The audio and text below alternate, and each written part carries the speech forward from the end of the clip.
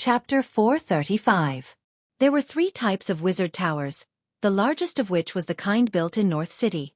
In the era of the Arcane Empire, this kind of large wizard tower was usually used as the control center of the floating space city. That was to say, this kind of wizard tower was usually upgraded into a floating space city. Of course, because now, the technology of building the floating space city had long disappeared in the dust of history. Perhaps there were still some floating space cities in some remote corners of the multiverse. After all, the Arcane Empire was not completely wiped out in the war. The Arcane Empire was an empire in name, but in fact, it was a bit like a city-state autonomy. Each floating space city was an arcanist organization. The great arcanists in this arcanist organization were their leaders and decision-makers, responsible for managing the affairs of the floating space city. All the floating space cities united to form the Arcane Empire. Of course, the empire's binding force was not strong. Under normal circumstances, the floating space cities that were close to each other would jointly explore the bit wall. Of course, there were also floating space cities that explored and conquered the bit wall alone. When the war with the gods began, the Arcane Empire did not pay attention in the early stage. Many people were indifferent. When the Arcane Empire united in the middle stage, they began to retreat. Otherwise, the war was estimated to be more tragic, and it was not certain who would win and who would lose. Although this kind of top wizard tower could not be upgraded into a floating space city, the equipment was still powerful. Usually, only those large wizard organizations would build it and then use this kind of wizard tower as the main tower of the academy. The second kind of wizard tower was about 60 meters high. It was usually the residence of legendary wizards. The cost of this kind of wizard tower was not low. It was usually 5 million kinner. Of course, there were also rich wizards who would spend more. In this kind of wizard tower, there was usually an army of golems guarding it. A wizard tower was equivalent to an army. The last type of sorcerer tower was the small sorcerer tower. Usually, it was occupied by spellcasters of the great wizard level, and the cost of construction was around 1 million gold nars. However, although it was much smaller, it still had all the essentials. This kind of wizard tower was also the most common among the major wizard organizations. Hearing that Phyllis wanted to build this kind of wizard tower, Sulen thought about it and agreed. After all, in the future, there would definitely be adepts stationed in Sanfilto City all year round, and there would be a adept tower that could satisfy their research needs. After Sulen had rested for a few days in Sanfilto City, Hathaway had also completed the construction of the teleportation circle. The teleportation circle had cost more than 1 million kinner. It could connect to Northtown City and could teleport 30 people at once. If the elemental pool was full of energy, it could teleport about 60 times. Of course, if it was Northtown, it would be even more frequent. After all, the elemental pool in Northtown had much more energy than the elemental pool here. After the construction of the teleportation portal was completed, the wizards of the Emerald Tower also invited Sulen and Hathaway for a spell exchange. Of course, they wanted to invite Hathaway. After all, a legendary which had too much knowledge. Sulen was still very curious about the Emerald Tower, so after receiving the invitation, he brought a few barbarian raiders and Hathaway to the Emerald Tower for the exchange. The Emerald Tower was located in the southwest of Sanfilto City on the Thorny Wilderness. It was about 500 kilometers away from Sanfilto City. The Thorny Wilderness could be said to be vast but sparsely populated. In ancient times, the Thorny Wilderness was also a battlefield. The aftermath of the battle had caused the land here to be barren, but the elemental energy here was very rich. There were also many magical creatures living in the wilderness, and some mutated plants due to the radiation of magic. For ordinary people, this land was completely dangerous. There was no chance of survival if they entered, but for wizards, it was a treasure land. The elemental energy here was abundant, and it was suitable for wizards to meditate. There were many mutated plants, and it was also suitable for growing all kinds of magic plants. Because of the radiation of magic, there were many magical creatures living here, which also provided them with a lot of magic materials and test subjects. I have to make a flying tool in the future. Sulen looked at the white clouds floating by outside the window. Through the window, he could see the mountains under his feet. He was very envious of this airship. He was now on the transport airship of the Emerald Tower. The airship was more than 100 meters long. It was more than 40 meters wide and had 5 floors. There were more than 200 rooms of different sizes, and it could fly at 300 kilometers per hour in the air. Hathaway speculated that the airship's working principle should be the levitation magic circle, and the energy source should be energy crystals. These crystals were made of magic crystals that had been specially processed. It could store a large amount of elemental energy and then slowly release it like a battery. After the energy was depleted, it could be used again by sending it to the elemental pool to be recharged. It could be said that it was very convenient. Although the airship was made of wood, the wood was all enchanted with hardening spells. Its hardness was not inferior to steel, but it was much lighter than steel. This was one of the reasons why the airship could be built so big. As for the combat ability of this airship, Sulen didn't know because they didn't show it, but it shouldn't be weak. There was plenty of food on the airship.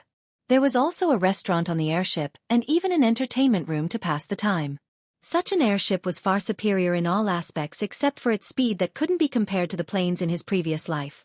Although he had the Pegasus that could gallop in the air, this kind of airship was a very good tool for transporting troops or supplies.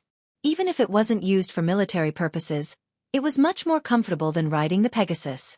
After arriving at the thorny wilderness, Sulen found that the environment here was very harsh. There were many fierce wolves in the wilderness, saber-toothed tigers, and even some velociraptors. There were giant elephants, raging bulls, stone-claw beasts, and so on. The level of danger was very high. After about 2 hours on the airship, Sulen and the others arrived at the Emerald Tower in the thorny wilderness. Although it was called the Emerald Tower, this place could almost be called a city. After passing through the illusion barrier used by the sorcerers to hide, a town appeared in front of them. The most eye-catching thing was the large sorcerer tower in the middle of the city, which was at least 100 meters tall. The city walls were built with large amounts of obsidian on all sides. A winding moat flowed. In the city, other than the tall wizard tower, there were 6 or 7 wizard towers that were more than 60 meters tall. The buildings around the wizard tower were built in an orderly manner. The closer they were to the outside, the messier the buildings were. The outermost area should be the area where the ordinary people lived. These ordinary people were basically the slaves of the wizards. They planted food for the wizards and provided all kinds of supplies. Of course, if their descendants had the potential to become wizards, they would also be taken in by the Emerald Tower. This is our city, the Emerald City. This city has a population of 80,000. It has a history of 2,000 years. It was built by the first master of the Emerald Tower. Then, it was continuously expanded over the next few hundred years. The tallest wizard tower in the city is the Emerald Tower.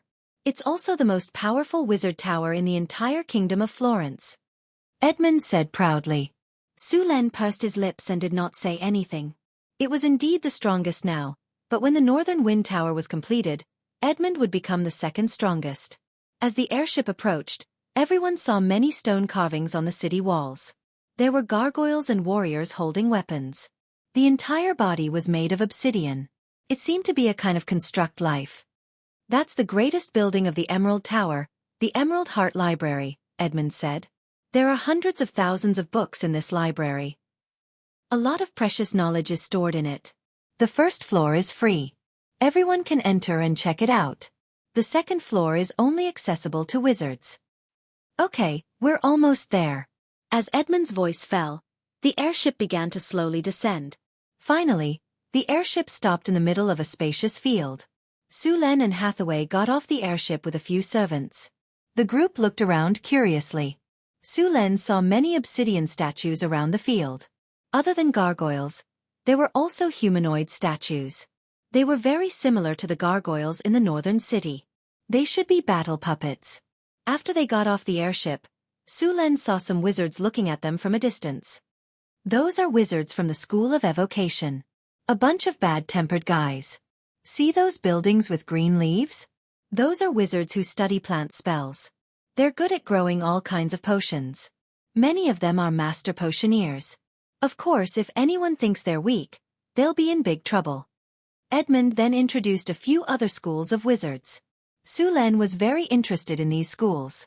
Under Edmund's lead, Sulen and the group came to a house. This is where you'll be staying. It's a little shabby, so please forgive me. The servants in the hut next to it are in charge of your food and lodging. If you need anything, just let them know. If they can't make the decision, they'll report it to us. You're a little tired today, so you can take a rest. Of course, if you're interested, You can also walk around the city. But please remember that you have to follow the rules of the Emerald City. Edmund went back to report after he was done. Sulen and Hathaway didn't stay in the room. The Emerald City covered a large area. It had a completely different style from Sanfelto City. Sulen and Hathaway planned to walk around the city. They were also interested in the Emerald Heart Library.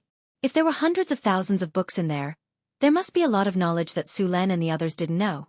The two wandered around the streets for a while and headed towards the library.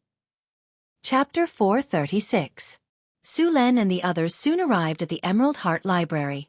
Only after a closer look did they realize how majestic the library was. The huge dome was made of pure white marble and looked magnificent. When they came to the gate of the library, many people were coming in and out. It seemed that the flow of people was good. Su Luan and others went straight up the steps to the library. Before they could enter the library, a man dressed as a wizard stepped forward and stopped them. "Stop, you can't enter." "Why can't we enter if others can?" Sulen was a little confused. He pointed at the people around him. The wizard chuckled and said, "They are all residents of the Emerald City. Of course, they have the right to enter the library. You barbarians don't." "We are barbarians?" Sulen was stunned. The expressions of the barbarians and marauders behind him instantly turned cold. "Are there other barbarians here?" The wizard made an exaggerated expression of looking around. There was a burst of laughter. "Sorry, I was wrong. This beautiful witch is not a barbarian." As he spoke, the wizard walked to Hathaway's side and performed a noble's etiquette. "Beautiful witch, standing with these barbarians will affect your elegance. Please stay away from me. The rotten smell on your body is disgusting. I'm suffocating." Hathaway raised her eyebrows and said with disdain. As a legendary wizard, Hathaway had long been able to hide the elemental waves around her body. In order to make it easier for her to move around, she would hide her elemental waves. Now, Hathaway looked like a beautiful ordinary witch. Sulen stepped forward subconsciously and used his body to shield Hathaway.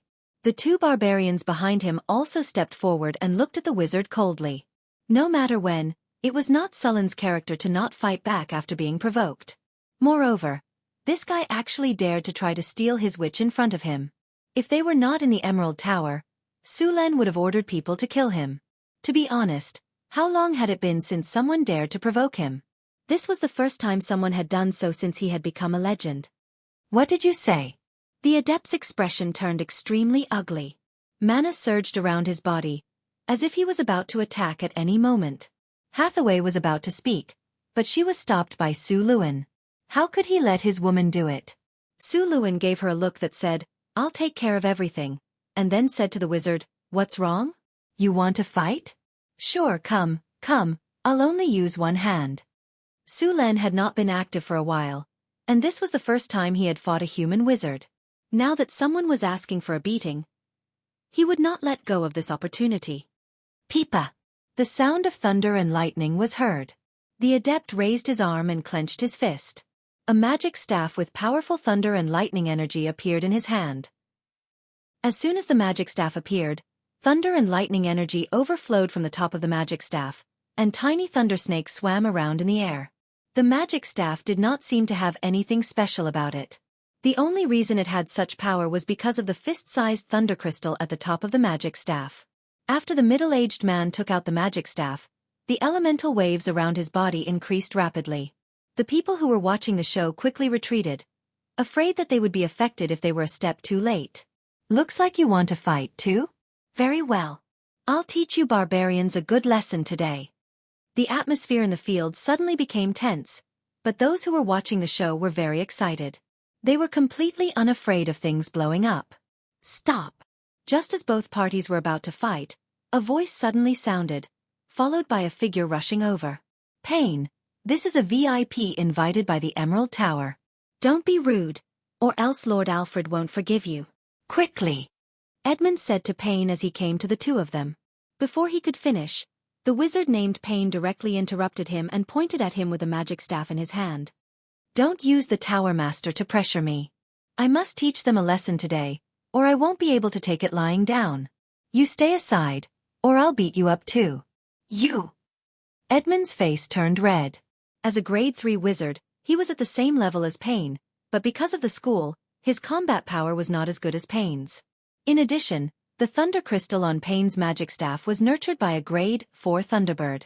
In Pain's hands, even a grade 4 wizard might not be his match. In the Emerald Tower, other than the few Tower Masters and Deputy Tower Masters, his strength could be said to be the strongest. It was also because of this that he could be so arrogant in the Emerald Tower. But why was he here today?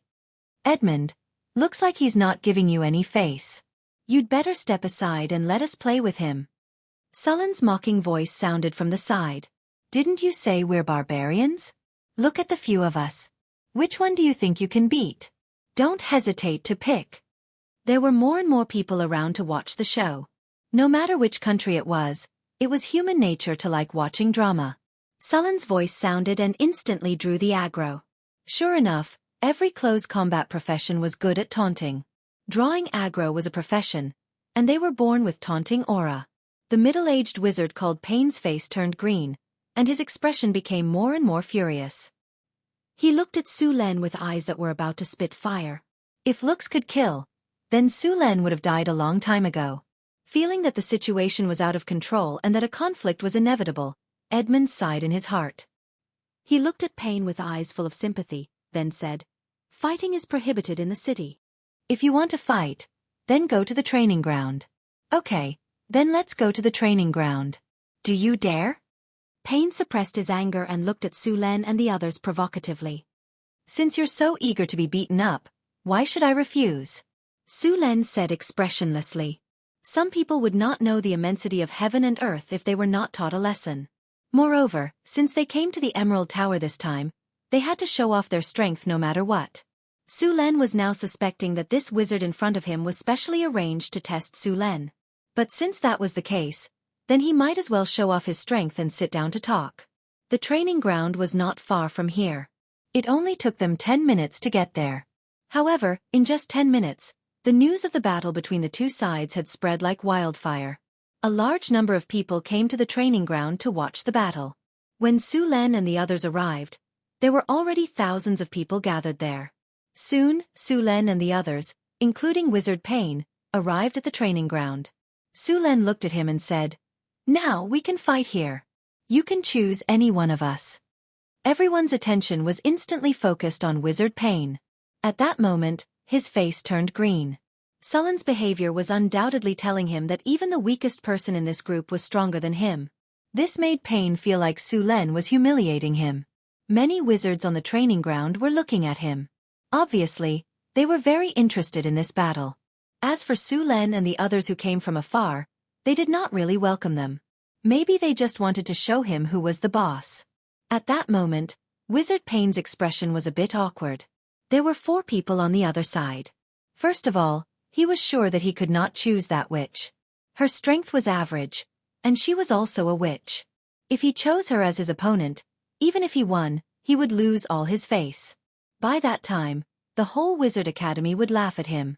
Apart from the witch, the 2 barbarians didn't seem easy to deal with either. They were over 2 meters tall and gave off an oppressive aura. He also saw the complex inscriptions on their bodies. Although he didn't know what the inscriptions were for, the magic power they contained wasn't weak at all. It seemed like the easiest one to bully was Su Len. Although he looked strong, he was much weaker than the 2 barbarians. Also, he did not have those mysterious runes on his body. Although his body had mana waves, it was much weaker than Abel's. Also, he seemed to be the one with the highest status in this team. The 2 barbarians had been guarding him all this time. This meant that his strength was not that strong, but his status was very high. No need to choose. You are the one. Weren't you very happy just now? This time, I will teach you a lesson. After Pain calculated the pros and cons in his mind, he immediately made up his mind. The situation on Sullen's side became a bit strange. Everyone looked at each other and then looked at Wizard Pain with sympathy. Pain was still very strong. If he didn't choose Su Len or Hathaway, either of the 2 barbarians would have to put in a lot of effort to win against Pain. However, Pain had chosen Su Len. It was obvious that Wizard Pain was a wizard who specialized in the element of lightning. Su Len was most familiar with the element of lightning, not to mention that he also had the lightning domain. Lightning attacks might be hard to deal with for others, but for Su Len, it was just a piece of cake. Hathaway winked at Su Len and whispered, "This is going to be interesting." This idiot chose Su Len. He probably doesn't know that Su Len has mastered the lightning domain. When the time comes, his strongest attack will be useless against Su Len. I can't wait to see his face. Su Len had a serious expression on his face. He then said happily, "Hathaway, you have learned bad things." As for Wizard Pain, Su Len didn't even put him in his eyes. A wizard who had not even touched the edge of legendary might not be able to break through his defense. Chapter 437. Just when Su Len and Hathaway were whispering to each other, Wizard Pine urged, "Hey, what's wrong? Are you going back on your words?" Su Len shrugged and went up to the stage. Since someone was asking for a beating, Su Len had to fulfill his request. Both sides stood in the middle of the stage. Su Len nodded slightly and said, "Go ahead." "You want me to make the first move?" Seeing Sullen's posture, Pine said in surprise. Su Len nodded. "Go ahead or you won't have the chance to do it." Fine. If that's the case, don't regret it," Pine said while gritting his teeth. After he finished speaking, the thunder scepter in Wizard Pine's hand suddenly shone brightly. Countless lightning bolts exploded from his body, and a strong wave of elemental energy appeared in the middle of the training ground. The faces of the wizards around the stage changed. Although Wizard Pine was arrogant in the Emerald Tower, and a lot of people hated him, his power was still there for everyone to see. Right now, Wizard Pine was going to go all out and kill that person directly. Boom! With a thunderous roar, a black cloud appeared in the sky. A large amount of lightning was constantly churning within the black cloud, bringing with it a strong sense of oppression. The entire training ground was completely enveloped by the black cloud. The churning thunder cloud gave people a feeling that the end of the world was coming. Berserk thunder spell? The wizards on the stage changed their faces. I didn't expect Pine to be this powerful already. Another wizard couldn't help but say. Right now, he's only one step away from becoming a rank 4 wizard. It's the wild thunder spell. That kid on the other side is in trouble. Will Payne electrocute him into charcoal? A slightly mocking voice came from the high platform, and a pretentious and hypocritical expression appeared on his face. This is your strongest attack? Su Len raised his head and looked at the thunder cloud in the sky. Interesting. Su Len could easily cast a lightning attack of this level. It would be very difficult for this kind of power to hurt him. It was basically charging him up. It's not too late for you to beg for mercy. After I attack, I won't be able to stop even if I want to admit defeat. As long as you kneel down and beg for mercy, I'll let you go. Pine continued. Cut the crap. Hurry up, I still want to eat. Su Len waved his hand and said with a hurry-up expression. All right, if you want to die, then I'll grant you your wish. Thunder spell. Boom. Numerous thunderbolts instantly struck down from mid-air. A dazzling thunderbolt streaked across the sky, illuminating the whole training ground. In the blink of an eye, the thunderbolt struck Su Luen hard. The thunderbolt did not dissipate, and then the sky was filled with thunderclouds. Before the first thunderbolt dissipated, another thunderbolt struck down. The powerful thunderbolt made people tremble with fear, and the whole training ground was awed by the power of the thunderbolt. Boom! Thunderbolts kept striking down. After 5 consecutive thunderbolts hit Su Luen, the thunderclouds in the sky slowly dissipated, and a large number of cracks appeared on the surrounding ground. As a training ground, the ground here was specially reinforced. Even so, it was damaged by the continuous thunderbolts just now. Pop! At this moment, a sound came from the lightning. In the next second, all the lightning disappeared. Su Len appeared on the high platform of the training ground, unharmed. He even burped. Chocolate flavor. Not bad. Su Luen stretched and said. At this time, there were still a lot of lightning jumping around his body, but soon they disappeared into his body. His body did not suffer any harm, and even his clothes were intact.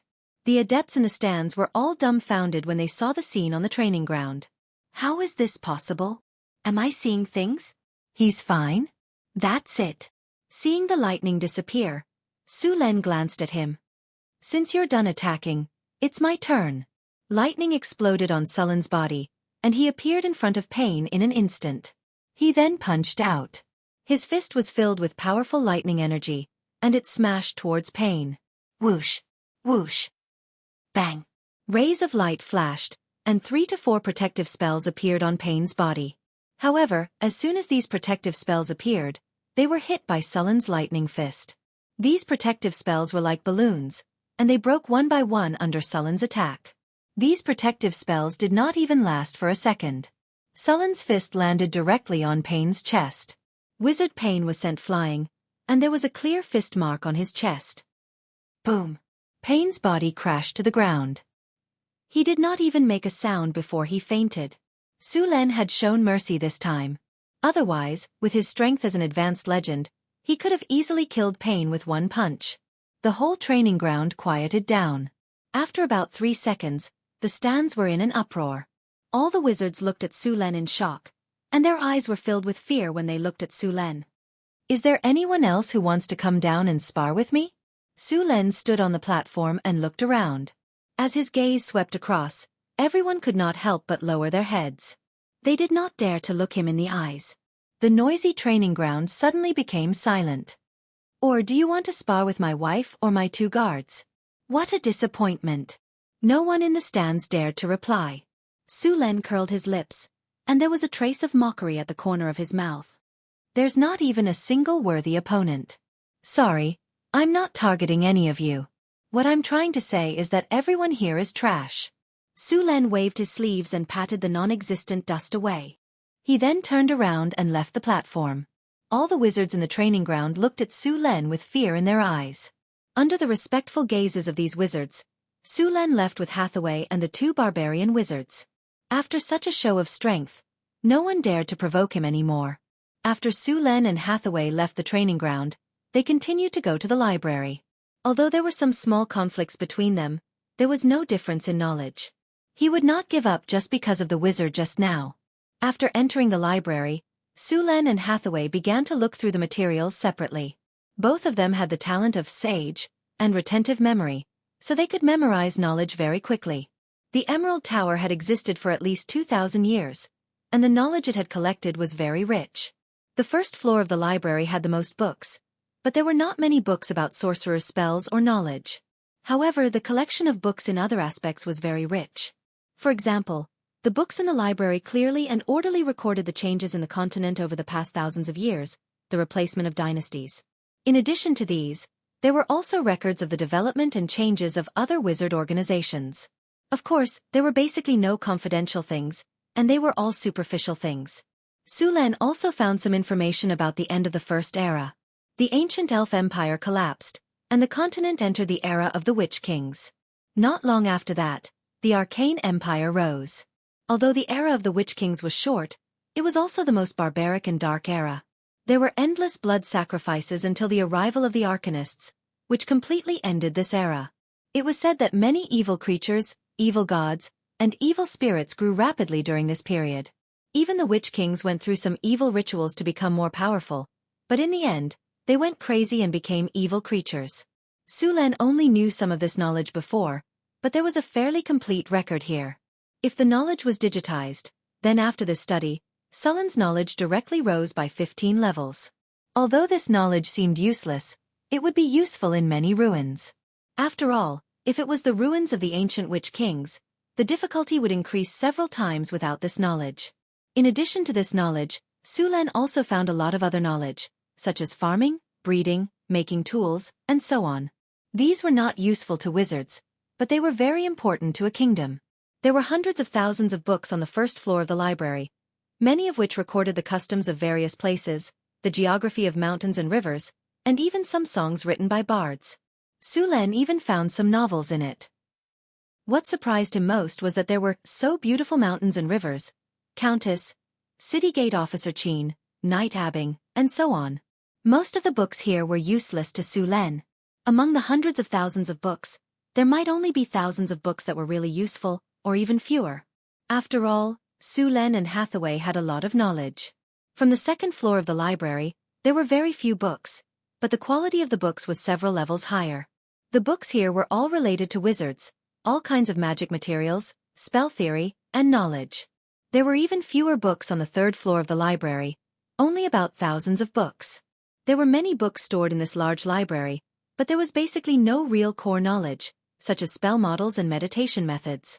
These were the most important things of a wizard school, so naturally, they would not be taken out. However, Sullen's goal was not these. Moreover, even if there was no important knowledge here, it could still be exchanged in the next exchange of knowledge. Sulen and Hathaway had a lot of precious knowledge, many of which could be exchanged, such as the construction of secret realms, the technology of legendary golems, the technology of space folding, and so on. In addition to these, Sulen had the technology of Mageweth tattoos, the advanced technology of Mageweth tattoos, and the technology of elemental fission and elemental furnace.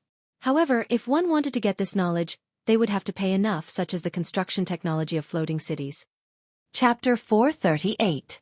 After returning to their residence at night, Sulen still felt a little dizzy.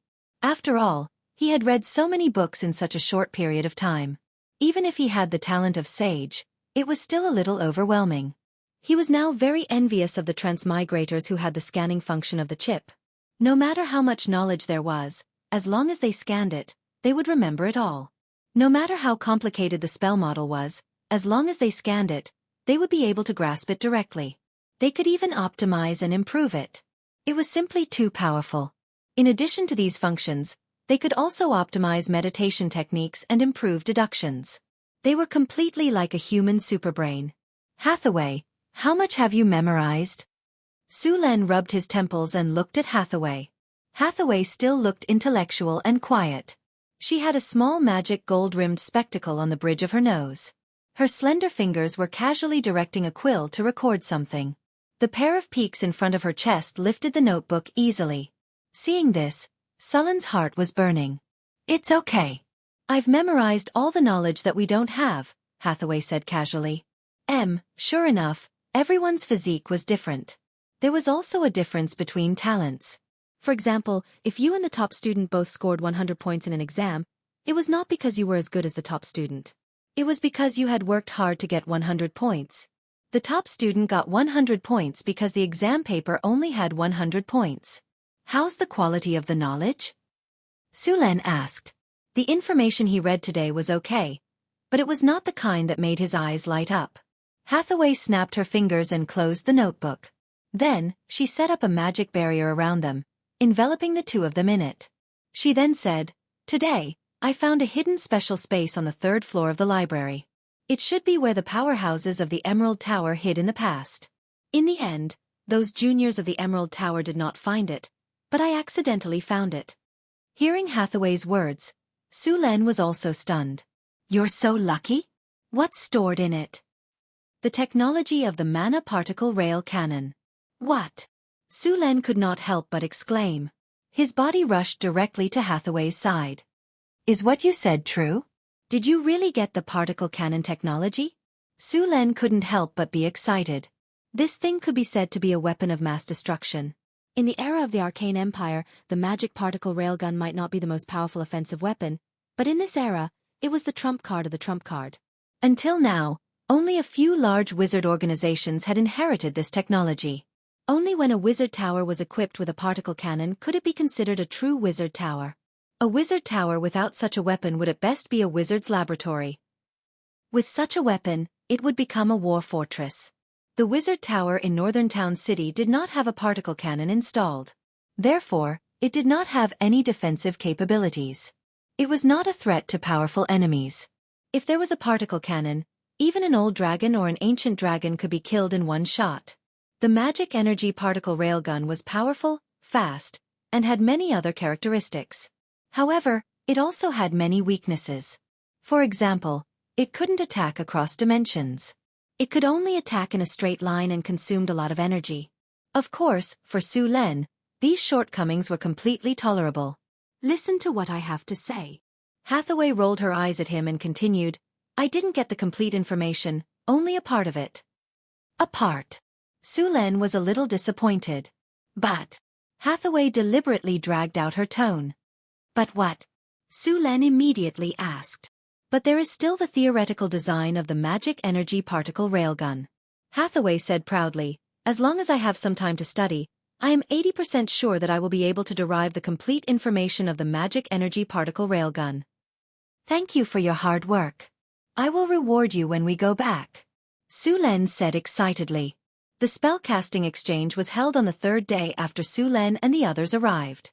The exchange was held at the Tower of Wisdom, a 60-meter-high wizard tower next to the Emerald Tower. When Su Len and Hathaway arrived, there were already many people waiting there. Welcome. I am the master of the Emerald Tower, Alfred, a middle-aged wizard on the high platform said, and the entire Tower of Wisdom instantly quieted down. We can speak freely at this spellcasting exchange. The purpose is to explore and gain more knowledge. In the next 3 days, Su Len and Hathaway had been exchanging knowledge at the exchange. It had to be said that although the exchange would not bring out too much high-end knowledge, there were many times when some of the ideas of the other wizards would be unexpectedly enlightening. So overall, the gains were quite good. Of course, the Emerald Tower's gains were not small either. Su Len and Hathaway also brought out a lot of useful information. After 3 days, Su Len and Hathaway left the Emerald Tower with satisfaction. They did not know that the technical information of the mana particle rail cannon that originally belonged to them had been obtained by Hathaway. After returning to San Filto City, Hathaway did not stay there and directly returned to the northern town through the teleportation portal. She was now busy studying the information. She had not fully mastered the enigma-making and principles that Su Len gave her last time, and it was still far away for her to make the enigma. This time, she had obtained the information of the mana particle rail cannon and elemental fission and elemental fusion technology and elemental furnace. Any one of them would make others fight over it. Now, Hathaway was seizing the time to study and try to understand all the information as soon as possible so that she could build it and install it in the Wizard Tower. A Wizard Tower that could enter the astral plane could not be supported by the function of the elemental pool alone. Moreover, the energy of the elemental pool could not continuously fire the mana particle rail cannon. In addition to the enigma, the Wizard Tower could only operate at full power for a few hours before it had to return to the ground to replenish its energy. Hathaway took the information back to study it, and Su Len began to reorganize the army in San Filto City. The military system in the northern town city was a bit chaotic and too simple. Of course, at first it was because there were few people. Su Len did not unify the military system. A barbarian squad had 5 people, a half-elf archer squad had 12 people, and a human soldier squad had 10 people. Now that Su Len had become the king of Florence, the number of troops was increasing. If it was like before, it would easily cause chaos and affect the combat power of the army. Therefore, Su Len had planned to unify the military system. The army was divided into the regular army and the reserve militia. The regular army was the army that was completely out of production. This was the standing military force of the Kingdom of Florence. It was divided into a squad of 10 people. There was a captain and a deputy captain in the squad. Ordinary soldiers were equipped with iron scale armor, while the captain and deputy captain were equipped with iron armor. Usually, there were no direct soldiers under the deputy captain in the army. They only existed as the deputy of the captain. During battle they fought according to the squad. If the captain died, the deputy captain would continue to lead the soldiers in battle. If the deputy captain died, the soldier who killed the most enemies would take over, and so on. Then, 5 squads would form a squadron. There would be a squadron captain, 5 guards, 1 flag bearer, 1 deputy captain, and 2 messengers. A total of 60 people. If the squadron captain died, the deputy captain would take over, and then the captain would continue to take over. 3 squadrons would form a brigade. There would be a captain, 1 deputy captain, 1 team of 10 guards, 2 flag bearers, 4 messengers, and 2 medics. A total of 200 people. 5 brigades would form a division. There would be a general, 2 deputy generals, 5 teams of 50 guards, 5 flag bearers, 10 messengers, 2 medics, and 2 teams of 40 scouts. A total of 1,100 people. 5 divisions would form an army. There would be a legion captain, 2 deputy legion captains, 200 guards, 20 flag bearers, 50 messengers, 50 medics, and 180 scouts. A total of 6,000 people. In addition, each squadron would be equipped with auxiliary soldiers. The cooks would be responsible for logistics work. There would be 30 auxiliary soldiers and 10 cooks who would be responsible for cooking and transporting supplies. In each division, there would be 70 auxiliary soldiers and 30 cooks. In each division, there would be 500 auxiliary soldiers. A total of 10,000 people, 6,000 regular soldiers, and 4,000 auxiliary soldiers. Under normal circumstances, A division would be used as a combat unit.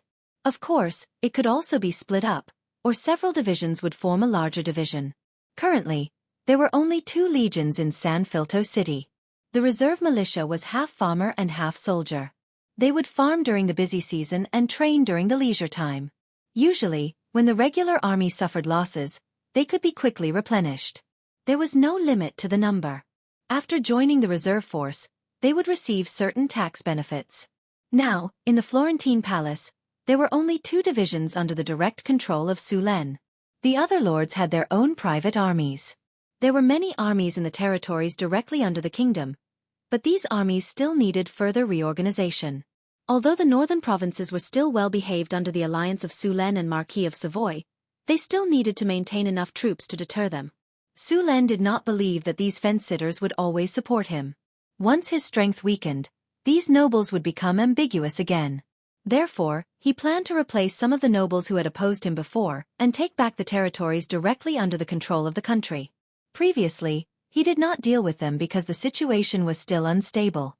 Sulen did not want to push them too hard and cause more losses, so he could only keep them temporarily.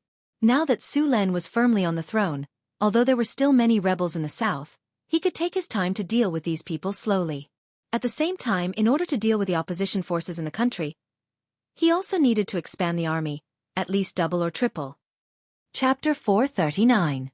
There were still many nobles in the Kingdom of Florence who were against Sulen and publicly declared that they did not recognize Sulen's throne. Previously, Sulen did not have the time to deal with them because of his limited military strength. However, these people became more and more troublesome. The few Sulen families in the north had already been annihilated by Marquis Sulen's army. With a legendary warrior like Marquis Savoy in charge, those rebellious nobles were no match for him. In less than a month, 2 rebellious nobles had already been killed. Their territories would be taken back, and their property would be divided equally between Sulen and Marquis Savoy. After Sulen mobilized grassroots officials from the northern town, San Filto City began to reform the tax system. Sulen abolished many taxes in kind, such as the tax on firewood and tithes, and even the tit tax. The tit tax was also known as the poll tax. In the Kingdom of Florence, everyone in the kingdom, regardless of gender, had to pay the poll tax. Men had to pay 10 copper-nars a month, women had to pay 8, and children over the age of 5 had to pay 5 copper-nars a month until they reached adulthood. After all these taxes were abolished, only agricultural taxes were levied on ordinary farmers. The agricultural tax was collected at 40% per mu of farmland, which was much lighter than the previous tax in the Kingdom of Florence. Originally, the tax in the Kingdom of Florence was only 30%. However, there were many other miscellaneous taxes that had to be paid. In the end, the tax was almost equivalent to 80% of the land tax. This was far more than the 40% tax set by Sulen. Sulen also learned that these taxes would not be handed over to the national treasury. Instead, they would be distributed by various parties. In the end, only about 10% of the tax would be left. As for the business tax, it was even more. In the past, the big nobles had little or no tax, but for ordinary caravans, the tax had been increased several times. As a result, the merchants were forced to constantly lean towards the nobles. The decrease in the number of merchants also led to the decrease in the business tax.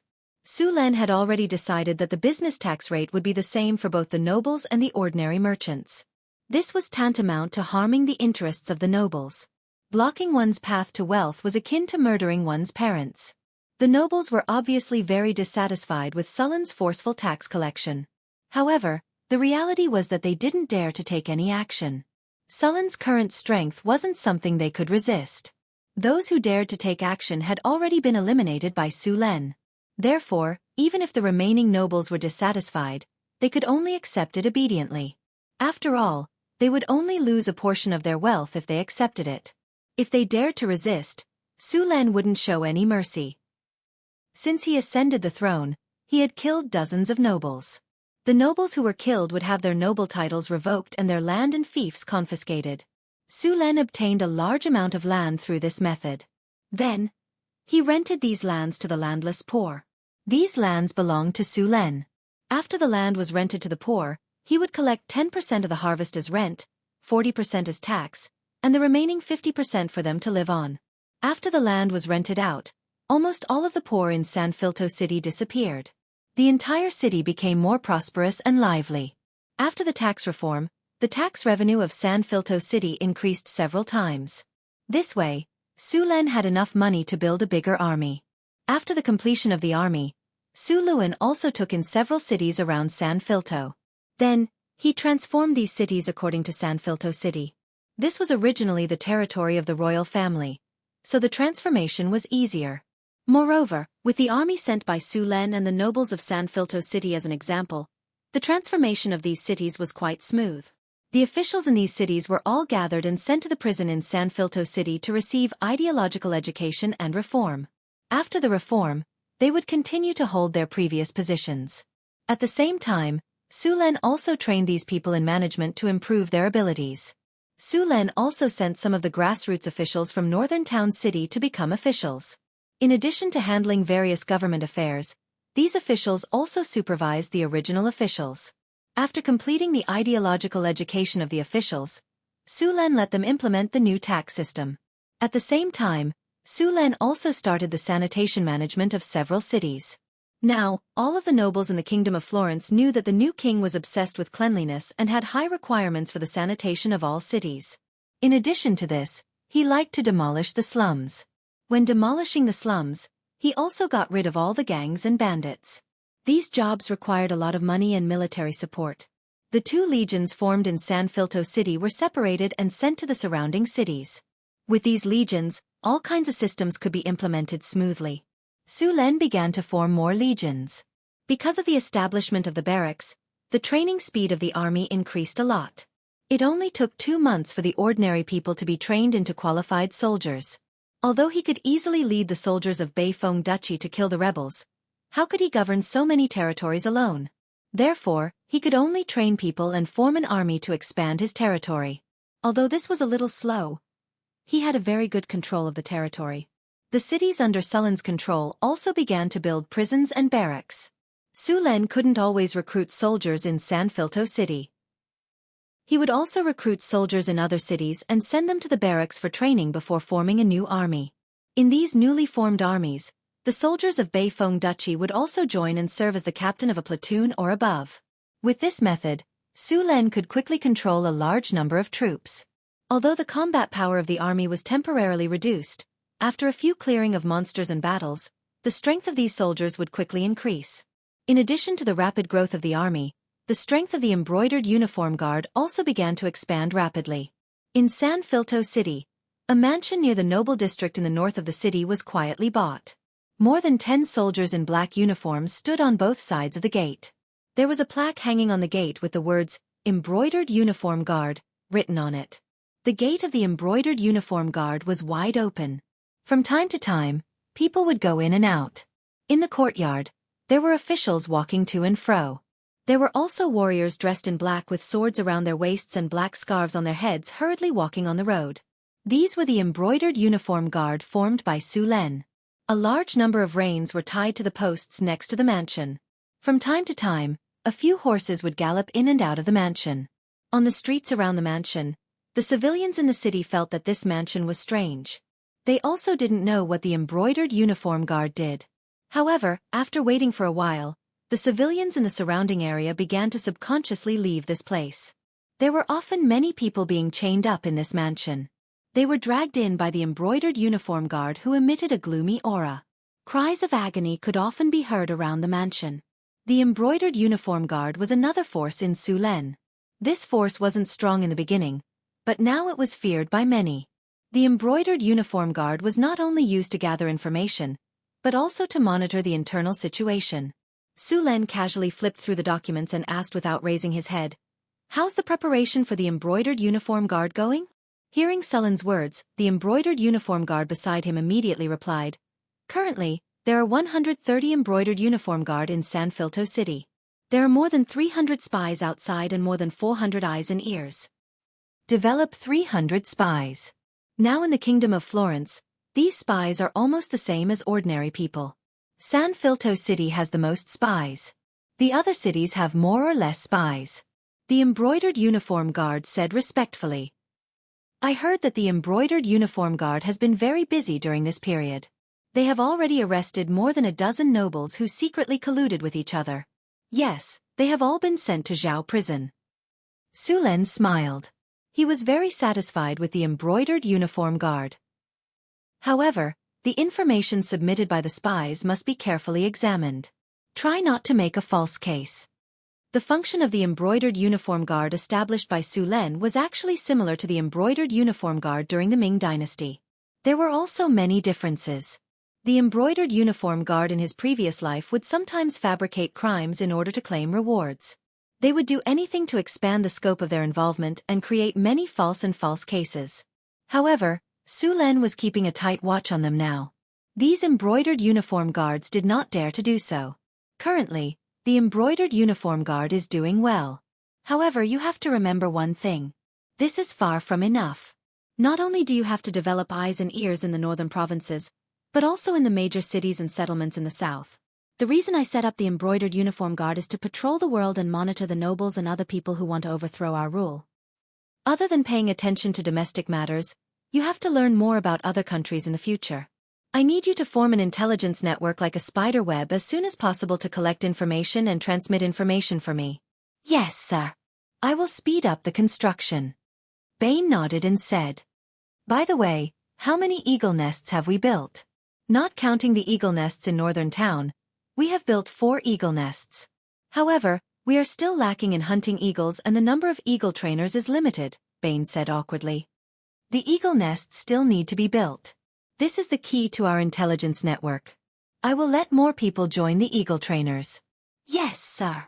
In the future, when we arrest nobles who commit crimes, the embroidered uniform guard can leave 1/5 of the wealth as a development fund.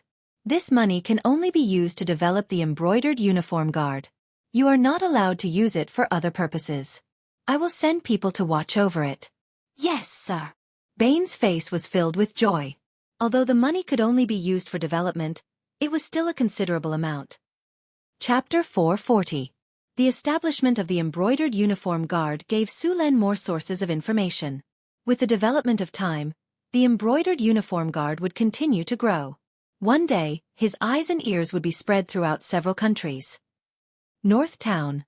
Wizard Tower. Hathaway was studying the information obtained from Su Len and the Emerald Tower. It was very important knowledge.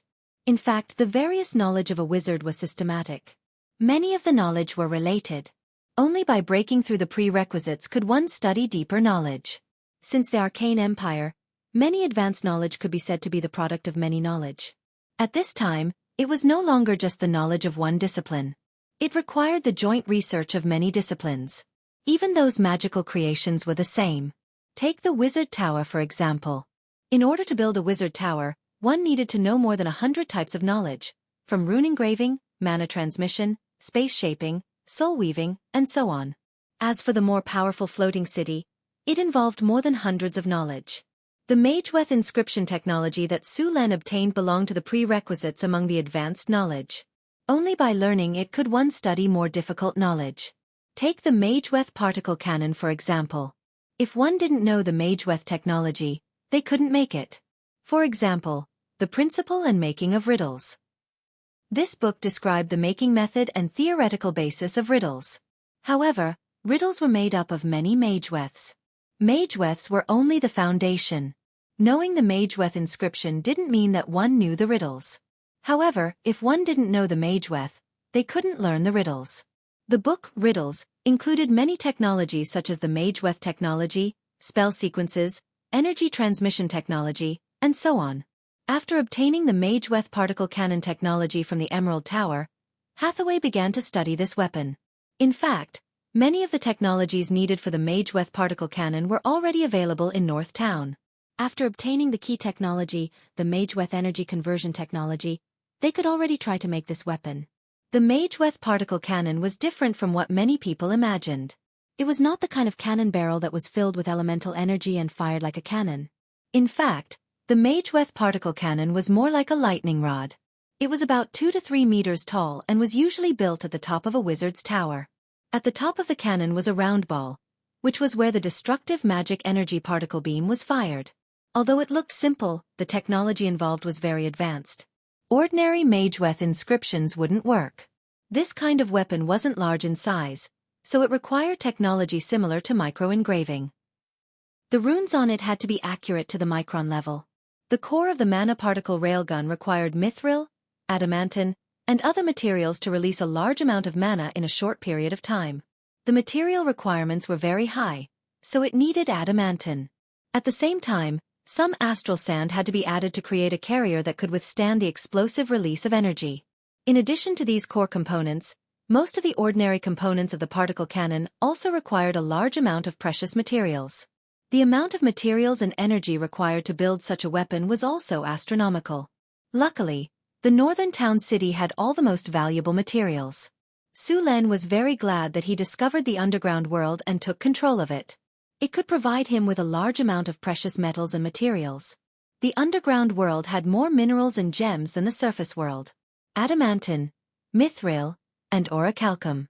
Although the production of these metals was very low, after such a long time of accumulation, it was enough to make a Mageweth particle cannon.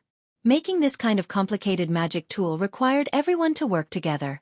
Other than Alex, Karina, Wizard Andre, and Wizard Lorraine, even Su Len was asked by Hathaway to help with the production.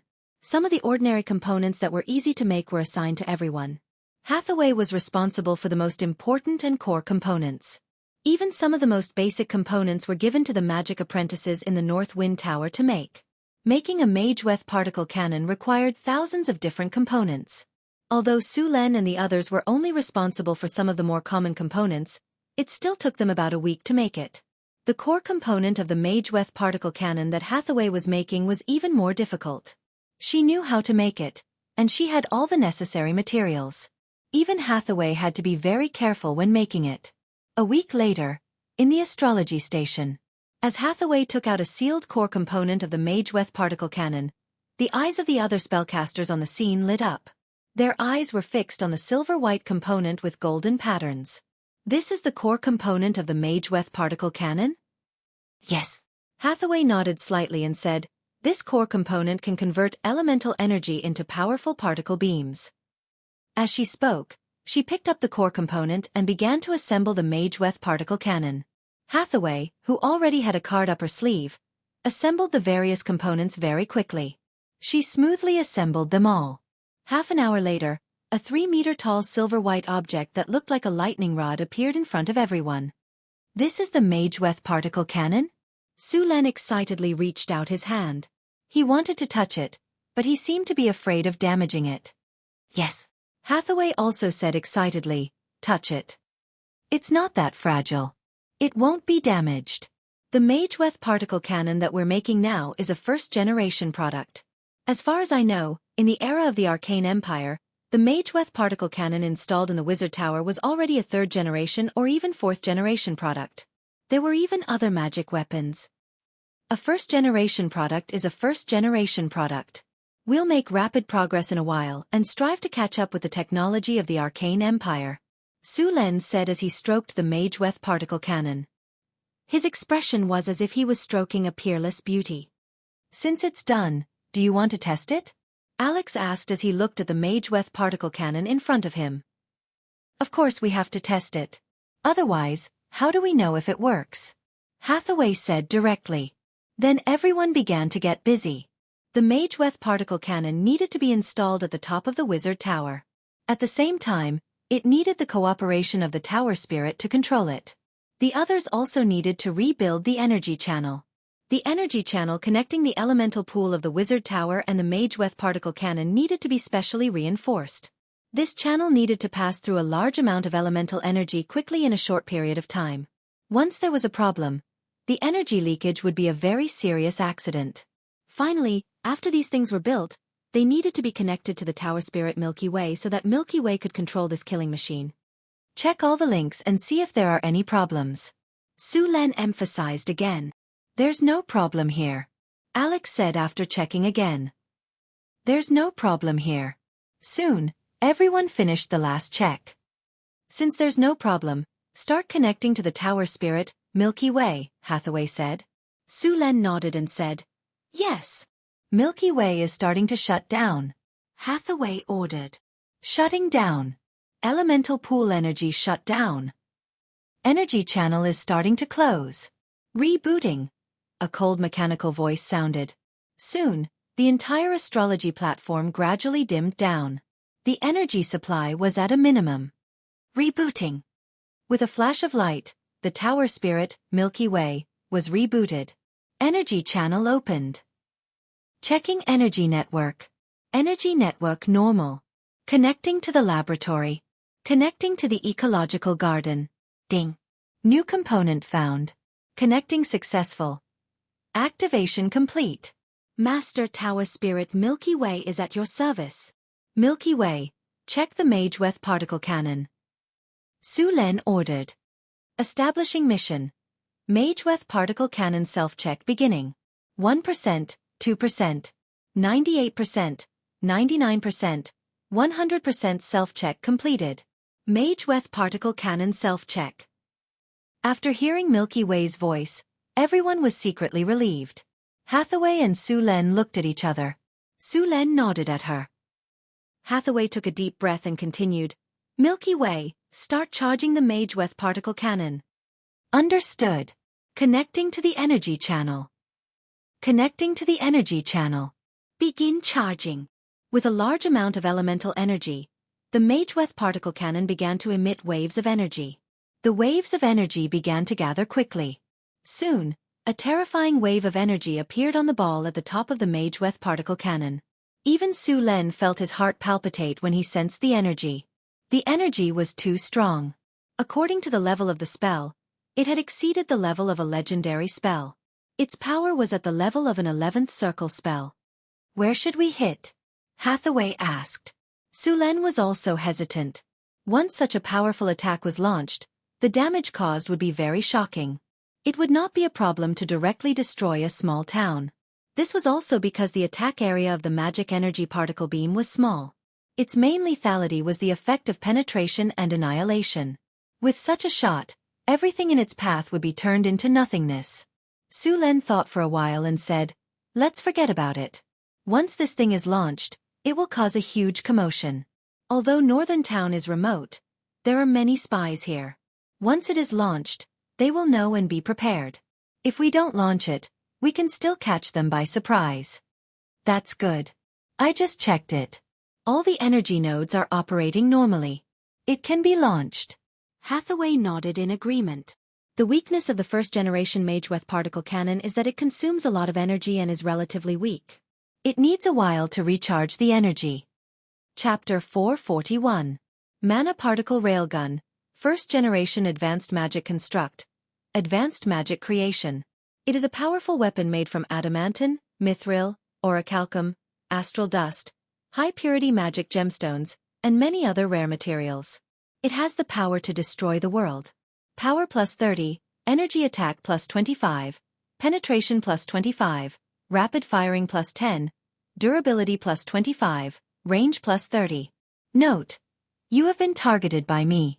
Run for your life. Little mushroom. Note 2. Eat my cannon. After making the mana particle rail cannon, Su Len returned to San Filto City. After all, there were still many things to do in the Kingdom of Florence. Phyllis was only a princess before. Dealing with government affairs was not her strong suit. She was barely qualified during this period of time. The morning light shone down. Her towering breasts bathed in the morning light and emitted a hazy glow. Her white skin was as smooth as jade. Su Len woke up from his sleep. After returning to San Filto City last night, he had a big battle with Phyllis. Naturally, Phyllis, who had awakened the Red Dragon bloodline, lost miserably. Even Alex, who came to play with her, could not escape. Su Len got out of bed refreshed. He put on his clothes with the help of the maids. After a simple wash, he began to deal with government affairs. Phyllis and Alex slept until the sun was high in the sky. The weather is great. Phyllis stretched her body lazily. Don't be in a daze. Go eat something first. Alex beside her had already gotten out of bed. No, I still want to sleep. Phyllis plunged into Alex's broad chest and rubbed back and forth. If Su Len saw it, they would not be able to get out of bed today. Okay, get dressed quickly and eat. Then we'll go out for a walk. I haven't been to San Filto City yet. Alex stretched out his hands and rubbed Phyllis's face. Phyllis had to get out of bed unhappily and go out with Alex. Naturally, the two of them couldn't go out like this. After Alex used a camouflage skill, the two of them instantly turned into ordinary people. Phyllis had always lived in the palace and rarely came to the outside world. Alex used to live in the underground world. Although he was more than 200 years old, he had never had any contact with other people. His thinking was not much better than Phyllis's. Therefore, the two of them were very interested in going out shopping. Phyllis and Alex were like ordinary people going out to buy groceries. They each carried a small basket and a wallet, and then quickly ran out of the palace through the back door. Su Len had set a very high standard for their living standards. Every month, they would receive a large monthly profit, so both of them were rich women. Sullen's women rarely went out. The one who went out the most was the little succubus Chris, while Hathaway was a total homebody. If there was no one to disturb her, and she had all kinds of resources in the Sorcerer Tower, she could stay in the Sorcerer Tower for several months. Most of the time, he would head to the Adventurers Guild to issue quests or personally search for materials. As for Alex, he had spent the past 200 years in the underground world. After coming to the northern town, he began to become interested in the human world after a period of adaptation. The two of them walked out briskly. There was basically nothing to visit near the noble district and the palace. There were no shops or markets here. Usually, it was the merchants who delivered goods to their doorstep. Naturally, there was no place to visit. Therefore, the two of them targeted the commoner district and the wealthy district. In this era, the houses of the commoners were basically made of mud. Only the rich and nobles used wood and brick. Although mud houses looked ugly, they were sturdy and durable. They had good insulation and were easy to build. For the commoners, it was already very good. Of course, there were some problems, such as rain and humidity, and the light was dim, but they could be overcome. What beautiful clothes! Wow, this is a little person made of grass. It's so cute. This string of beads is so beautiful. As soon as they entered the market, the two of them excitedly walked back and forth between the stalls. They were completely dressed like country bumpkins who had never seen the world. The two of them played crazily in the market for a while. Soon, they had walked through the entire market. Girls, I know there's a market outside the city that has more fun. You can go there and have a look. Just as the two of them were rummaging through a stall, the stall owner's granny said with a smile. This granny looked very ordinary, but she gave people a very kind and amiable feeling. There's something fun outside the city? Alex asked in surprise. Of course. Where is it? Tell me. Phyllis suddenly pulled Alex's sleeve and whispered, "Let's not go outside the city." It's fine. We'll have fun today. Alex waved his hand and said casually, "Where is the market you mentioned? Tell me." That market is a little remote. You won't be able to find it even if I tell you. The old lady shook her head and said. Phyllis said unhappily, "Tell us, we'll find it for sure." The old lady gave her an address. Phyllis was confused. She had no idea where it was. Forget it. Anyway, I've sold most of my stuff today. I'll take you there after I pack up, the old lady said with a smile. Thank you so much. The two of them said happily. Soon, the old lady packed up her stall and led the two of them out of the city. Although the old lady was not young, her body was still very strong. Her speed was not slow at all. About half an hour later, the three of them arrived at a small town outside the city. Wait for me here. I'll go buy some things for my grandson. I'll be back soon. The old lady stopped after arriving at the town. Okay, hurry up, Alex said as he looked around the town. The old lady nodded, then turned around and left. She first bought some food from the surrounding stalls, then in the blink of an eye, she circled around to an inconspicuous shop. Inside the shop, two ordinary-looking men immediately walked out of the shop after she came in, and at the same time they closed the door. The old lady did not stop. She went straight to the back of the shop and then came to a room. She pushed the door open and walked in. Oh, it's Memmy. What good stuff have you brought me today? A big man in his 50s was lying on a rocking chair in the room. This man should have been a strong warrior when he was young. Although he was already in his 50s, his muscles were strong and did not decline at all. When he saw the old lady enter the room, he immediately greeted her enthusiastically. All right, Zach, let your men take action. Those two little girls should be young and foolish. Most likely, they are from noble families.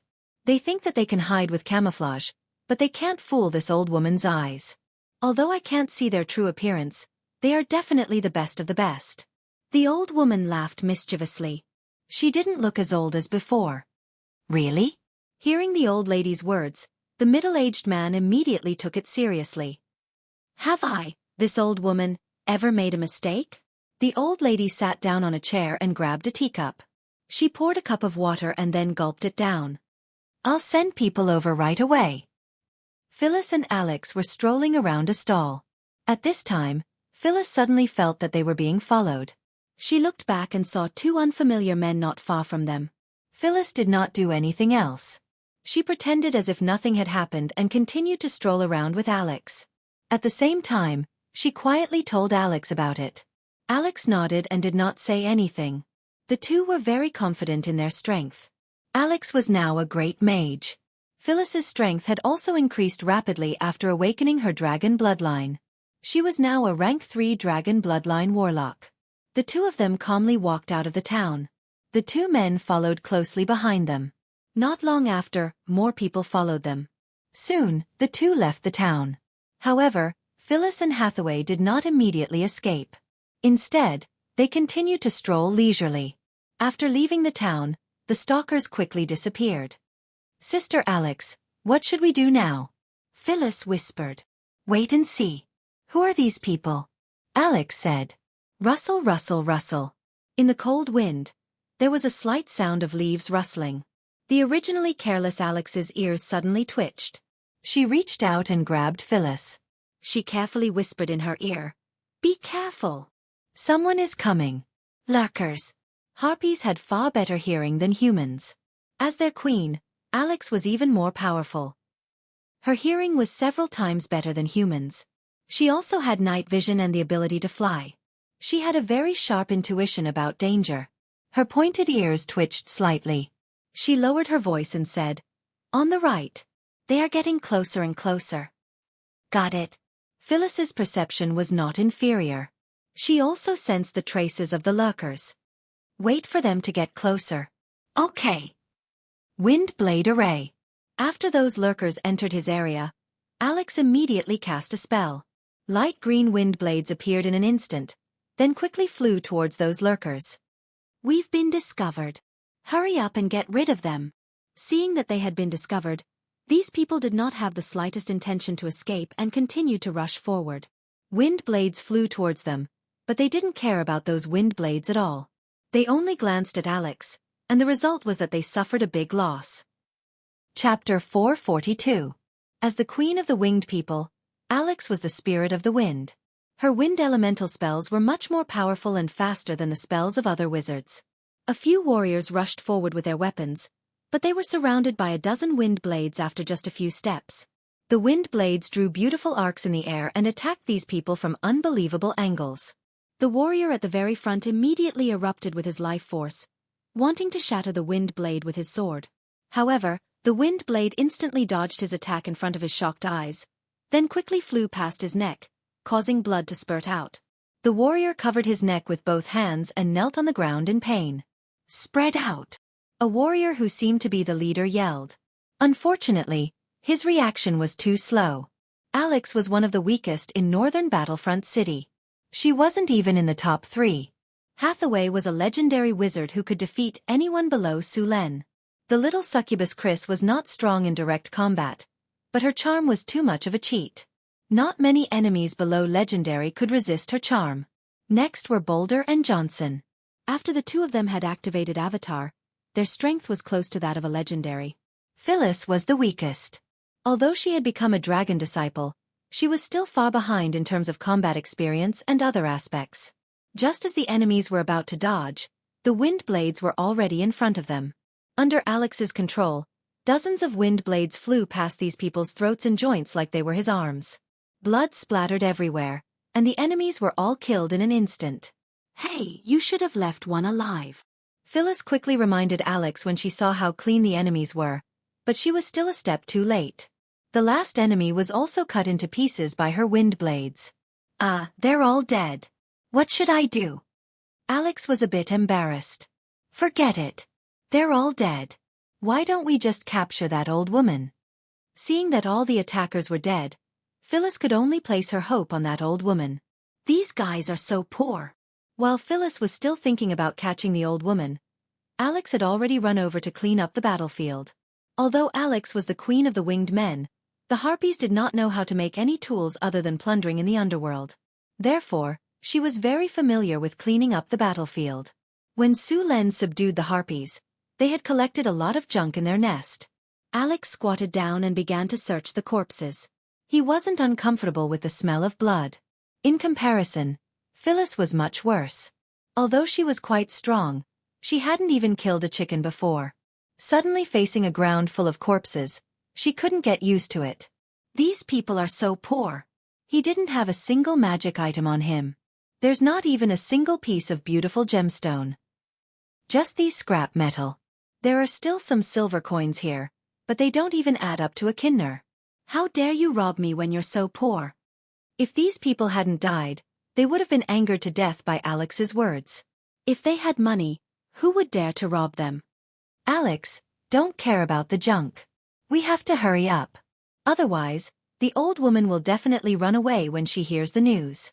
Phyllis urged. Although they were now outside the town and the surroundings were a little desolate, if someone saw them, the news would be easily leaked. Don't worry, she won't be able to run away. Alex collected a dozen silver coins. No matter how small a mosquito's leg was, it was still meat. She was a diligent and thrifty queen. With a snap of her fingers, a flash of light appeared. Tracking spell. A magic light converged into a small arrow, pointing at the town not far away. The two immediately followed the arrow's direction and chased after it. At the same time, in a house in the town, the old woman who led Alex and Phyllis here was having a meal with a middle-aged man with a scar on his face. At this moment, the middle-aged man suddenly asked, "It's been so long. Did Greyhound and the others succeed?" "Boss, Greyhound and the others haven't returned yet." A person behind him replied, "Why are they so slow? Don't tell me they want to enjoy themselves first. These two are the best. If the price is low because of this, I will skin them alive." The scar-faced man said coldly, "Don't worry, boss, Greyhound and the others know what to do." The two women noticed something was wrong, so they ran out of the town in advance. Calculating the time, they should be back soon. The person behind him quickly said, "No, the situation is not good."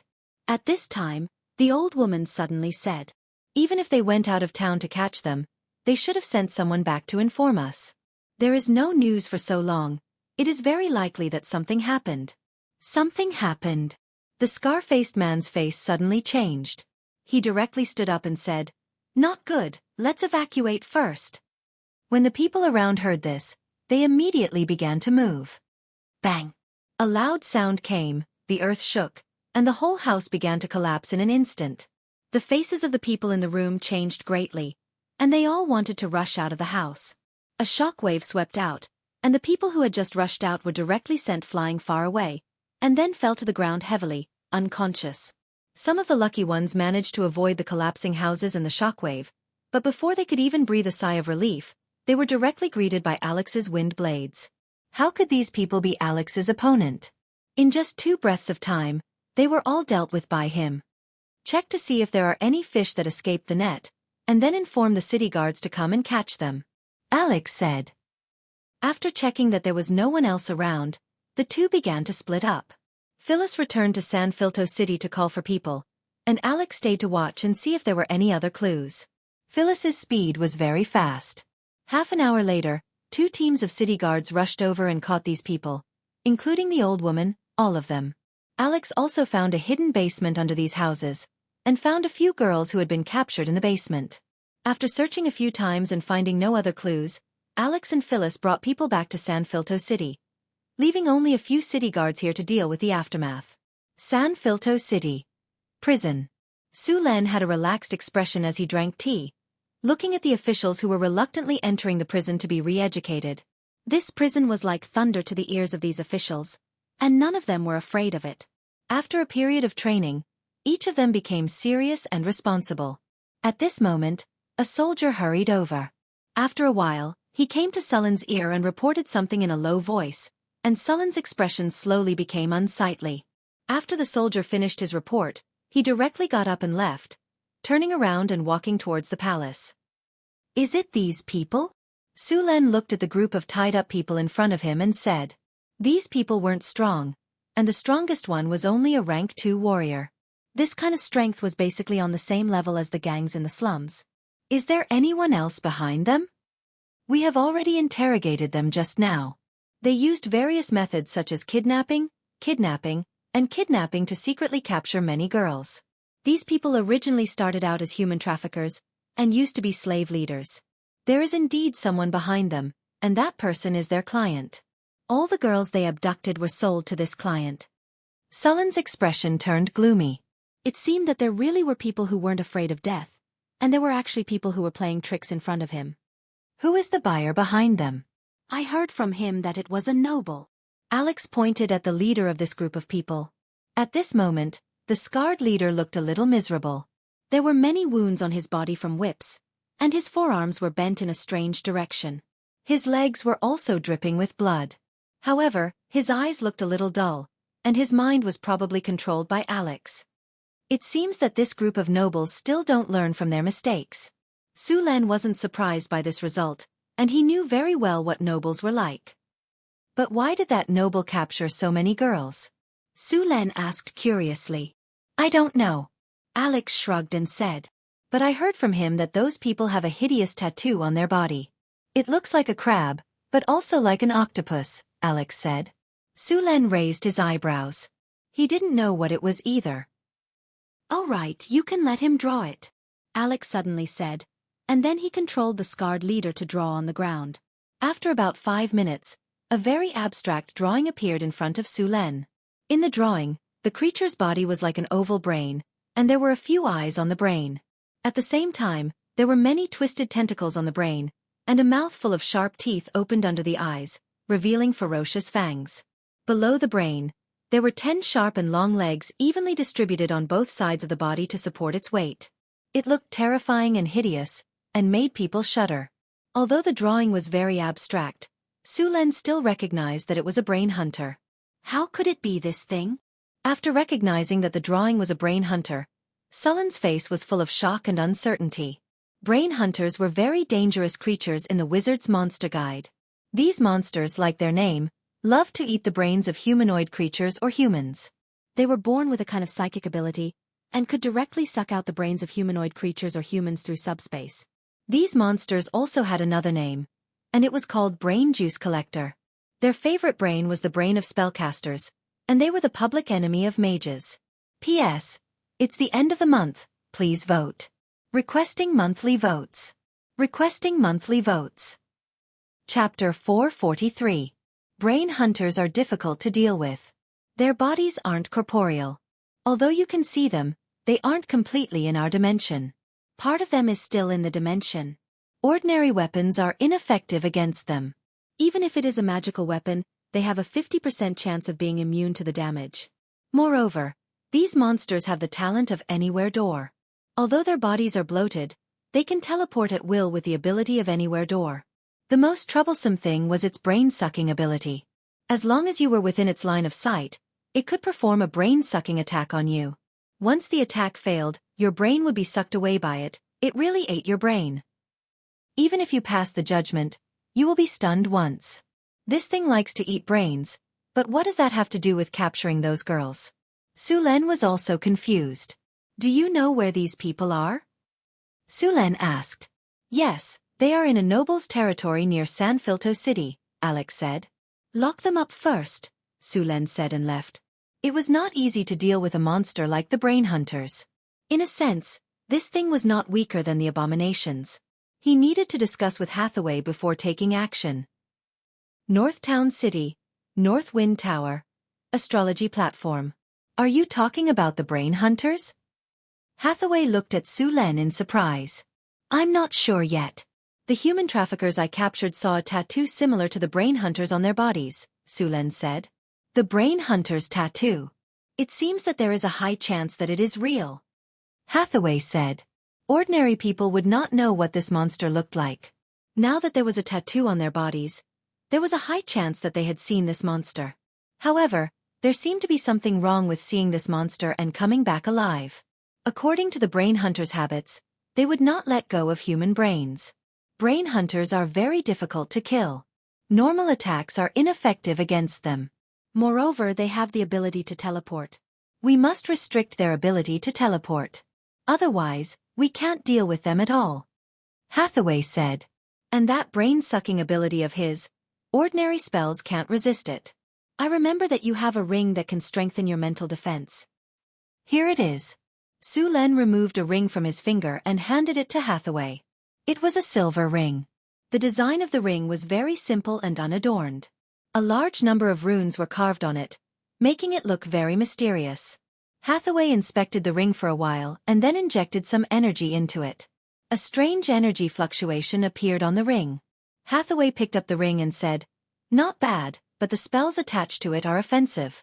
I'm going to modify it and make it into a defensive ring." Of course. To be honest, the offensive spells on this ring are basically useless to me, Su Len said with a shrug. This ring used to be enchanted with a spell called Soul Shock, also known as Soul Thorn. This was a spell that directly affected the soul. It ignored defense and dealt damage to the enemy. Even if the judgment failed, it would still cause dizziness. However, he already had the divine ability War Roar. Whether it was the power or the range of the spell, it was much stronger than Soul Shock. Now, in order to defend against the brain-sucking attack of the Brain Hunter, Hathaway was going to modify the ring. As a legendary wizard and a master alchemist, it was easy for her to make a magic item. After giving the ring to Hathaway, Su Len left the northern city and headed to San Filto City. Not long after he returned to the palace, a few Imperial Guards came to deliver the information they had collected. The Imperial Guards had spread out in all the areas that Su Len had occupied. Although they were not at the point where they could infiltrate every nook and cranny, they had done a good job in collecting information. This time, Su Len had asked them to collect information about the noble and the brain hunter, and they had already collected a lot of information. "Your Majesty." The Imperial Guards in black stood aside respectfully. Su Len waved his hand and signaled for the others to leave. He then asked directly, "What information have you collected about the noble's territory during this period? Tell me everything." The embroidered uniform guard didn't hesitate to tell him all the information he had gathered during this period of time. An organization had suddenly emerged in the noble's territory. They did not know when this organization appeared, but they were sure that this organization had been lurking in the secular world for a long time. This organization had been hiding very well before, but it had become more active recently. The members of this organization were very complicated. There were commoners, nobles, merchants, villains, and so on. There were many reasons why these people joined this organization. Some joined for wealth, some for power, and some for power. Is this organization that powerful? Wealth, power, and power. They can provide all of that. Su Len raised his eyebrows and said, "Knights had already covered more than half of human desires with these 3 items. What is this organization called?" "They call themselves the Controller, and they control all the rules and powers of the world," the Imperial Guard said. Su Len smiled in disdain. "Control all the rules and powers? Bull**T. If they were really that powerful, why would they need to be so sneaky?" "Continue." Su Len shook his head and said to the Imperial Guard. The Imperial Guard said carefully, "I'm not sure about the rest, but after joining this organization, they can obtain the power bestowed by the controller through a special sacrificial ceremony. It is said that this power can directly turn an ordinary person into a powerful professional warrior." Su Len frowned slightly. Sacrificial ceremony, something that sounded unreliable, was most likely a blood sacrifice. This was also a common method used by many to worship evil gods in exchange for power. They captured those girls for the sacrificial ceremony. It is said that the more outstanding and pure a girl is, the higher the chance of receiving a reward after a successful sacrificial ceremony. One of the important reasons why the nobles joined the controller's organization was that Su Len had pressured them too much.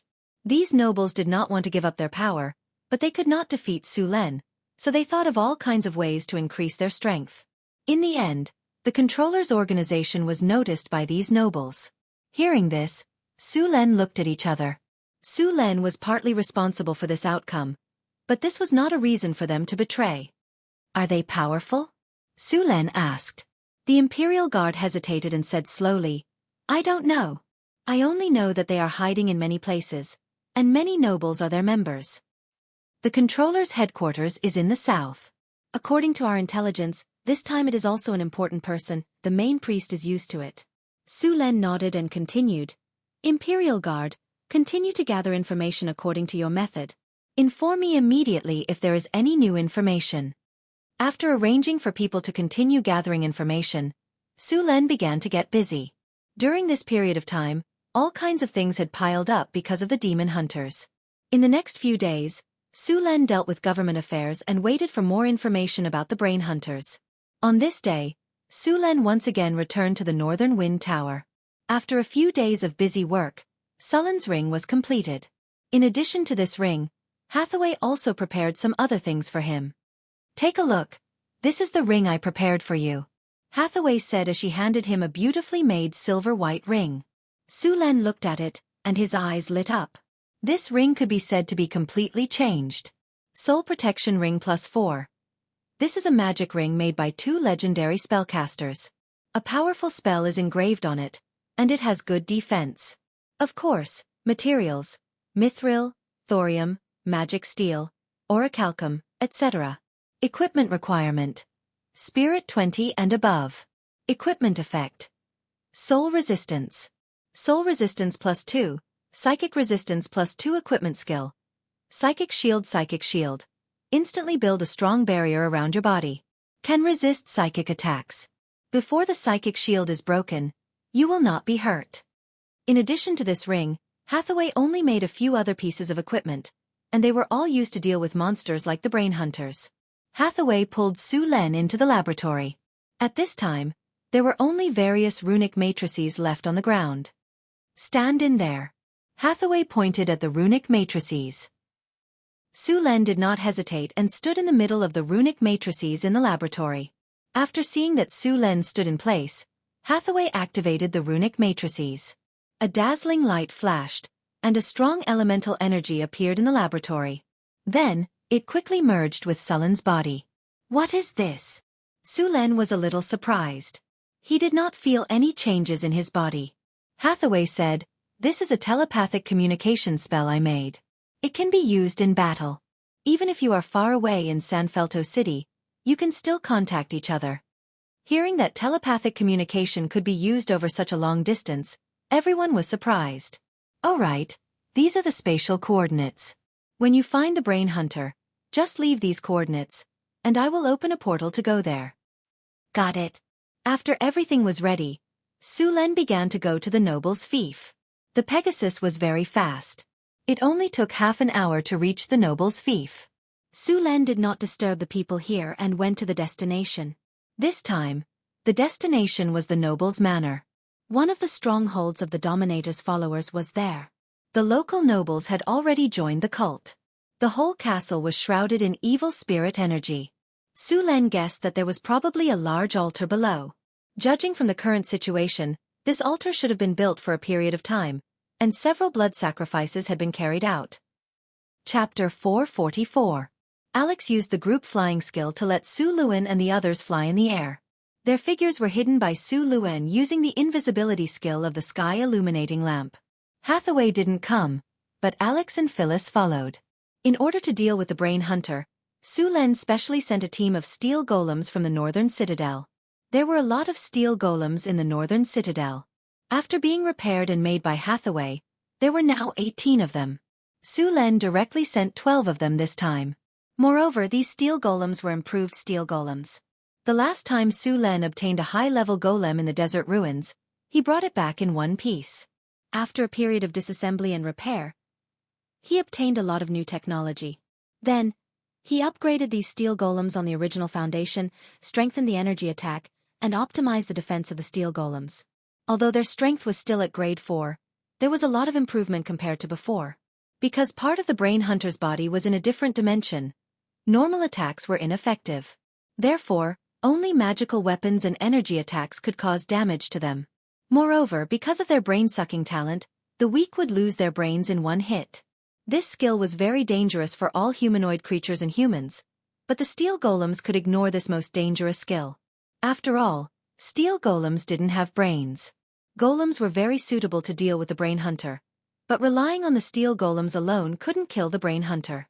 A flash of light appeared, and Su Len and the others appeared in the sky above a castle. He turned his head to look at Phyllis and Alex and ordered, "Don't run around later. Monsters like the brain hunter like human brains the most. The one below seems to have some special fetishes. If you get close and are discovered, you won't be able to withstand its attack." "Okay." The two nodded like chicks pecking at rice. Before they came, Su Len had already let them see the monster illustration book, so they naturally knew how powerful this monster was. The whole castle was shrouded in an evil energy field, but there was no change from the outside. The castle was also covered by other magic power. If Su Len hadn't confirmed it, even he would have been deceived. Disappear without a trace. With a flash of light, Sullen's mark gradually faded until it completely disappeared. Su Len asked the two of them to wait outside while he went in alone. As soon as they entered the castle, an evil energy shrouded them. Su Len frowned slightly. The environment here had turned into something similar to the land of blasphemy. The negative energy was so strong that Su Len would have thought that he had transmigrated to a lower plane if he was not sure that this was a material plane.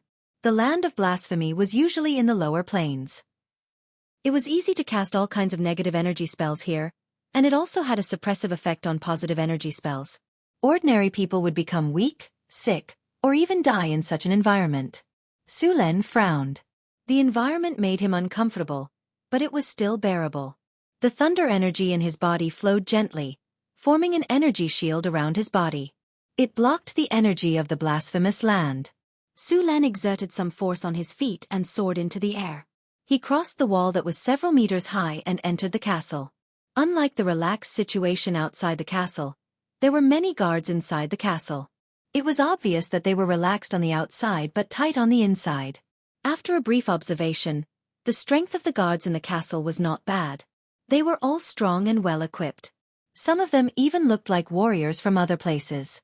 The style of the weapons they used was completely different from that of the Kingdom of Florence. Such a powerful evil aura. It has changed the environment in reality. This monster has been here for a long time. Su Len frowned slightly. Under normal circumstances, it was not easy for such extraterrestrial creatures, abyssal demons, hell devils, evil spirits, and other monsters to come to the material plane. They would be easily discovered if they relied on their own strength. It was obvious that this was an inside job. Since the appearance of the elemental tide, many people on the continent began to be restless. The elemental tide could make humans in the material plane stronger, but it would also make all kinds of demons, devils, and evil spirits in the lower planes restless. It could be said that every elemental tide was an opportunity. In the past few thousand years, there were always some lucky ones who took advantage of the elemental tide and the changes in the environment to seize the opportunity to become the new demon lord. Su Len placed a few dimension markers made by Hathaway in the castle. He then flashed and arrived at the second floor of the castle. One of the rooms on the second floor suddenly opened, and a soldier walked out. It seemed like he was about to go out. Su Luen naturally wouldn't miss such a good opportunity. A spiritual light flashed from his hand, and then instantly entered the soldier's body. Dominate human. The soldier's body stiffened for a second before returning to normal. Master. Although Su Len was only a part-time wizard, his spellcasting ability was not weak. According to the level conversion, he was already at level 13. The spell, Dominate Human, was very effective. It could directly control the opponent's mind. Of course, this kind of control was very rough. After the effect of the spell ended, the opponent would remember that they were being controlled. However, since Su Len had decided to get rid of the monster here, he would not keep the people in the castle any longer. Tell me everything you know about this place. Su Len ordered. The soldier in front of him did not hesitate at all. He directly told Su Len everything he knew about the castle and the things that happened in the castle. The owner of this castle was Count Ferdinand. This noble used to be the military minister of the Kingdom of Florence. However, after Su Len ascended to the throne, these important places were replaced by Sullen's own people. This once powerful military minister could only stay in San Felto City with his tail between his legs. After getting used to his authority, Count Ferdinand was unwilling to lose it all of a sudden. Thus, He joined the Church of Controllers by chance. After joining the Church of Controllers, Count Ferdinand's strength skyrocketed. What was even more unbelievable was that the previously weak Count Ferdinand was now at least a rank 3 knight. In this castle, other than the original soldiers and guards of Count Ferdinand, there were also many people from the Church of Controllers. On the surface, this castle did not seem to have changed at all. However, in fact, it had become a desecrated place. Count Ferdinand had even dragged the surrounding nobles into his war chariot. It could be said that the nobles in this area were rotten to the core. On the surface, the surrounding towns were still under the control of these nobles. However, in fact, they were under the control of the Church of Controllers. Sullen's face turned ugly. He was still very angry about this happening under his nose. When we get back, speed up the construction of the Imperial Secret Service. After getting the information he wanted and a rough map of the castle, Su Len continued to explore deeper. After walking through a corridor, Su Len suddenly heard some movements. There were soldiers guarding both sides of the corridor. "No! You can't do this! Let me go!" A woman's exclamation was heard, followed by the sound of tearing cloth. Clang! Something seemed to have been knocked over. The soldiers standing outside did not show any expression. It was obvious that they were familiar with the situation inside. Sullen's heart skipped a beat. He seemed to have understood something in an instant. He walked over in a flash. Under the effect of the invisibility spell, these soldiers did not notice Su Len at all. In the end, they were easily taken care of by Su Len. After taking care of a few guards, Su Len did not stop. He came to the door and used a little force to break the door lock. He then pushed the door open and entered. "Who let you in? Get out of here!" A man's voice was full of energy as he scolded without even turning his head. Su Len pushed the door open and saw a middle-aged man in his 40s pushing a teenage girl onto the bed. The girl's clothes were torn apart, revealing her fair skin. Her face was covered in tears. "You must be Ferdinand." Su Len frowned. It was obvious that he was dissatisfied with the man's actions. "Who are you? How did you get in?" Count Ferdinand's expression was one of astonishment. When he saw Su Len, he froze for a moment before yelling, "Guards! Where the hell are you all? You don't even know that someone has broken in. What are you doing?" However, Su Len had already cast a soundproof spell in this space. No sound could be transmitted out. Naturally, no guards would come over. "Stop shouting. I've already sealed this place. No one can hear you even if you shout until your throat is hoarse," Su Len said with a cold smile. However, something seemed wrong. Why did this line sound so much like a villain's? He was like a bully who was about to force himself on a girl, and Ferdinand. Bah! Su Len hurriedly shook his head and drove the figure of Ferdinand, a fat middle-aged man, out. That picture was too horrifying. "Who are you? Why are you looking for me? I think we can talk slowly in the study." Ferdinand realized that no guards were coming from outside. A bad feeling rose in his heart. As he spoke, he tried to stall for time. At the same time, he suddenly attacked. He grabbed the girl under him and threw her directly at Su Len. Then, he rolled over and dashed toward the weapon that was placed by the wall. Su Len reached out and caught the girl. Then, he put her down. With this delay, Ferdinand had already grabbed the weapon by the wall and stood up. With the weapon in his hand, Ferdinand looked very confident. He felt that everything was under his control. With a clang, he pulled out his sharp sword and pointed it at Su Len. "Kid, who are you? How did you get here? Tell me, and I'll let you die easily. Or else." Chapter 445. Looking at Ferdinand, who was at most a level 3 knight, Su Len could not help but laugh. "Who gave you the courage to threaten me? Dominate humans." A beam of light flashed past and hit Ferdinand in an instant. However, Ferdinand was not controlled directly. "What's going on?" Su Len looked at Count Ferdinand in surprise. Even if his strength had reached the level of a level 3 knight, according to the soldier, his strength was not obtained through training. Putting everything else aside, just his willpower alone should be at the level of an ordinary person. However, he was not controlled by his spell. As a level 13 spellcaster, even a warrior of the same level as Su Len might not be immune to his spell. Just as Su Len was feeling puzzled, Count Ferdinand's body suddenly twitched. His facial features began to contort and his eyes were bloodshot. He looked extremely ferocious. In the next second, Ferdinand fell to the ground. Traces of blood seeped out from his body. His life force was rapidly weakening and disappearing. Has he been controlled by someone? At the sight of Count Ferdinand's look, Su Luan suddenly recalled something. He walked up and snapped his fingers. At the same time, numerous tiny wind blades appeared and rapidly hovered over Ferdinand's head. As a result, his brown curly hair fell off in a split second, exposing his scalp. On his smooth scalp, there were many terrifying scars. Mind flayers? Su Len recognized the origin of the scars at a glance. Mind flayers were also known as spirit suckers. They were a notorious creature in the multiverse and were the best at enslaving others. It was said that spirit suckers were not creatures from this universe of the Crystal Wall system. Instead, they migrated here from another universe of the Crystal Wall system. These monsters were ferocious and ugly, with sharp mouthparts and octopus-like tentacles. They were naturally proficient in psychic abilities. An adult spirit-sucking monster was about 1.8 meters tall and weighed about 170 kilograms. Its eyes had no pupils and were milky white in color. Its head was like an octopus, and its skin was light purple. There was also a layer of reflective mucus on the surface of its body. These creatures were hermaphroditic. Mind flayers usually lived in the underworld.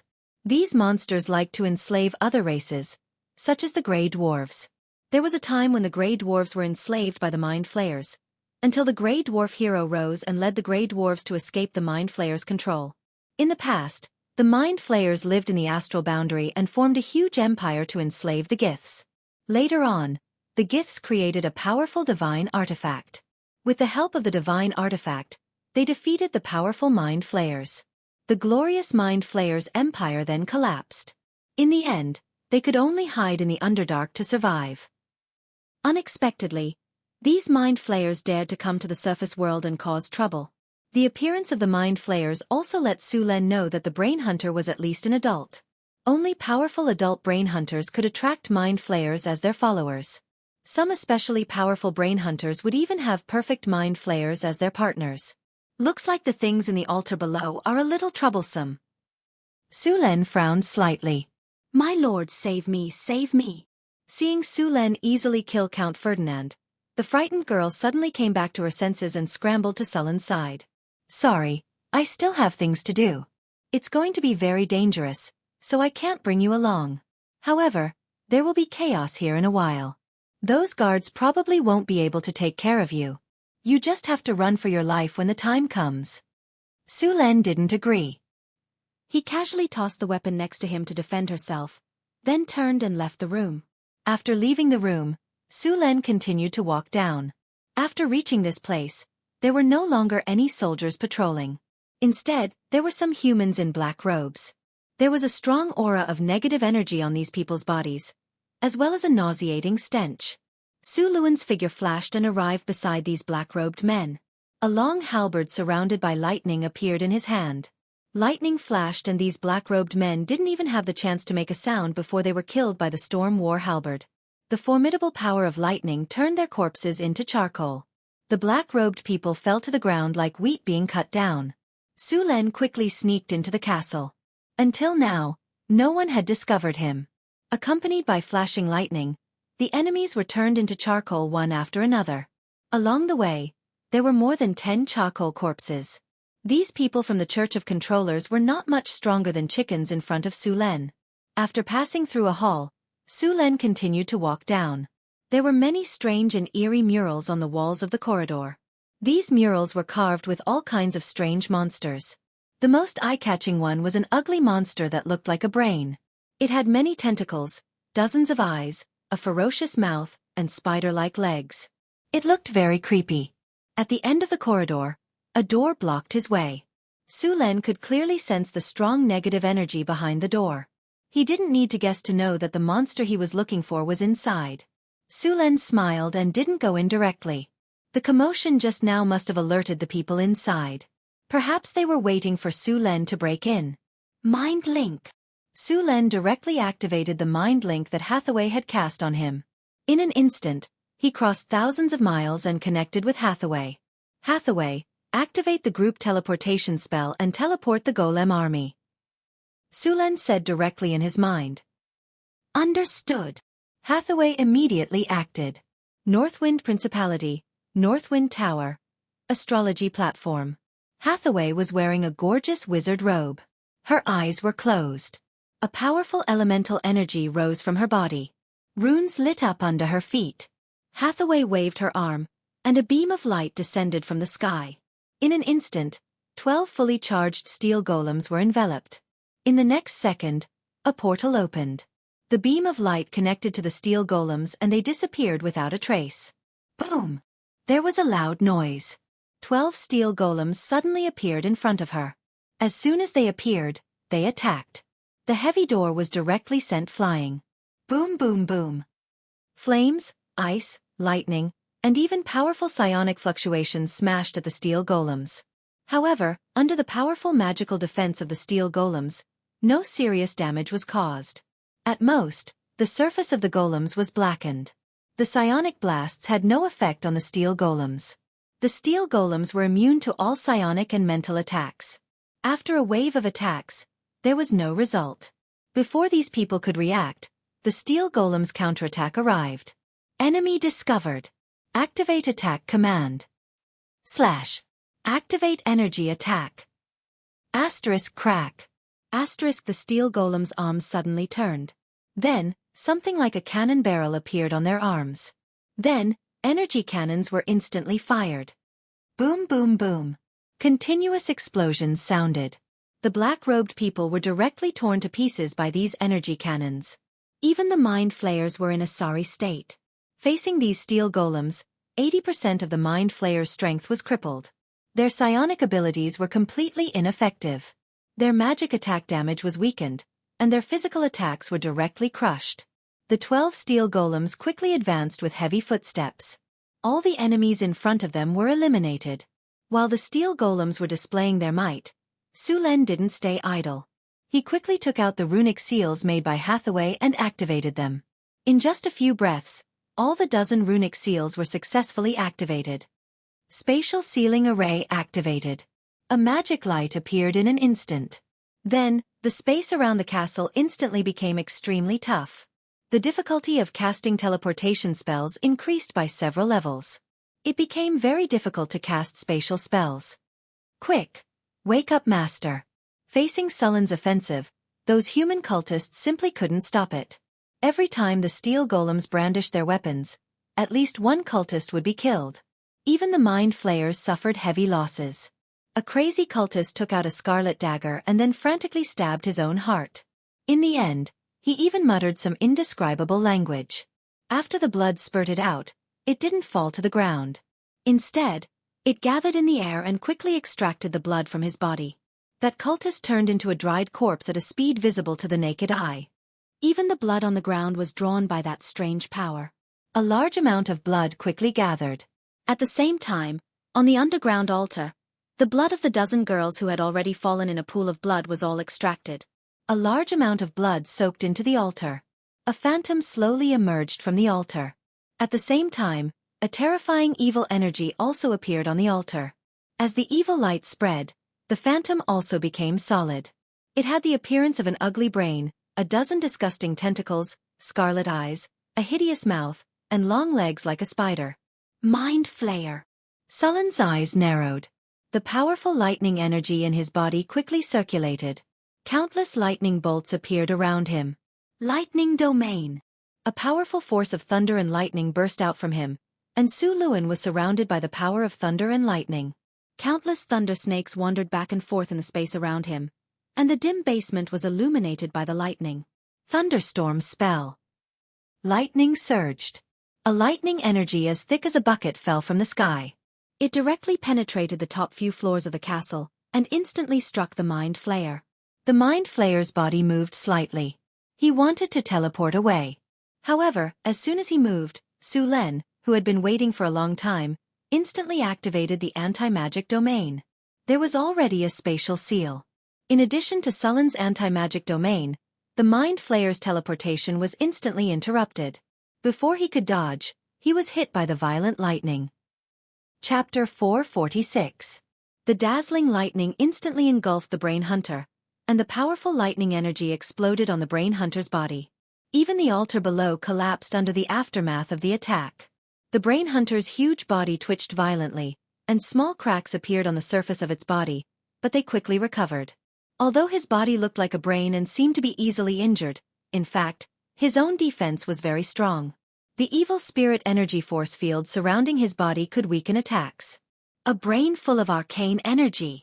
Such a perfect brain, it must taste delicious. The brain hunter stared at Sullen's head with greedy eyes. Su Len was a wizard, but he was also a spellcaster. To the brain hunter, a spellcaster's head was very attractive. Brain-sucking. The brain hunter waved its tentacles at Su Len, and a powerful psionic ability suddenly appeared. Su Len instantly felt his scalp tingling, and a strong sense of danger appeared in his mind. Without thinking, Su Len subconsciously dodged, and the ground under his feet shattered. His body instantly appeared more than 10 meters away. As soon as he stood still, he saw a terrifying psionic ability suddenly appear at the place where he was fighting. If Su Len didn't have the talent of the sixth sense, he would have dodged the attack in advance. Otherwise, his brain would have been hit directly. However, the brain hunter seemed to have captured his position. The area of the hall was not big, and other than its family, Su Len was the only normal human. After discovering that Su Len had dodged, it suddenly threw out a few tentacles. The tentacles that were originally 2 to 3 meters long suddenly began to expand, and the tentacles instantly turned into twisted poisonous snakes that were more than 20 meters long. They fiercely whipped at Su Len. Bang! The protective barrier spell on the ring was shattered in an instant. Sullen's storm battle halberd swept across and blocked the tentacles' attack. However, there was not only one tentacle attacking Su Len, but several. One of the tentacles twisted in a direction and whipped at Su Len again. Su Len twisted his body, and the tentacle almost brushed past Sullen's body and hit the ground beside him, which directly shattered the ground. Thunder Prison. Dazzling lightning burst out from Sullen's body. After activating the Thunder Territory, Sullen's control of thunder and lightning was further improved. There were countless thunder snakes swimming in the area of 50 meters around him. Powerful thunder and lightning burst out in an instant, and the thunder and lightning turned into a cage, trapping the brain hunter in an instant. In the next second, endless thunder and lightning power burst out. The brain hunter's huge body trembled, and then a powerful evil force erupted from its body. The two forces collided violently, and with a roar, the thunder prison was directly broken by it. Chain of fireballs. Scorching flames appeared in an instant, and 5 football-sized fireballs directly smashed into the brain hunter's ferocious mouth. Flames flew everywhere, and waves of air rolled. The brain hunter had a special teleportation ability, and its casting speed was very fast. Ordinary wizards would need to coordinate with hand gestures when casting flash, but the brain hunter could directly disappear. Although Su Len had used Hathaway's space sealing rune circle and his anti-magic territory before the battle began, it only increased the difficulty of casting spells. It could not cast spells as it pleased. Every time it cast a spell, it could not use the elemental energy in the surrounding space. It could only use its own energy, and without replenishment, every time the brain hunter cast a spell, it would consume its own energy. After all, the space sealing rune circle made by Hathaway was only temporary, and she did not personally make it. Moreover, even if Hathaway personally made a barrier to seal this space, it would still be difficult to completely stop the brain hunter's spatial spells. This was because the castle was constantly emitting blasphemous energy. As for the dimensional anchor, the brain hunter was very alert. It did not give Su Len any chance to use the dimensional anchor to lock it. A twisted tentacle shot out. Although it looked like a tentacle, as long as one was hit, the water in one's body would be instantly extracted. Moreover, once one was entangled by this tentacle, one would have to face the pincer attack of more than a dozen tentacles. Bah! The most annoying thing is to fight with enemies with so many hands or tentacles. The advantage is too big. Su Len cursed as he dodged a tentacle.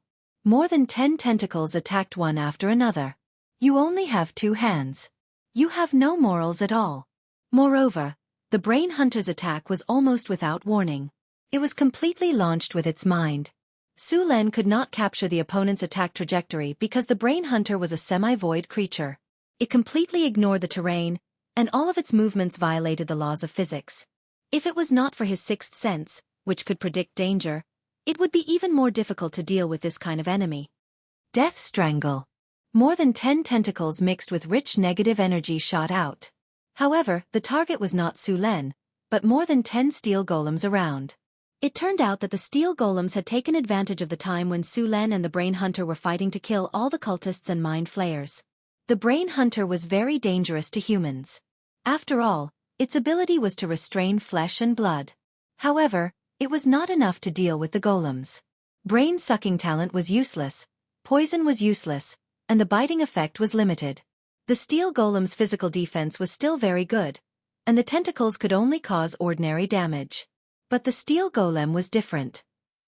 The 12 energy cannons instantly hit the Brain Hunter, and light flickered. These energy cannons were a bit more powerful than 6 circle spells, but they didn't cause much damage to the Brain Hunter. This kind of attack wasn't harmful to the Brain Hunter, but it was extremely humiliating. The Brain Hunter was furious after being hit by the energy cannons. More than 10 tentacles waved and attacked the steel golems. The steel golems that weighed several tons were also hit by the tentacles, but the damage was not high. The Brain Hunter was also a very dangerous creature in the multiverse. It was said that the strongest Brain Hunter had even seized the brain of a demigod. Even the holy form of the gods was dangerous when facing this monster.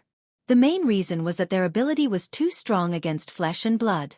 When you face this kind of monster, not only do you have to deal with its attacks, but you also have to deal with its brain-sucking ability. A Brain Hunter could retain up to 13 brains, and each additional brain would increase its level by 1. If all 13 brains were filled, then the Brain Hunter would have an additional 13 levels, and its strength would increase to level 39. This level of Brain Hunter was not much worse than some gods. Brain Hunters were very difficult to kill. Other than the fact that their bodies were invisible, the other reason was their teleportation ability. Although part of their teleportation ability was restricted, it was still far from enough to kill them. Su Len turned his palm, and a flag wrapped in elemental energy appeared in his hand. It was the Wind Dragon flag. The moment the Wind Dragon flag was taken out, Su Len directly activated the skill, Lightning Storm, attached to it. A powerful energy burst out in an instant, and endless thunder and lightning gathered. A large number of dark clouds appeared above the castle, and the castle was shrouded. The sky suddenly darkened, and tornadoes rose. The tornadoes that were hundreds of meters tall seemed to connect the earth to the sky. In these tornadoes, there were countless thunder and lightning flashing. A powerful storm suddenly appeared and quickly attacked the castle. The guards outside the castle were directly swept up by the storm and disappeared in the thunder and lightning. Rumble! Thunder and lightning fell from the sky and directly struck the castle.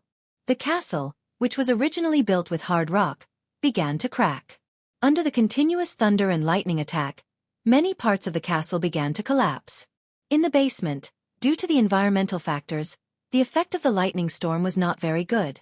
Even so, the entire underground hall was occupied by the power of thunder and lightning.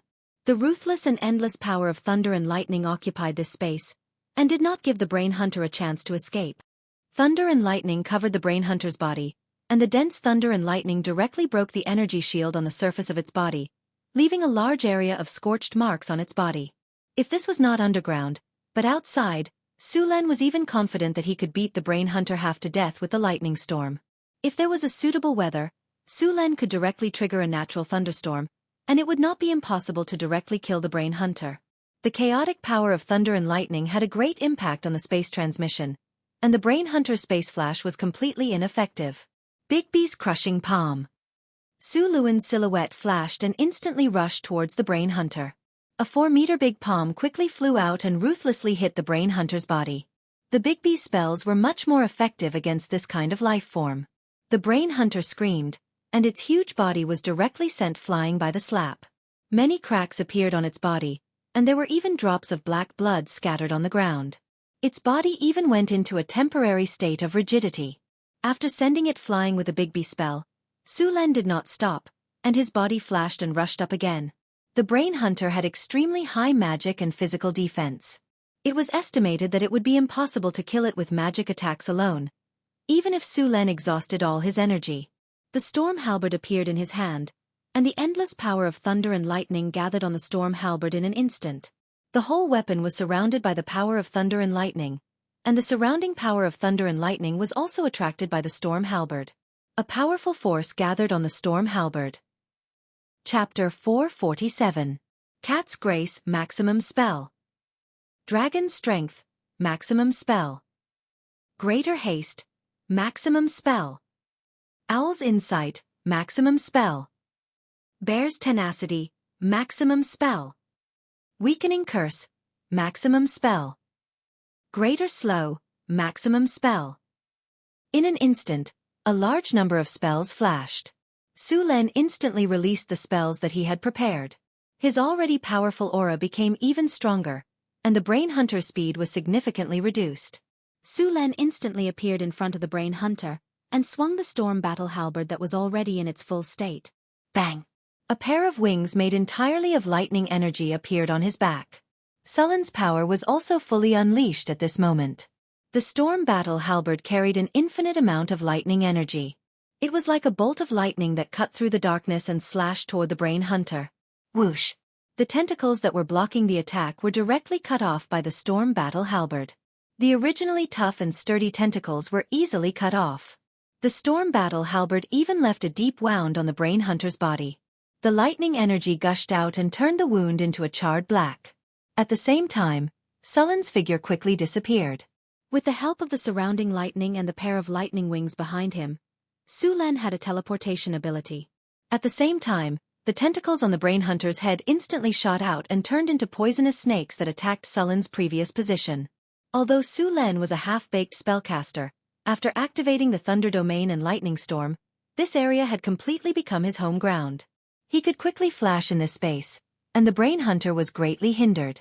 The battle between the two sides became more intense. Su Len, who was in his full state, was getting more and more comfortable with the fight.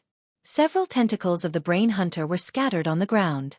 The tentacles on the Brain Hunter's head were quickly being cut off. Looking at the situation, it wouldn't be long before all the tentacles were cut off. In the face of such a crisis, the Brain Hunter was obviously very flustered. Its figure flashed and instantly appeared in front of Su Len.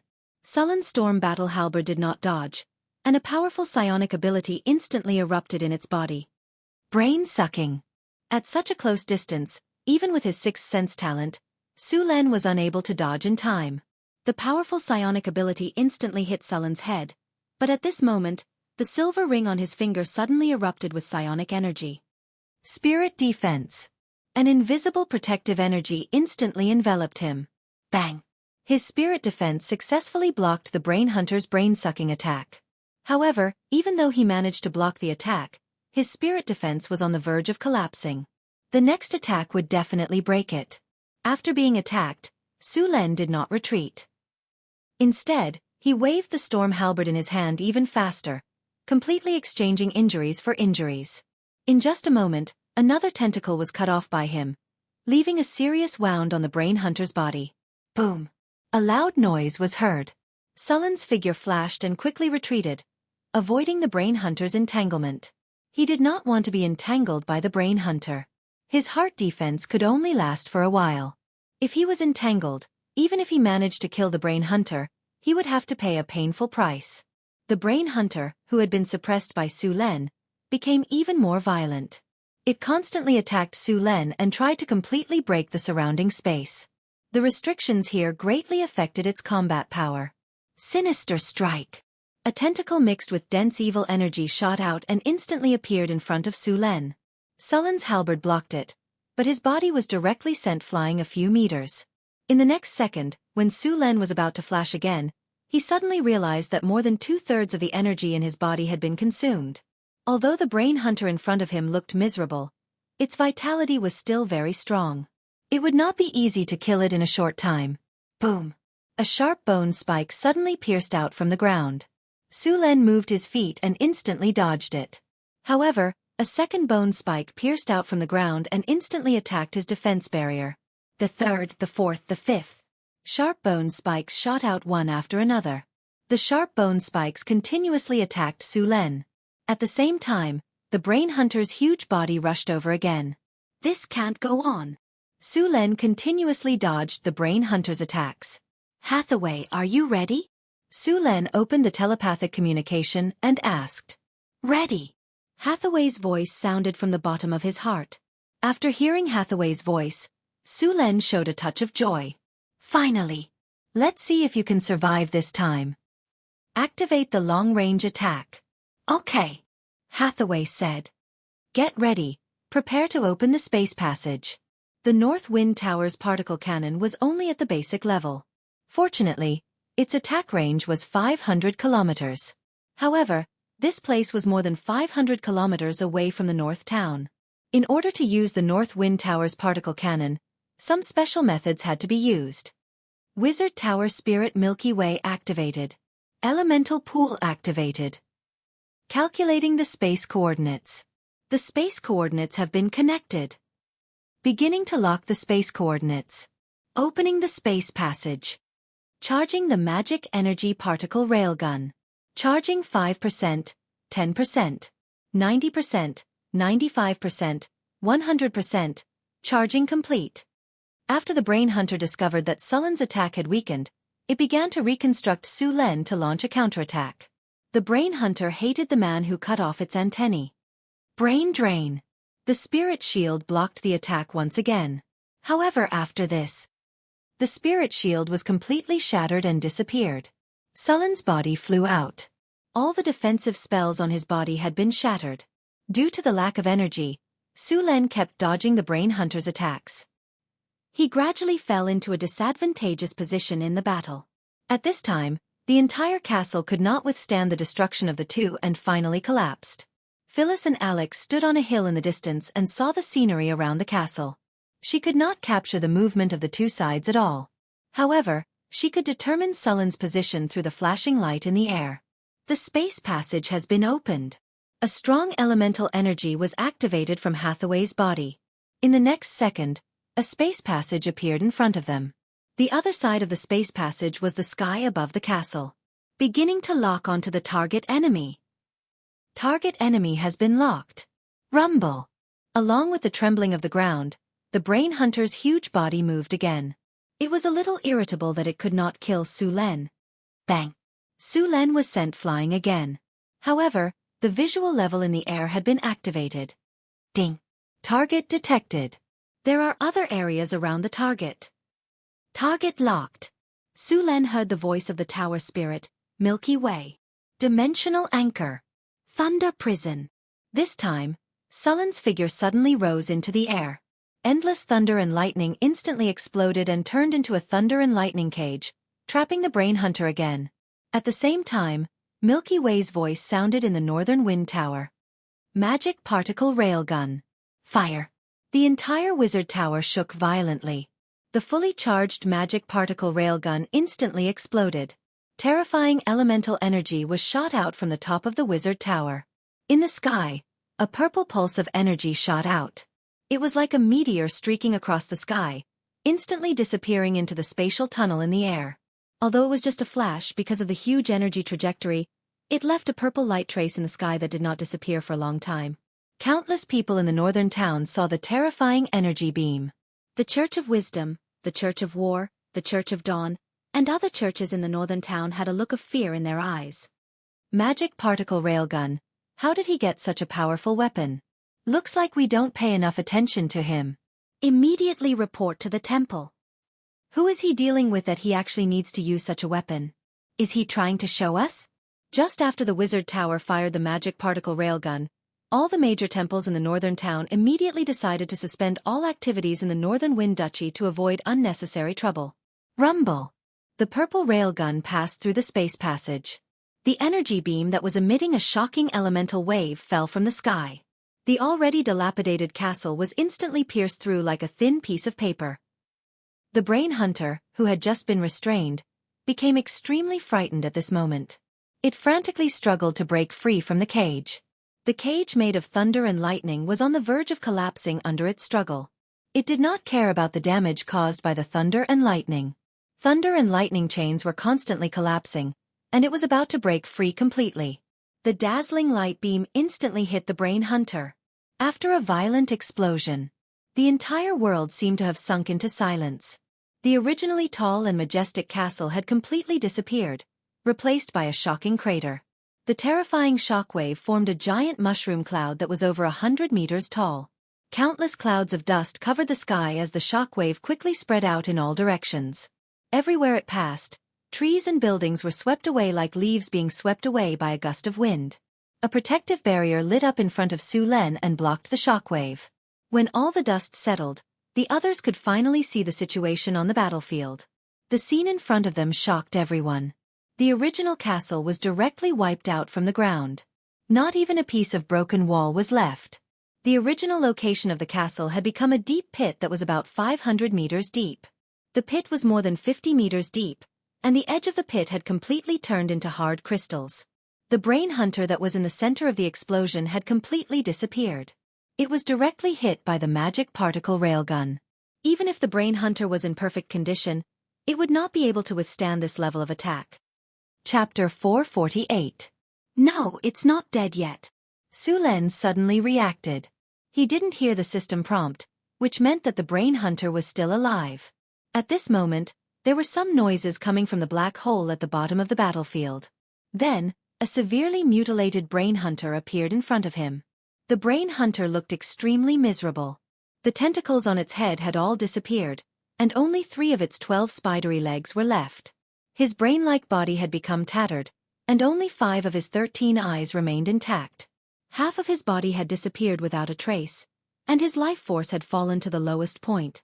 The brain hunter's ethereal body didn't have any fatal parts, and its life force was extremely tenacious. It actually survived the tactical attack just now. Although it survived, it was now in a very dangerous state, and its life force was very weak. As soon as a brain hunter escaped from the particle cannon, it flew away without hesitation. It was obvious that the attack just now had scared it out of its wits. Want to run? Say. Sullen's figure appeared out of thin air again and blocked the brain hunter's path. He was also a little worried about the brain hunter's tenacious life force, but since the cannon didn't kill it, he would directly hack it to death. Dimensional anchor. A magic light flashed and instantly hit the brain hunter's ethereal body. Its body that had already entered the alternate dimension was directly expelled. Confinement. 5 high-quality magic gems instantly turned into little fluorescent lights. This was a confinement tool specially made by Hathaway. It could even trap the brain hunter for a few seconds. A silver-white rune appeared in an instant, and then directly restrained the brain hunter's body. Slash. Su Luan's figure flashed and appeared beside the brain hunter. He swung the Storm War halberd in his hand and swung it down. Endless lightning formed a lightning blade on the halberd's blade. Following a flash of lightning, the brain hunter before him was instantly split in half. The storm halberd was very sharp and had the effect of breaking magic. With Sullen's great strength and weakness detection, he could directly kill the brain hunter. A strong negative energy aura instantly spread from his corpse, and the surrounding lightning power spontaneously attacked, directly dispersing the negative energy that had condensed into a solid entity. Soul binding technique. Su Len took out a high-quality magic gem that he had prepared beforehand. A dazzling radiance blossomed from the gem. Purple magic energy gushed out and directly turned into chains that instantly wrapped around the black mist. The black mist was instantly dispersed, revealing the soul of the brain hunter. An energy vortex suddenly appeared with the magical gemstone as the center. An invisible suction force tore at the soul of the brain hunter, trying to pull it into the vortex. Realizing that this was its last chance, the brain hunter struggled to escape. However, the rune chains on its body tightly bound it and pulled it into the vortex bit by bit. In the end, the brain hunter let out a miserable shriek as it was completely pulled into the gemstone by the chains. As the brain hunter's soul was absorbed into the magical gemstone, the originally dazzling magical gemstone quickly turned into a pure black gemstone. There was even an evil force field around the gemstone. This magical gemstone had been transformed into an extremely evil magic stone by the soul of the brain hunter. If it was left alone, this magic stone would constantly emit an evil aura that would slowly change the surrounding environment, and even corrupt ordinary people. Thunder Prison. Endless lightning appeared again. Su Len gently threw this magic stone into the Thunder Prison. The endless lightning quickly shrank. In the blink of an eye, the Thunder Prison had shrunk to the size of the magic stone. With a flash of lightning, it instantly merged with the magic stone. A piece of black gemstone gently fell into Sullen's hand. The original evil aura had all disappeared. Su Len heaved a sigh of relief. With the death of the Brain Hunter, Su Len also dispersed the Thunder territory. After all, there was not much energy in his body now. Su Len casually put away the two halves of the Brain Hunter's corpse. He looked around and then prepared to leave. The entire castle had disappeared, so naturally, there were no other spoils. Su Len felt a little regretful. One must know that aristocrats generally accumulated a lot of wealth in their castles. These were originally his spoils of war, but they were all gone with a single blast. Next time, I should take the spoils of war away in advance. Su Len glanced at the deep pit and said. In addition to the Brain Hunter's corpse, Sullen's 12 steel golems also needed to be teleported back. During the battle just now, these steel golems had already escaped in advance. Although they were still a little damaged, their soul cores were intact. They could be used again after some repairs. The original location of the castle had turned into a deep pit. It seemed that the attack just now had opened up the underground water layer. Water continued to appear in this deep pit. Perhaps it would not be long before a small lake appeared here. Outside the battlefield. When Sullen's figure landed from the sky, Alex and Phyllis, who were waiting at the side, immediately rushed over. Did you get rid of that monster? Are you hurt? Was that attack just now Sister Hathaway cast? It's too powerful. Su Len stretched out his hand and knocked on their heads.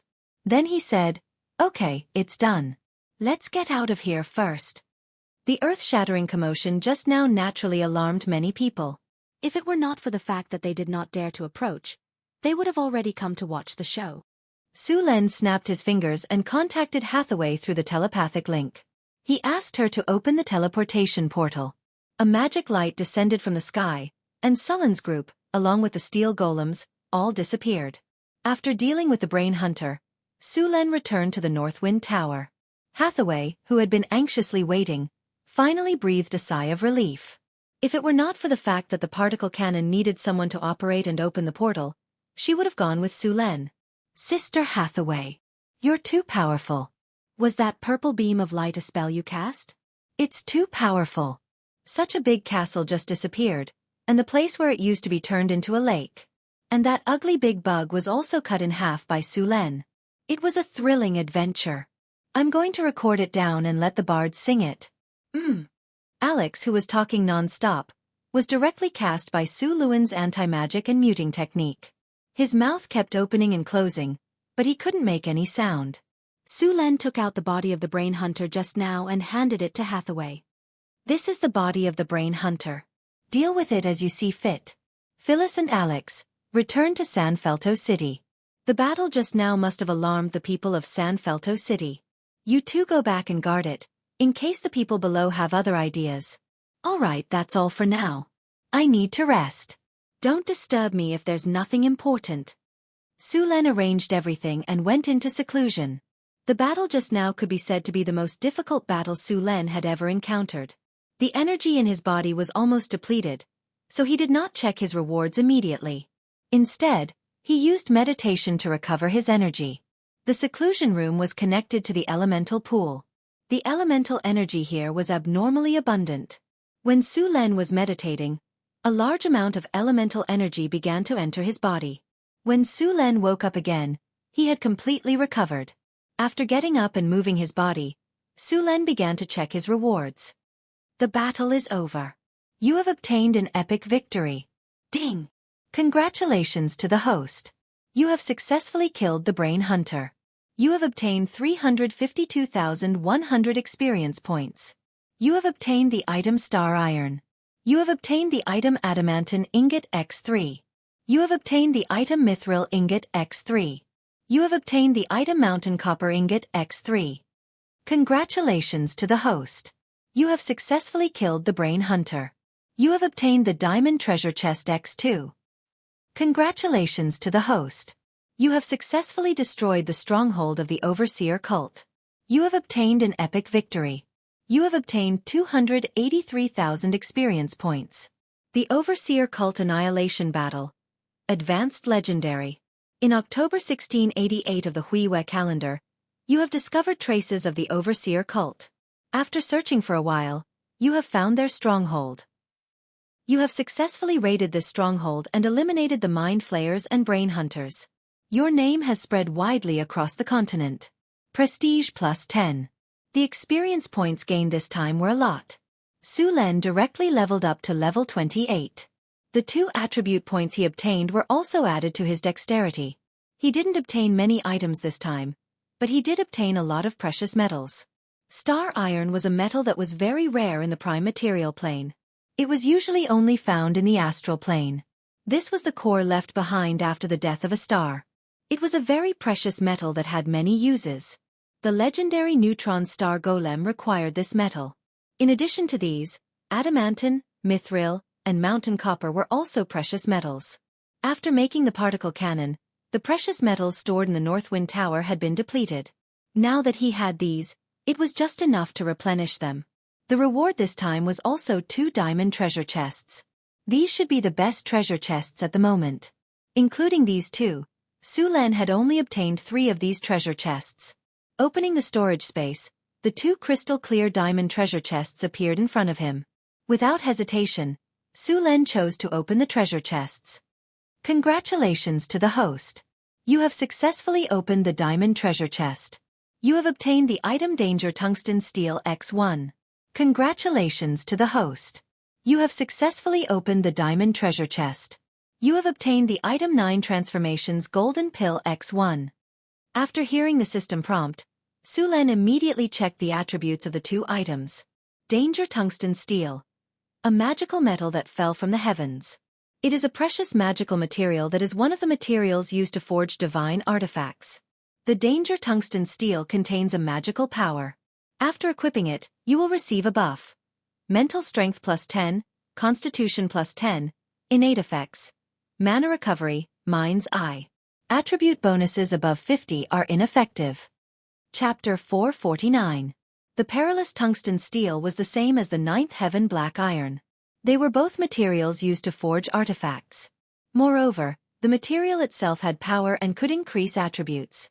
It just so happened that the original perilous tungsten steel had lost its effect. His mental strength had long exceeded 30 points. Now, this perilous tungsten steel came at the right time. The upper limit of his mental strength increased to 50 points.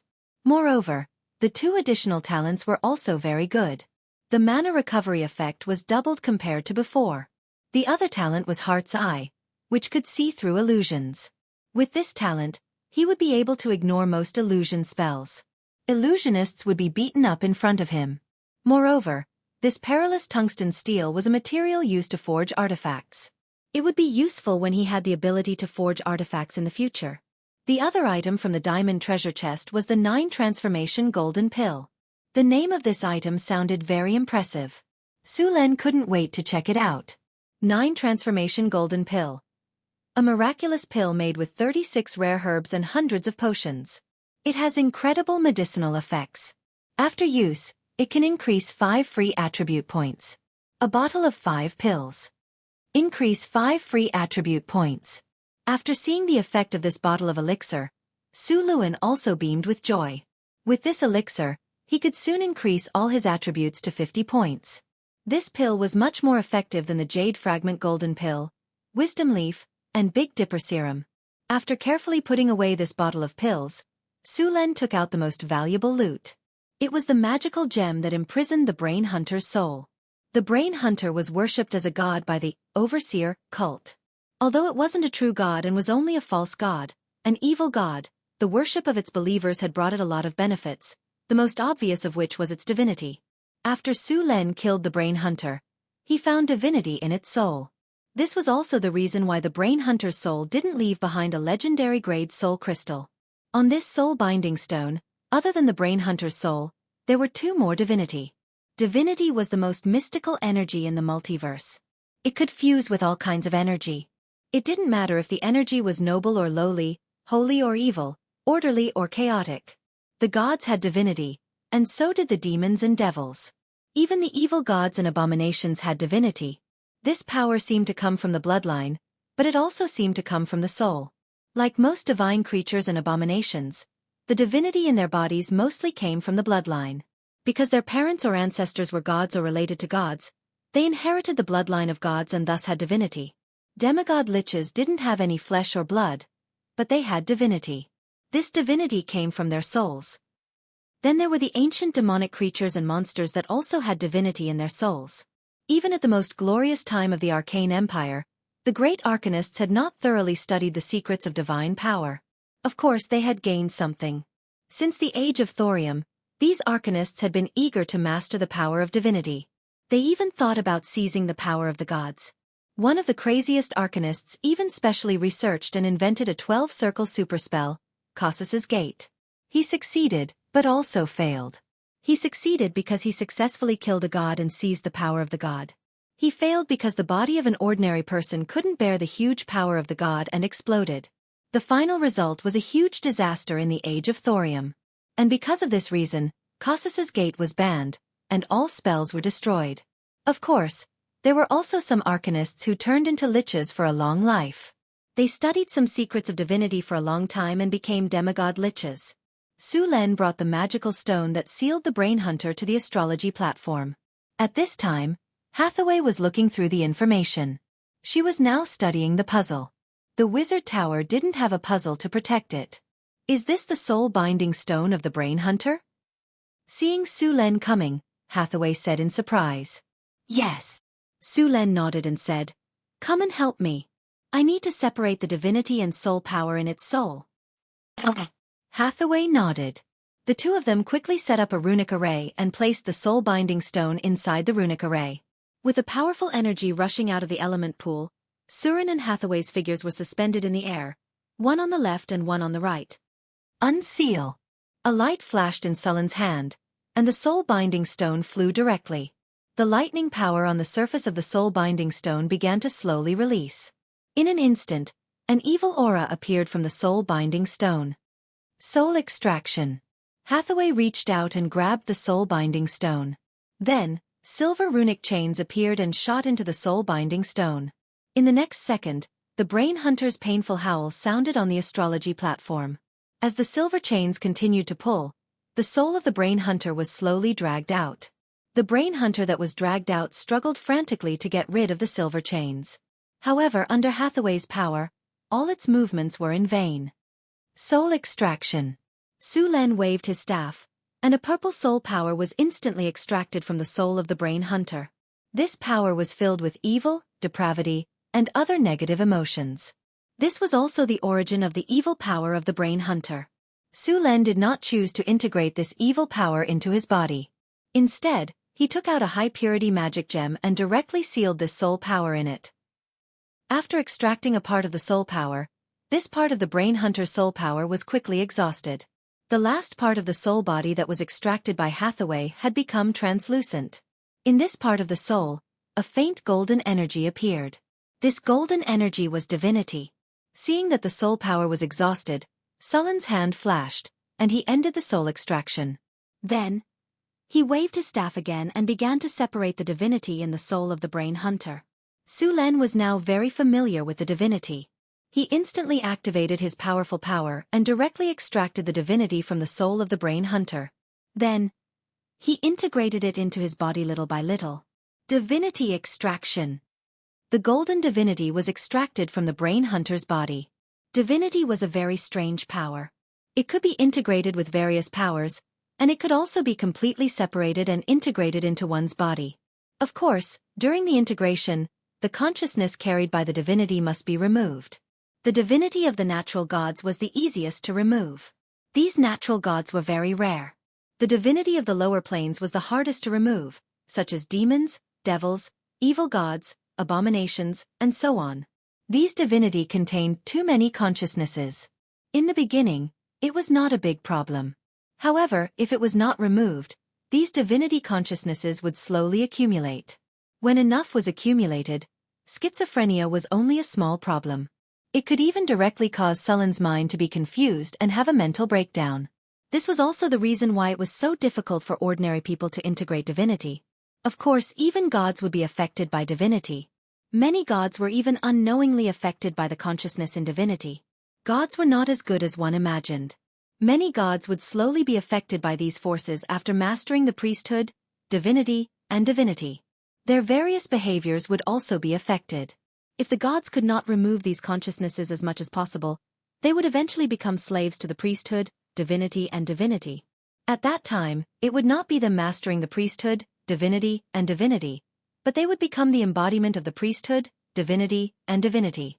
In comparison, the divinity of the natural gods was easier to integrate. However, there were too few of them. As traces of pale golden divinity were extracted, Sullen's body flashed. Then, he began to guide these divinities into his body. These divinities turned into extremely fine golden threads and poured into his body. With the entry of this divinity, if his soul left his body at this time, he would find that a large number of golden threads had appeared on his soul.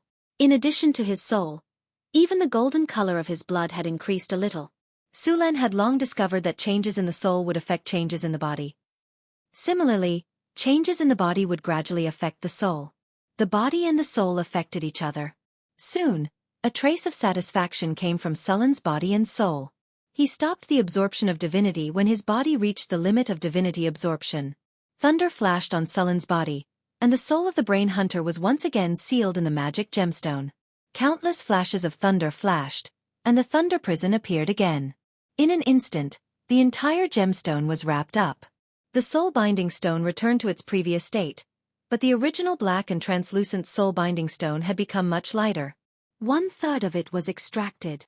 Sulen picked up the soul-binding stone and checked it. Then, he put it away again. At the same time, Hathaway also used a magic gemstone to seal the soul power extracted from the brain hunter's body. Only 1/3 of the soul power was extracted, and this soul crystal reached the level of a quasi-legendary. Although it was only a quasi-legendary ranked soul crystal, the purity of its soul force was that of a high legendary ranked soul crystal. Su Luan didn't want to split it up and use it. A high legendary ranked soul crystal like this was something that could only be found by chance. After extracting all of the brain hunter's soul force, this soul crystal would become a high legendary ranked soul crystal. This level of soul crystal had many uses.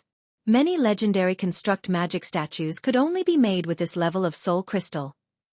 Chapter 450. Sulen knew several types of legendary construct golems that required such high-grade legendary soul crystals, such as Arcane Guard, Magic Breaker, and Titan Guard. These high-grade legendary golems with a challenge rating of more than LV25 were not easy to deal with. Arcane Guard, as the name implied, was a golem that could use spells. This golem's melee ability was average, but its magic ability was very strong. Magic Breaker was immune to most magic damage, and its attacks had magic penetration and sharpness. It was very difficult to deal with. Titan Guard was a combination of the two types of golems. Whether it was magic attack or physical attack, it was very powerful and had a strong defense. The Titan Golem's challenge rating was as high as LV30, which was no weaker than an ancient dragon. Of course, the cost of building such a golem was astronomical. The total cost of the Northwind Tower might not be enough. Sulen also did not have the construction information of such a golem. This kind of golem had been built in small numbers during the Arcane Empire. The main materials were a kind of memory metal and Titan iron, which had unimaginable defense and lethality. Sulen had saved the high-grade legendary crystal to make a legendary golem in the future. Sulen extracted 1/3 of the divinity of the brain hunter, which was exactly 1 point of divinity. In addition to his original 7 points of divinity, he now had 8 points of divinity. When the accumulation of divinity reached 10 points, it would trigger a qualitative change, and he would become a demigod creature. It just so happened that there were 2 points left in the brain hunter. As long as he absorbed all of them, he would become a demigod. After absorbing a little divinity, Sulen did not stay. After saying goodbye to Hathaway, he immediately ran back to retreat. The divinity of the brain hunter had a strong negative will. After he extracted the divinity of the brain hunter, there was always a desire to destroy, and kill in his brain. If Sulen had a choice, he would certainly not extract the divinity that was rich in negative will. However, since the end of the Arcane Empire, the number of divine creatures had become fewer and fewer. Most of these divine creatures, such as the unicorn, the feathered serpent, the sun eagle, and so on, had left the material plane. He could not find them even if he wanted to. There were also some ancestral spirits or natural spirits worshipped by primitive tribes. Although they were not divine creatures, they still had a lot of divinity. In order to get rid of the negative consciousness, Sulen could only rely on meditation to slowly fight against his own will.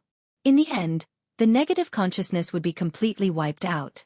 This process was very difficult and would take a lot of time. The ancient arcanists might have a special way to eliminate negative consciousness, but unfortunately, it was long lost. Su Len would not absorb any more divinity before these negative consciousnesses were completely eliminated. If there were more of these negative consciousnesses, the impact on him would be even greater, and it would be even more difficult to eliminate them. Of course, doing this also had its benefits.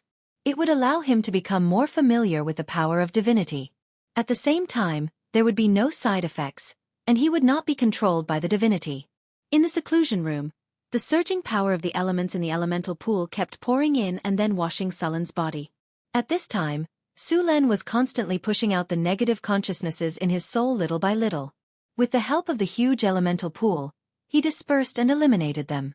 This situation had been going on for 2 days, and most of the negative consciousnesses in Sullen's body had been eliminated. The remaining negative consciousnesses had a very low impact on him, and using the elemental pool to remove them had become very slow. He could only rely on his own efforts to slowly remove them. The North Wind Tower had not changed much during this period. The North Town next to it had also developed rapidly. After such a long period of training, the little succubus Chrissy's art of management had reached a very high level. The entire North Wind Principality was well managed by her. Su Len walked out of the Wizard Tower. It had started to snow in the North Town. The North Wind Principality had entered winter, and the streets were still very busy. Carriages full of goods were leaving the city. This was the last trade of the year. These merchants had to leave the North Wind Principality before the snow blocked the roads. Otherwise, they would have to wait until next year. The wasteland in winter was very dangerous. At this time, the wasteland was a vast expanse of white.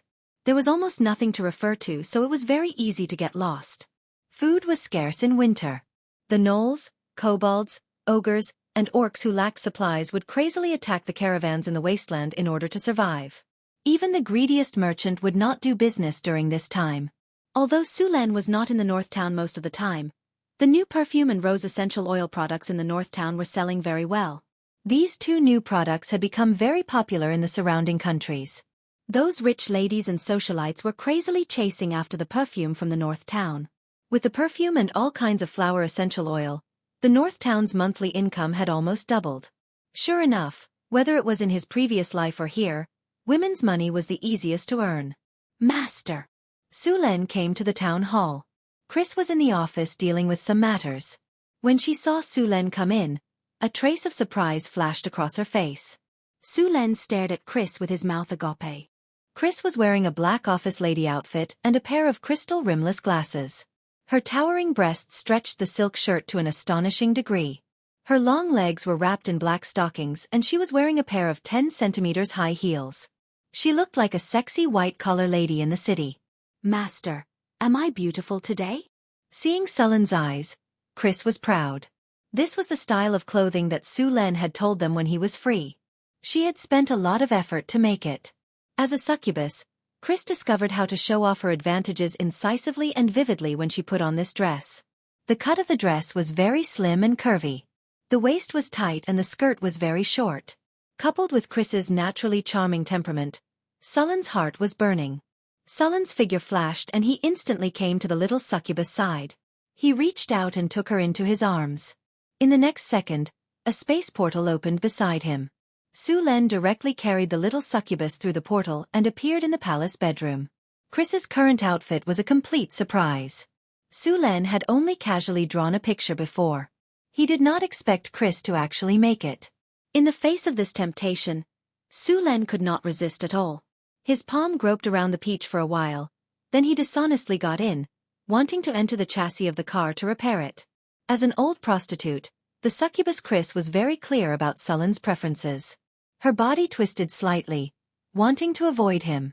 Master, I still have work to do, Chris said righteously, but her expression was more like she wanted to reject him. Su Len smiled slightly in his heart. He instantly understood the little succubus's meaning. Was she going to play a scene? He was very good at this. Old collared woman Amami? His fingers nimbly repaired the chassis of the car. When he came out, his hands were already covered in engine oil. Looking at the oil on his hands, Su Len smiled slightly. The car is leaking oil. Fix the car first, or it will affect my work. Then he slid his palm into the car door and gripped the steering wheel tightly. The succubus's steering wheel was large and round, completely ergonomic. It was very elastic and soft. The steering wheel was very smooth, without any sense of stagnation, and was very elastic. Chris, on the other hand, looked like she would rather die than submit.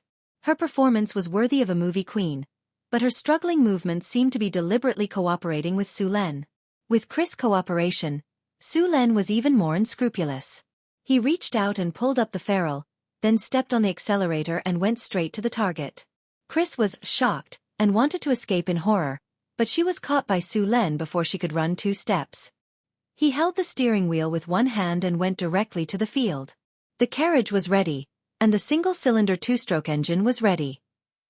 According to Su-Len's skillful driving skills, this kind of carriage would have no problem speeding 100 or 200 miles per hour. And according to the succubus's physique, this kind of speed could be sustained. This carriage could be said to be made of the best material in North Town, so it was very fast. With a command, Su-Len opened the door, grabbed the steering wheel, and inserted the single-cylinder engine. Ba stepped on it. The oil was lubricated, and the engine fitted perfectly. Suddenly, the carriage trembled slightly. With a gasp, the engine roared, and the speed soared to 6,000. He stepped on the accelerator, and the carriage shot off. In just a few seconds, the speed reached the highest. As an old prostitute, Chris's driving skills were very good. For Hathaway and Alex, this kind of speed could not be sustained. After a few times, they would feel dizzy and their faces would turn red. They would be so nervous that their hands and feet would be stiff and cold sweat would break out. Sometimes, they would even shout excitedly because the speed was too fast.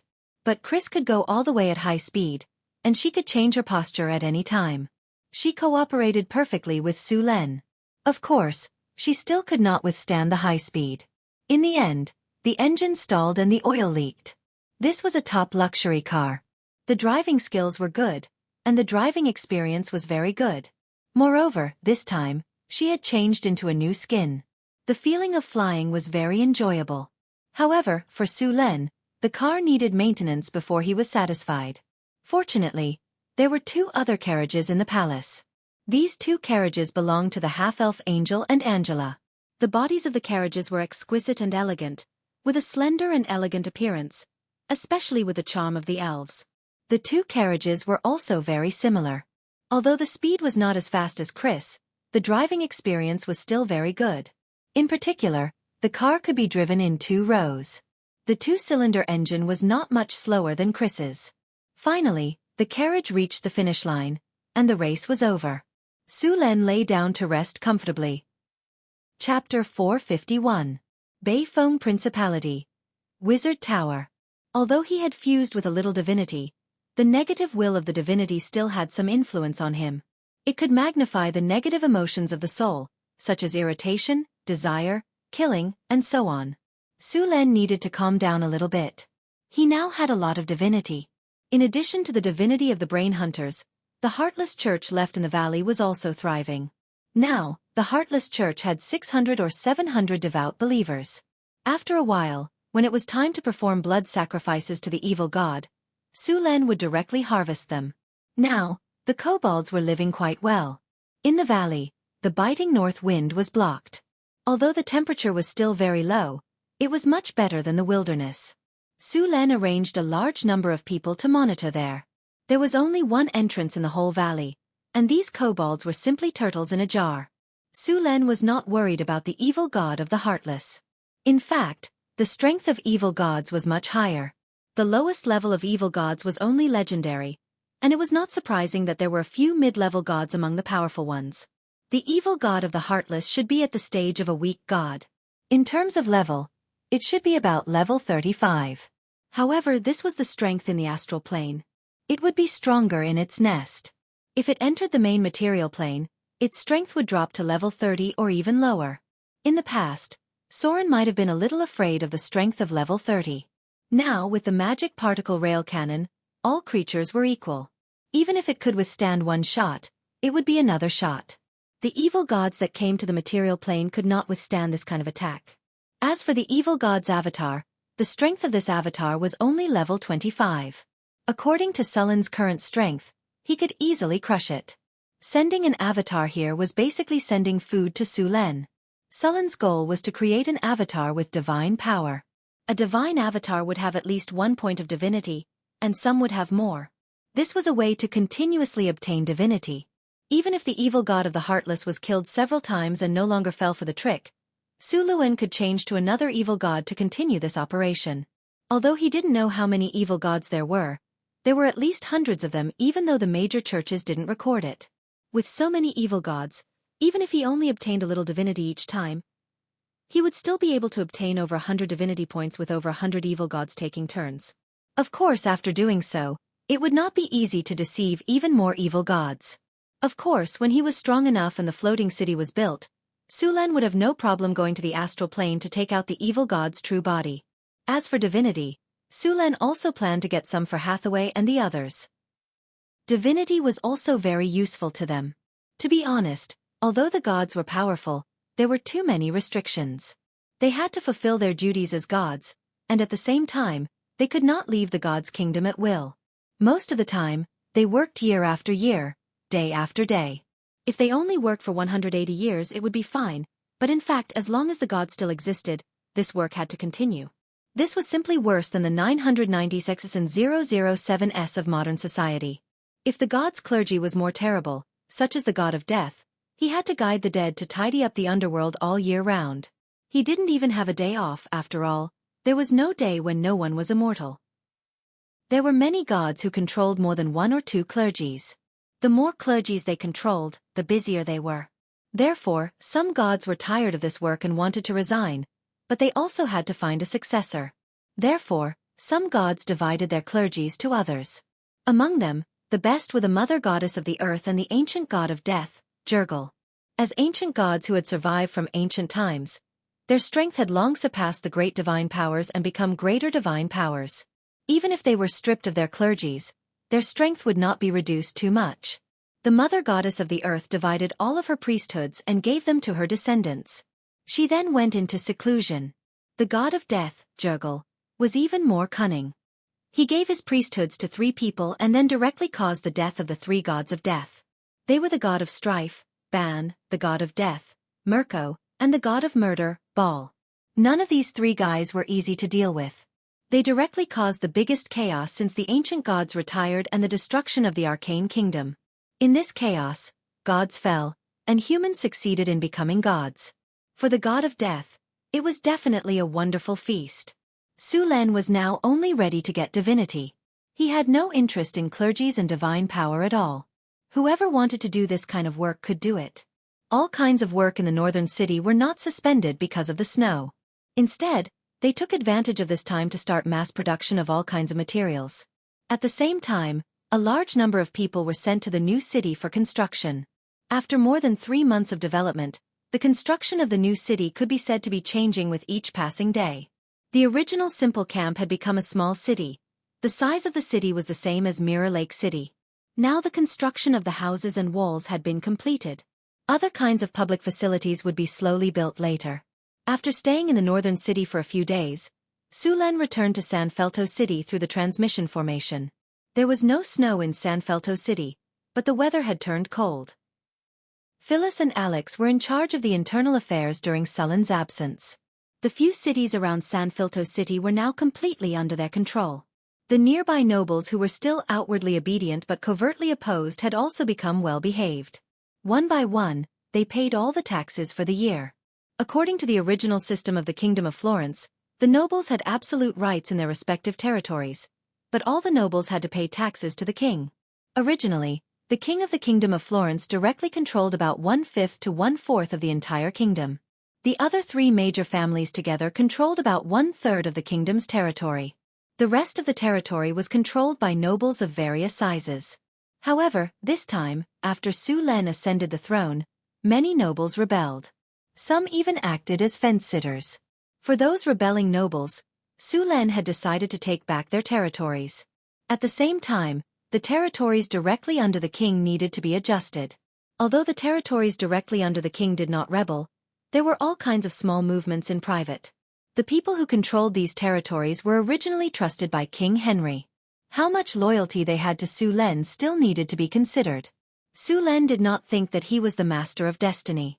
After he ascended the throne, these people would be intimidated by his domineering aura and directly kowtow to him. Previously, these people had pretended to be obedient to him.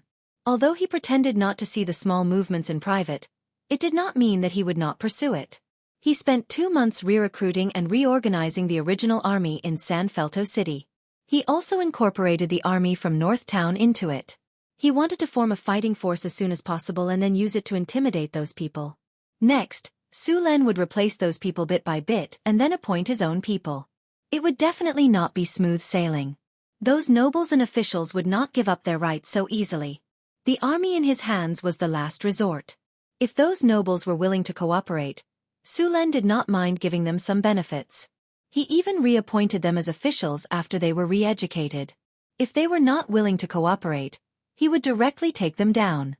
If they dared to rebel, he would send the army to eliminate them. San Felto City had recruited a little over 20,000 people. This was after Su Len brought some money from North Town City. The wealth in the palace and the wealth he plundered from the nobles were all invested in the reconstruction of the city. Su Len realized that the more territories he occupied, the less money he had. If it were not for the taxes from the nobles, Su Len's funds would have almost run out. After 2 months, the army in San Felto City was ready to fight. With these troops in hand, Su Len's plan to take over the king's territory could also begin. The nobles directly under the king were basically palace nobles. In the Kingdom of Florence there were many types of nobles. The nobles with the highest value were those with powerful territories. The second type of nobles were the palace nobles. These nobles were appointed by the king or other nobles.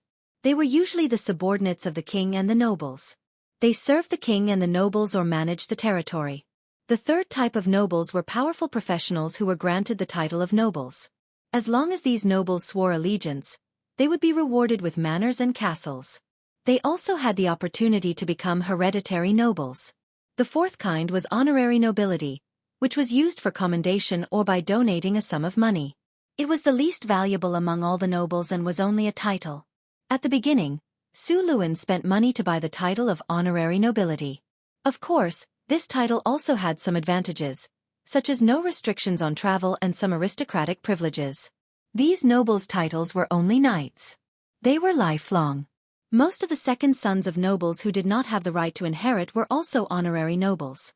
Another type of nobles were development nobles. As long as one bought a development order, they could become a development nobleman. However, whether one could succeed in the end depended on their own ability. Most of the king's territories were managed by the palace nobles who served the royal family. After the army was reorganized, Su Len issued a transfer order to the royal territories closest to San Felto City. He asked the palace nobles in the surrounding cities to report to the king's city. These cities were only 60 kilometers away from the nearest one. The furthest one was only 80 kilometers away. They were all medium-sized cities with a population of around 30,000 people. After sending out the messengers, Su Len ordered the army to prepare for war. Chapter 452. Just as Su Len was waiting for the replies from the city managers, another piece of news arrived. Marquis Savoy's army had been stopped by the rebels. When Su Len received this news, he was very surprised. Marquis Savoy was a legendary knight, and the army he led was quite strong as well. On the other hand, the nobles at the border were not even conferred knights, let alone legendary knights. Their army was also pieced together. However, this motley crew was able to stop Marquis Savoy's attack. After reading the information, Su Len finally understood that the reason why the nobles were able to stop Marquis Savoy's attack was not only because of their geographical advantage, but also because of the intervention of another country. The few rebellious nobles were bordering the Bane Kingdom. No one knew what price they had paid to get the Bane Kingdom to help them.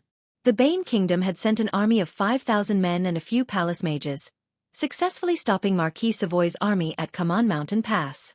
The most powerful among the few nobles was Count Cecil.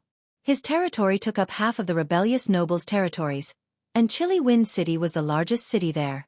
It could be said that it had always been the largest city and transit point for trade with the Bane Kingdom.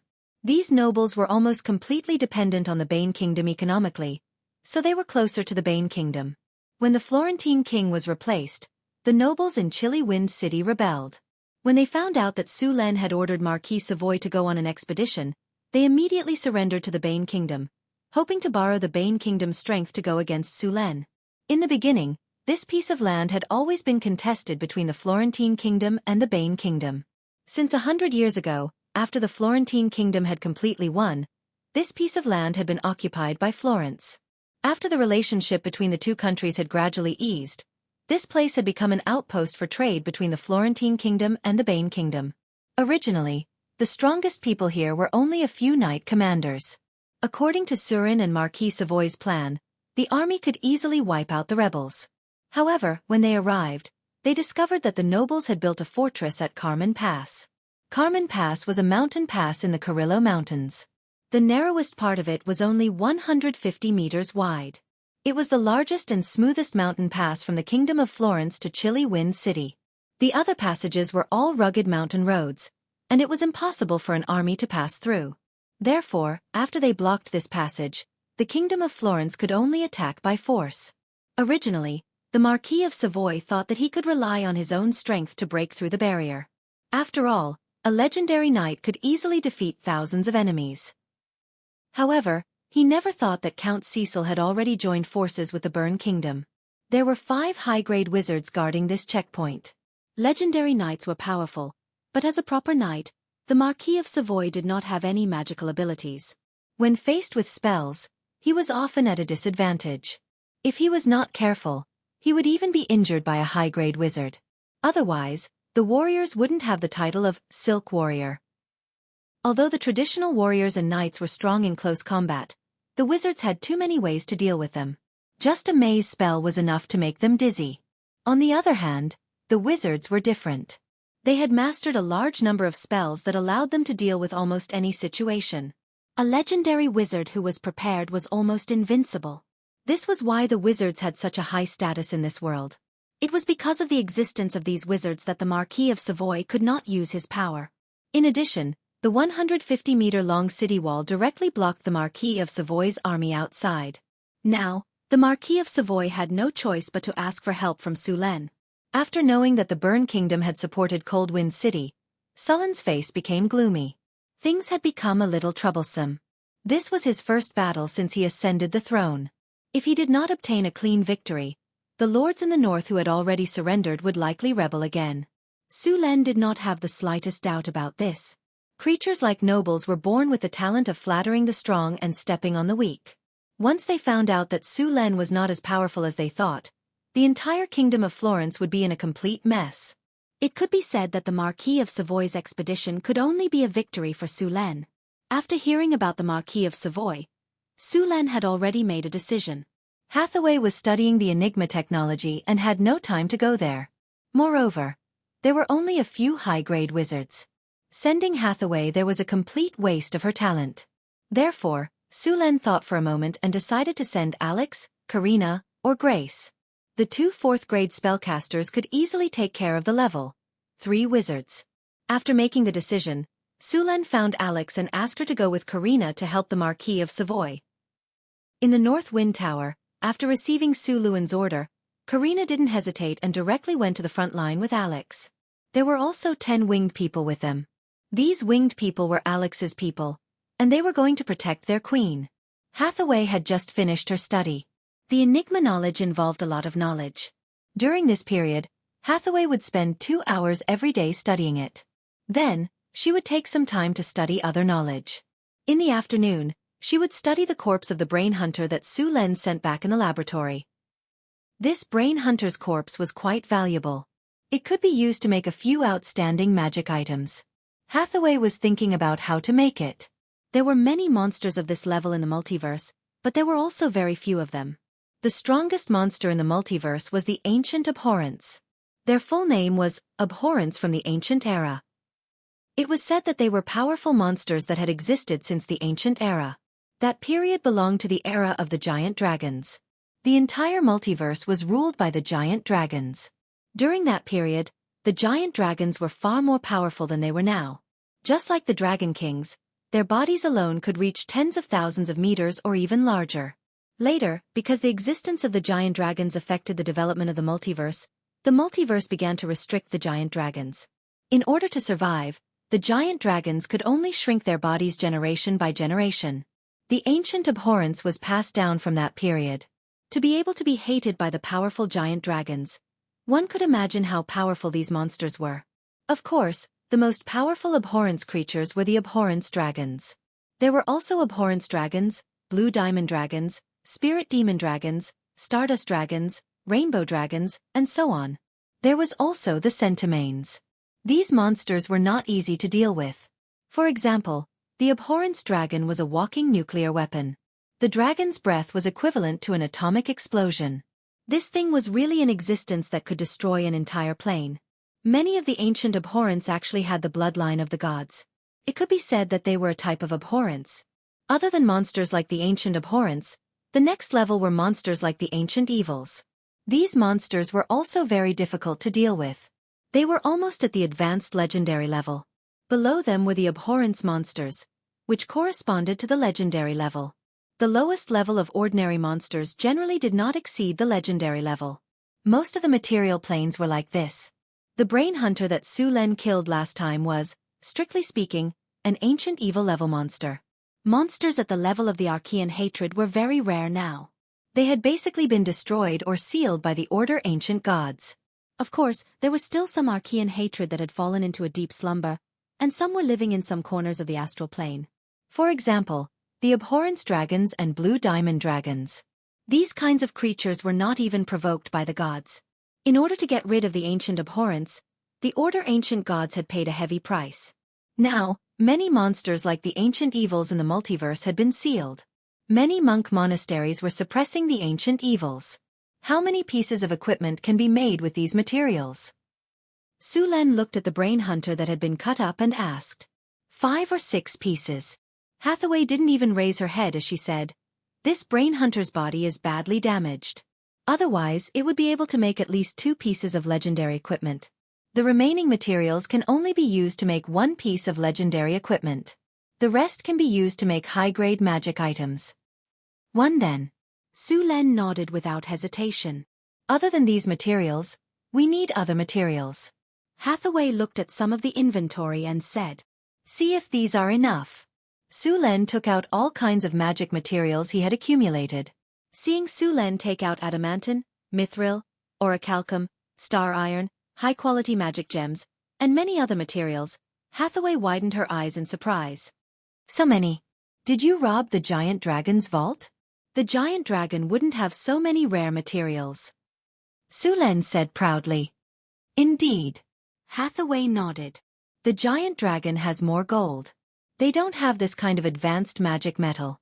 Su Luen smiled faintly. "What kind of equipment are you going to make this time?" Hathaway looked at the materials in front of her and said, "Can you make something to defend against psychic attacks?" Su Len asked. There were not many psychic items. This kind of attack was very subtle and could be sneak attacked if one was not careful.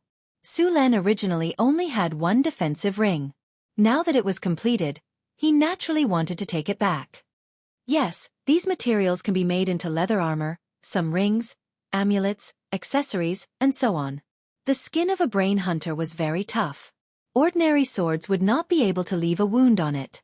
Moreover, its skin had very high magic resistance. It was very suitable to be used to make leather armor. As for making wizard robes, it was probably not enough. The body of a brain hunter was too damaged to make a wizard robe. Chapter 453. Although the brain hunters looked very disgusting and their skin was yellow in color and looked like a brain, the material of their skin was really good. It could almost be compared to dragon skin. The dragon skin here was not the skin of a lesser dragon, but the skin of a true giant dragon. It's a pity that the magic energy particle railgun was too ruthless. Half of the brain hunter's body was damaged. Otherwise, it would be more than enough to make a wizard robe. Hathaway looked at the brain hunter's body with some regret. The brain hunter's body was not small, but it had tentacles, eyes, and a sac that stored its brain. Its intact skin was very limited, and most of it was damaged. There was not much that could be used. The skin could be made into leather armor, and the brain hunter's eyes were also good stuff. They were the part of the brain hunter's body that emitted energy. It had high spiritual resistance and magic power, so it could be used to make offensive or defensive items. The other parts could be used to make many items. Basically, this brain hunter's body could be used to its fullest potential. While Sulen and Hathaway were making magic items in the Northwind Tower, Alex and Karina led their men to the northwest of San Felto City. The Marquis of Savoy was currently confronting the few rebellious nobles. Kaman Mountain Pass could be said to be easy to defend and hard to attack.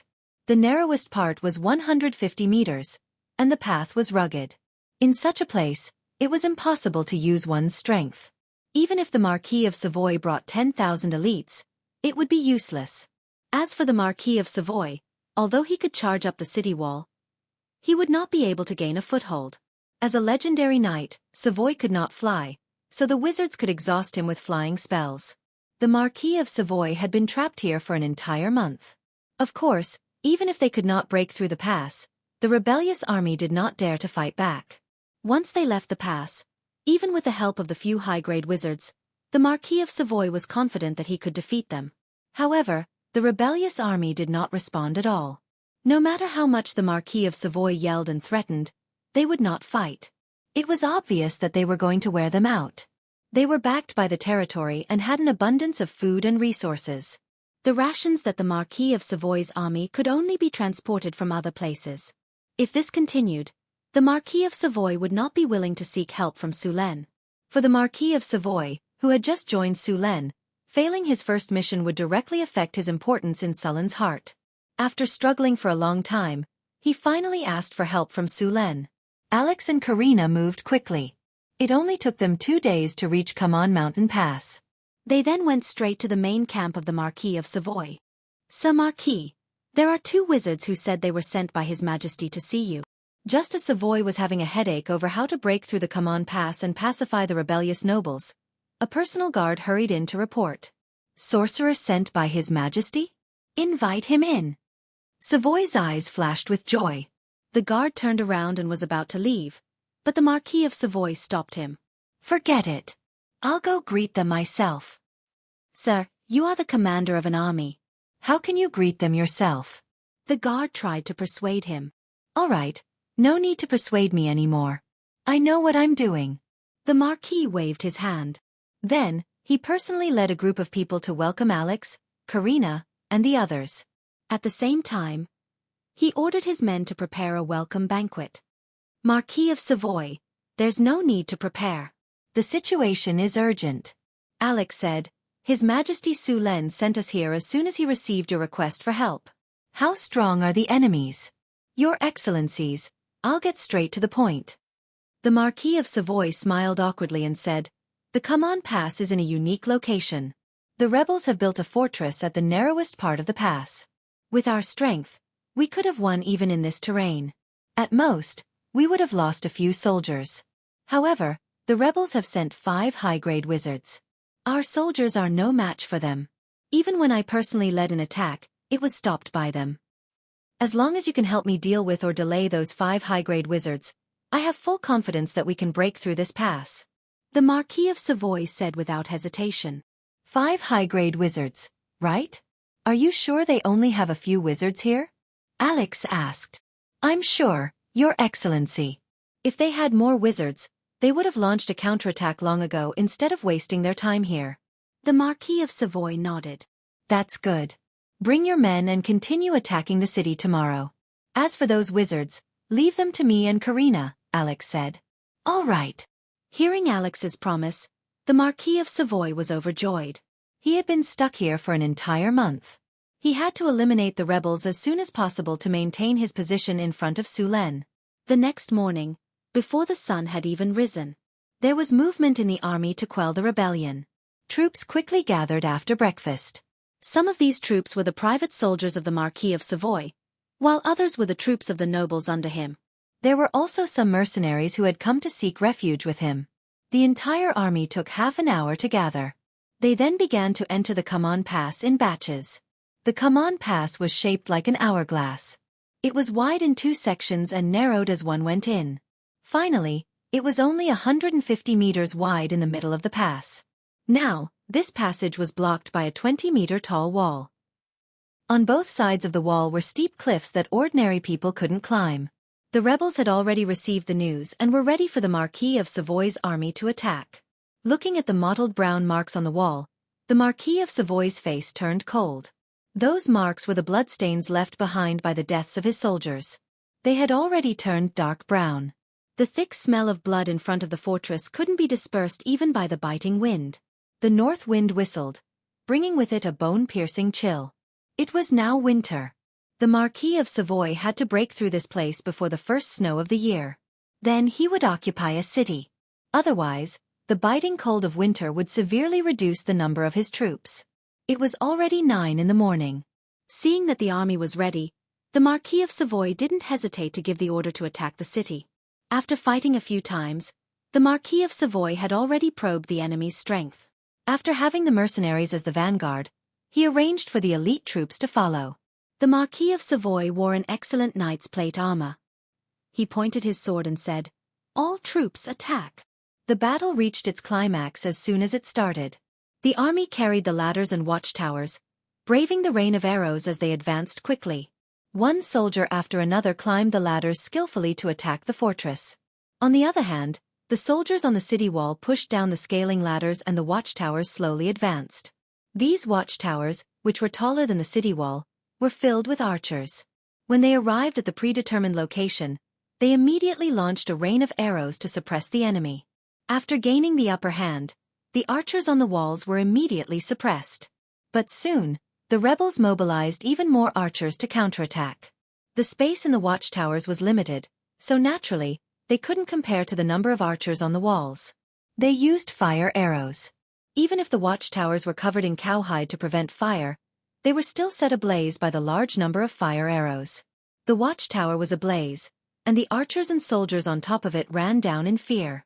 Some even jumped down directly from the watchtower. However, most people would be injured if they jumped down from a watchtower that was more than 20 meters high. Some unlucky fellows were burned to death by the flames. The sound of fighting filled the entire valley, and the smell of blood was nauseating. One watchtower was burned, but even more watchtowers were pushed up. Under the all-out attack, the rebels on the walls were completely suppressed. Seeing more and more soldiers climb up the walls, the rebels finally couldn't sit still. One by one, the high-ranking knights began to act. Under the leadership of these knights, the rebels quickly stabilized their position and repelled the first wave of attacks. Seeing this, the Marquis of Savoy wasn't surprised. After reorganizing the army, the second wave of attacks began. He personally led a team of high-ranking knights to attack.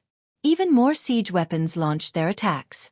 The catapults continuously shot out fireballs, igniting a large number of siege weapons. Archers far shot. A warrior in full armor drew his sword and shouted. His whole body was covered in armor, and his head was covered with a steel mask. Only his cold and sharp eyes could be seen. Following his order, the archers on the watchtower all knocked their arrows and knocked their arrows. One by one, the bows were pulled back to their maximum. Bang! Bang! Bang! The dull sound of bowstrings being released rang out. Black clouds rose from the watchtowers and fell on the walls. After these arrows flew to the highest point, they fell at an even faster speed. A large number of rebels in leather armor were shot by these arrows, turning them into porcupines. At the same time, more archers began to counterattack under the cover of their shields. Some heavily armored and shield-wielding soldiers quickly ran up the cloud ladder. These soldiers were nimble and quickly climbed up into the air. The soldiers on the city wall raised their flying stones and smashed them down. A soldier who couldn't dodge in time fell down from the ladder that was more than 10 meters high. The high-ranking knights were like monkeys, jumping to the top of the ladder in a few jumps. Then they jumped a few meters into the air and directly jumped onto the walls. They swung their swords and killed a few rebels around them. The high-ranking knights in the back quickly climbed up the walls and quickly opened up a place to rest. The soldiers in the back continued to rush up the ladder. At this moment, the high-ranking knights of the rebel army led their men to launch a counterattack. The narrow city wall became extremely chaotic. Every second, someone was killed. Due to the disadvantage in numbers, the Savoy army was constantly pushed back. It looked like they were about to be chased down the walls again. At this moment, a tall figure jumped down from the ladder. The sharp sword in his hand carried a biting cold wind and instantly killed a knight. It was the Marquis of Savoy. Chapter 454. Not good. Crossbowmen. Get into formation. Rows of heavy crossbowmen wearing chainmail armor quickly rushed out and formed 3 rows. The first row sat down, the second row squatted down, and the third row stood up. The heavy crossbows were quickly loaded. More than half of the wall was blocked by these people. The heavy crossbows that required ordinary people to step on were loaded by these people with their hands. They then set up the crossbows and aimed at the Marquis of Savoy who had just rushed up. Seeing that all the crossbowmen were ready, the commander at the side immediately waved his sword and roared, "Fire!" Pang! Pang! Pang! Pang! Pang! The sound of bowstrings being released was instantly heard. Bolts shot out like lightning. These people did not care that there were many of their own soldiers in front of the crossbow formation. The Marquis of Savoy's expression changed slightly. He killed the enemy in front of him with his sword, then picked up the soldier's corpse with one hand and used it as a shield. Pang! Pang! Pang! Pang! Pang! Dull sounds of impact rang out. The corpse in front of him was instantly shot into a hedgehog. At such a close distance, even a plate could not withstand the barrage of heavy crossbows. After the first wave of crossbow bolts, the Marquis of Savoy used his arm to throw the heavy corpse away. He then took advantage of the time when the crossbowmen were reloading to roar and charge forward. The Marquis of Savoy charged into the formation of crossbowmen like a tiger in a flock of sheep. The crossbowmen around him could not resist at all and were easily killed. Under the Marquis of Savoy's lead, more and more soldiers rushed up. It seemed that this section of the wall would be taken over by them. Curse of weakness. Slow. Stun. Rays of light suddenly lit up, and the Marquis of Savoy's fierce attacks were instantly interrupted. His originally nimble body suddenly became weak, and even his speed slowed down. However, this feeling did not last long. He quickly recovered. Fireball. Frost spear. Lightning fall. Wind shackles. The rays of light from the spells at the front had yet to dissipate. Following that, more rays of light rose up, and one spell after another was thrown at the Marquis of Savoy. High Mage Armor. Dispel Magic. Counterspell. At this moment, a few figures suddenly appeared in mid-air. It was Alex, Karina, and the others. With a flash of light, a protective barrier appeared around Savoy's body. The spells that were flying towards him were immediately dispelled. The wizards who were casting spells turned pale with blood dripping from the corners of their mouths. This was the backlash they received after their spells were disrupted. As 4th-grade spellcasters, the 2 of them cast flight and invisibility to hide in mid-air, waiting for the sorcerers to make their move. To them, these magi were an entire grade lower than them. They were no match for them. This time, he hid at the side and launched a sneak attack, injuring several magi in an instant. Not good, it's the Grand Magus. The moment the high-grade wizards saw Alex and Karina, their expressions changed drastically. They couldn't care less about the spell backlash and tried to cast teleportation spells to escape. Although there was only a single rank difference between a high-grade wizard and a grand wizard, it was more than enough to kill them. Streaks of spiritual light rose up, and spatial fluctuations appeared. The teleportation spiritual light had already appeared. Dimensional Anchor. Just as the teleportation spell was about to take shape, the dimensional anchor instantly marked the few of them under the sorcerer's despairing gazes. The magic aura that had been gathering quickly dissipated in an instant. Group Stun. Group Human Immobilization. 2 more spiritual lights rose up, and the magi who had just been disrupted felt dizzy. In the next second, their bodies were controlled. All right, we have taken care of these magi. The rest is up to you. Alex gently waved her arm, and streaks of wind elemental quickly gathered into a wind elemental chain in her hand. The chain danced in the air and quickly tied up the magi. Thank you for your help, Lord Magus. Leave the rest to us, Savoy said respectfully. He then shouted and led the knights to charge forward again. The morale of Savoy's army was boosted when they saw how easily the wizards were taken down. They charged forward without a care for their own safety. As for the rebels who were defending the city, they were scared out of their wits when they saw the wizards they had high hopes for being wiped out. Their morale plummeted, and the defensive line that was barely holding on crumbled instantly. Many of the soldiers threw down their weapons and fled. Seeing this, Savoy was overjoyed. It only took them 2 hours to completely take over the fortress. After taking over the fortress, Marquis Savoy handed the matter over to his generals. He personally thanked Alex and Karina. Alex and Karina greeted him briefly and sent him away. They were now busy interrogating the 5 high-grade magi. Although high-grade magi were not strong in front of them, they were still the backbone of a Magus organization. Su Len suspected that there was a Magus organization supporting the Burn Kingdom. Karina was very good at interrogating people. It was their traditional skill. Dealing with these magi was a piece of cake. It didn't take long for the adepts to come clean about everything that had happened. These magi were the Burn Kingdom's consecrators. They were specially sent to help defend Coldwind City. In the end, they were all captured by Alex and Karina. At the same time, Karina also learned about the Burn Kingdom's situation. The Burn Kingdom had been developing well these past few years. The Burn Kingdom's king's confidence had grown.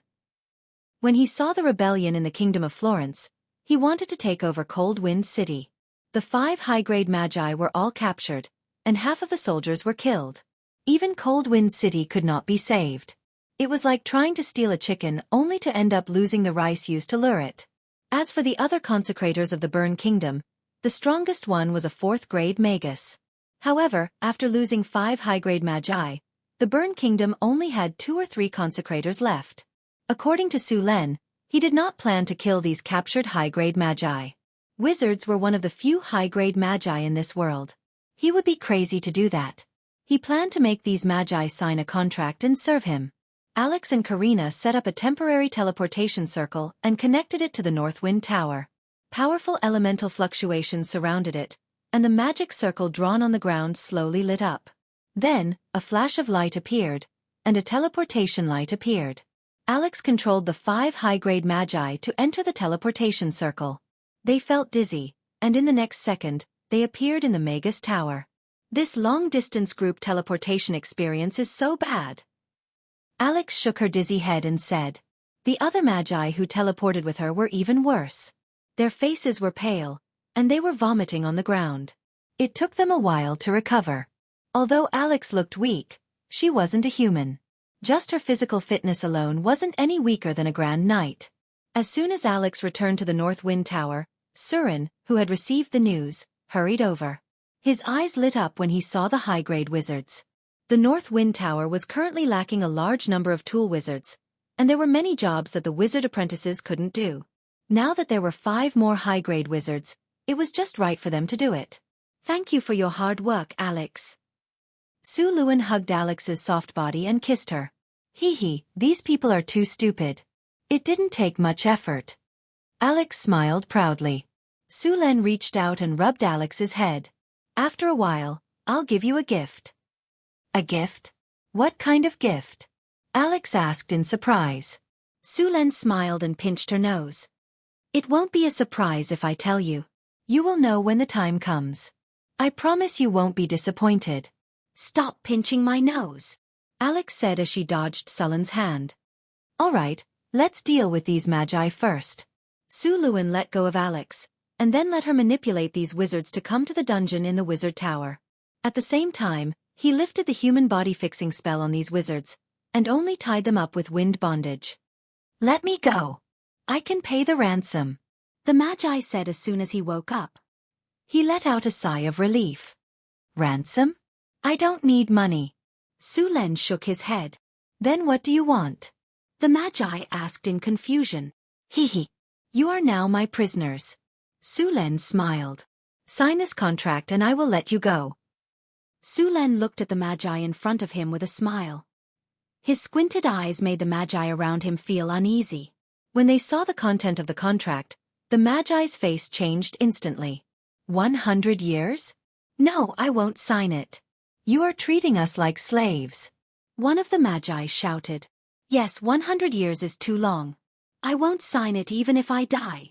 The Magi around him shouted. Bang! Su Len slammed the table. You don't want to sign it? You are my prisoners now. Su Len snorted and stretched out his arm. A weapon with lightning flashing appeared in front of them. You have 2 choices now. Sign the contract, or let us send you to meet the Grim Reaper. Su Len said coldly. Facing the storm battle halberd, the Magi became more nervous. Lightning flashed around them, and countless lightning snakes slithered back and forth in the air.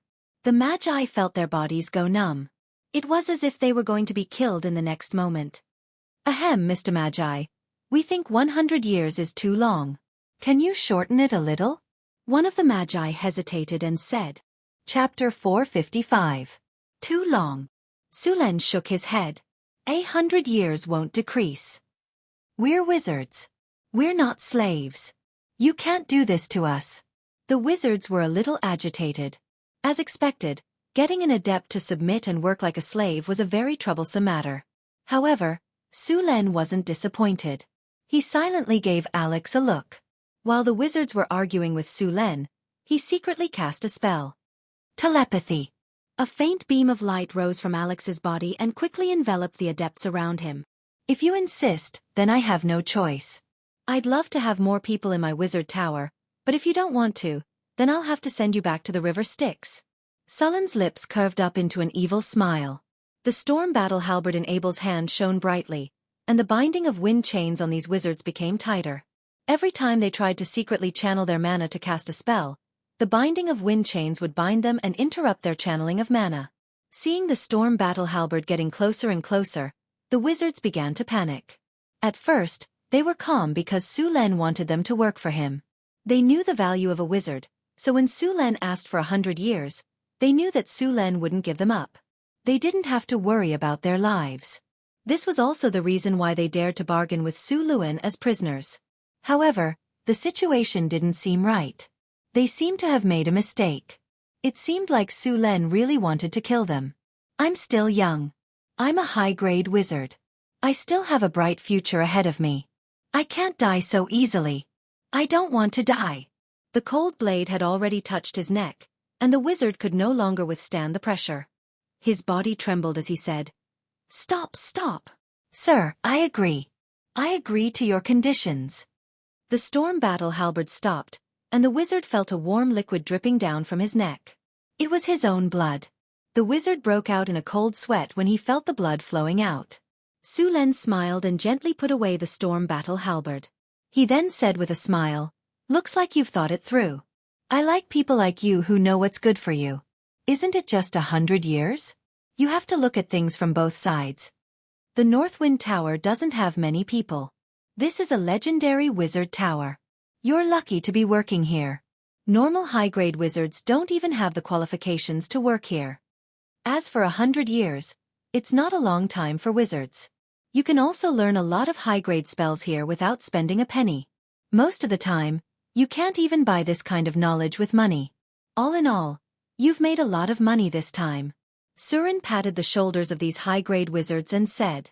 Then he took out a spell contract made by Hathaway from the storage space.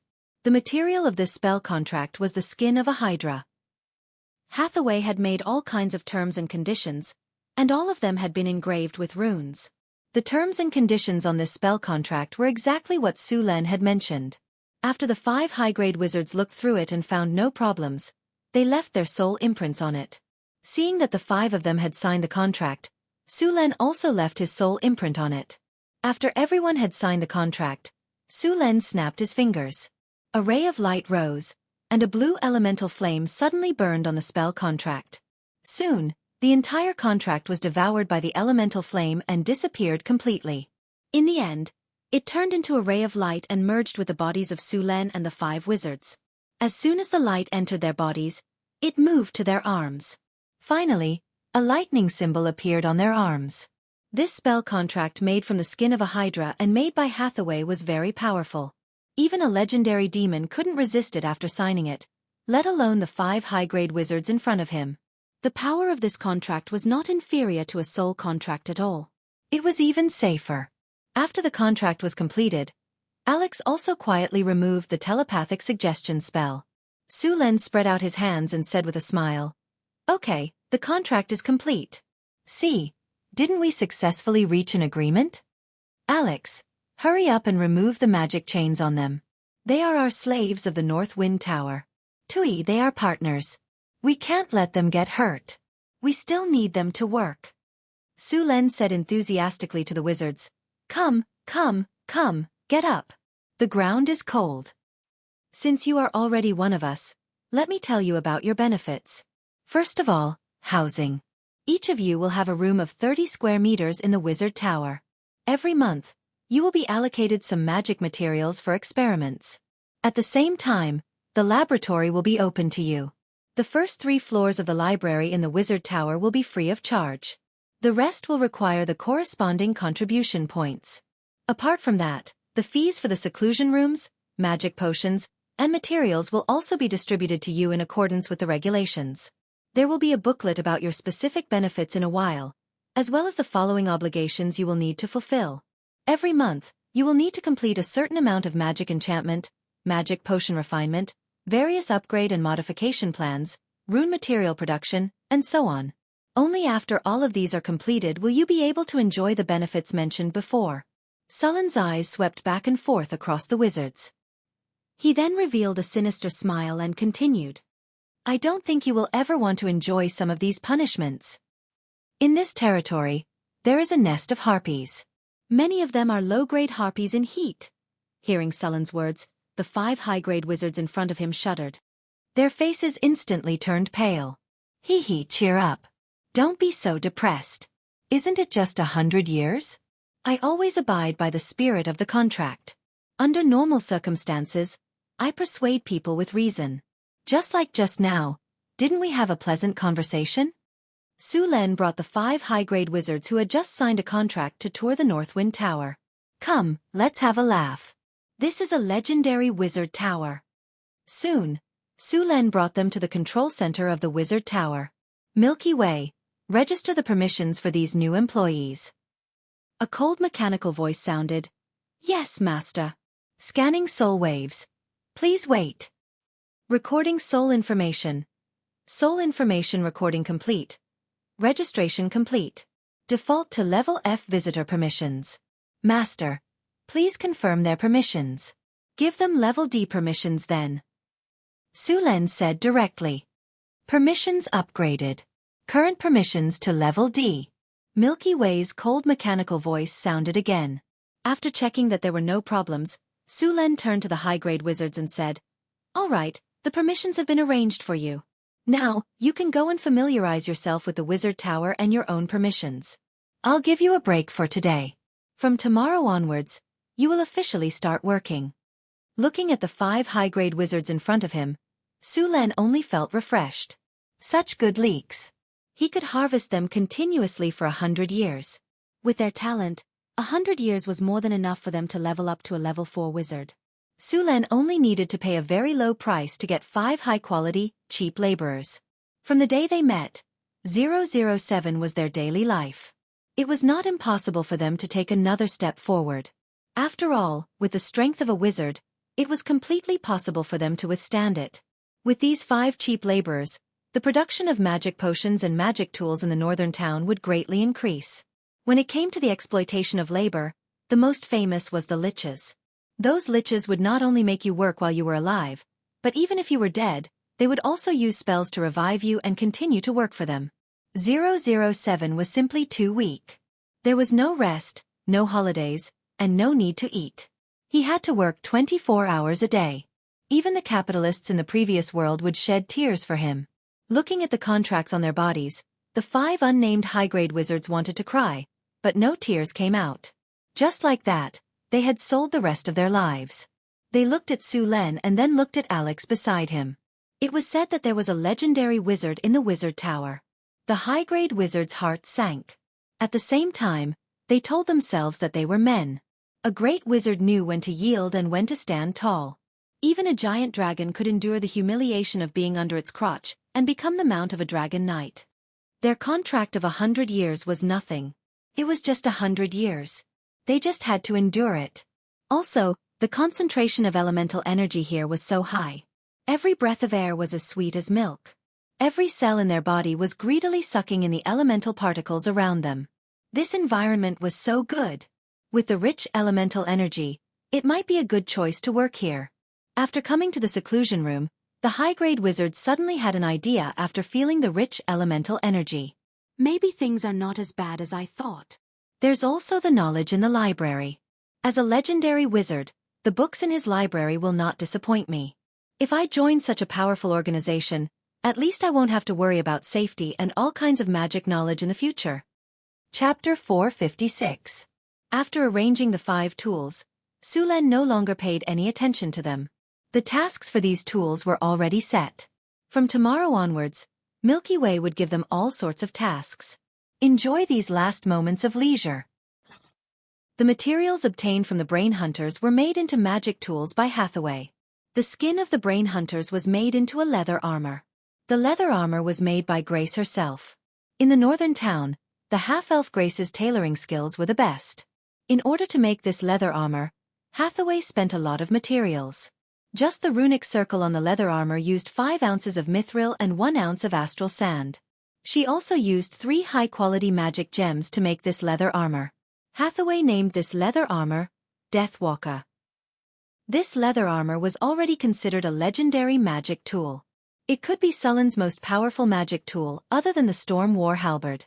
Deathwalker, leather armor, quality, legendary, material, brain hunter's skin, mithril, etc.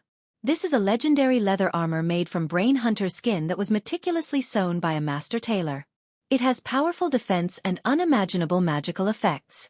Defense plus 35, magic resistance plus 50, evasion plus 10, agility plus 3, special effect, immune to mind control, special skill, alternate space travel, 3/day, mind attack, 1/day. Deathwalker was a very powerful equipment. Although it was a leather armor, it had better defense than a plate armor. It also had strong elemental resistance. According to Hathaway's tests, spells with less than 50 damage would not cause any damage to him. One must know that the fireball spell only had 35 damage. At the same time, this leather armor also strengthened his resistance. Because it was made from the skin of a brain hunter, this leather armor was immune to mind control. It could be said that this attribute was its most powerful attribute. In future battles, Sulen would not have to worry about mind control spells. In addition to these, this leather armor also increased evasion and agility. It also had some of the brain hunter's special characteristics, space travel. Although it wasn't as powerful as the original brain hunter, it was still pretty good. As long as it could see a place, it could instantly pass through. In addition, this leather armor also had the mental attack of the brain hunter. Since the brain hunter was dead, the effect of its mental attack was greatly reduced, and the brain-sucking effect was impossible. However, the mental attack was still there. It could launch a mental attack on an enemy, and if successful, it would stun the enemy for 2 seconds. Of course, other than these attributes, the most important thing about this leather armor was that it was very cool. Grace's intense tailoring skills were vividly displayed on this leather armor. The effect of this leather armor was godly for any close combat profession. It would also increase Sulen's strength. Sulen did not hesitate and directly put it on.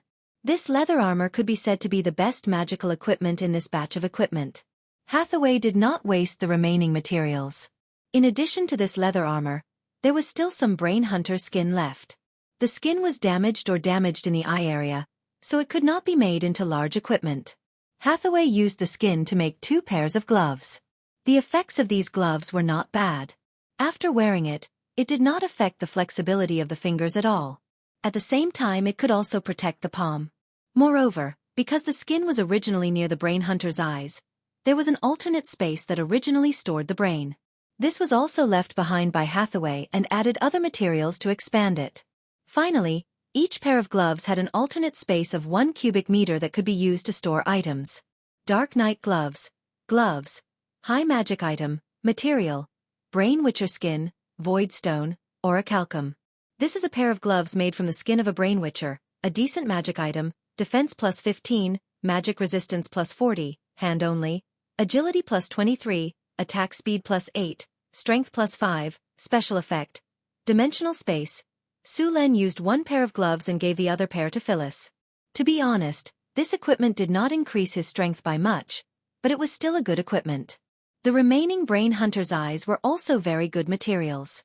Many of the Brain Hunter's magical abilities and psychic abilities were used by the Brain Hunter's eyes.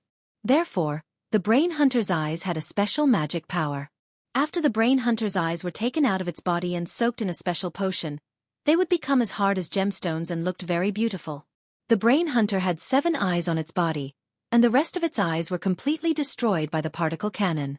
The remaining 7 eyeballs were also made into magical equipment. This kind of gemstone was usually made into a necklace or ring. Hathaway made 3 rings and 4 necklaces. Su Len looked at the attributes and found that they were not bad. Dark Night Necklace. High-rank magic item. Material. Eye, orichalcum, mithril. This necklace is made from the eye of a brain hunter and has a mystical effect. Vision +5, charm +3, magic resist +15, magic resist +20, spirit resist +15, additional skills. Mind control +1/day, eye of truth, permanent. The necklace came with 2 spells. One of them, mind control, could be used to control a unit that was not higher than the user's own level. It could be used on humans or monsters, but it was ineffective on legendary creatures.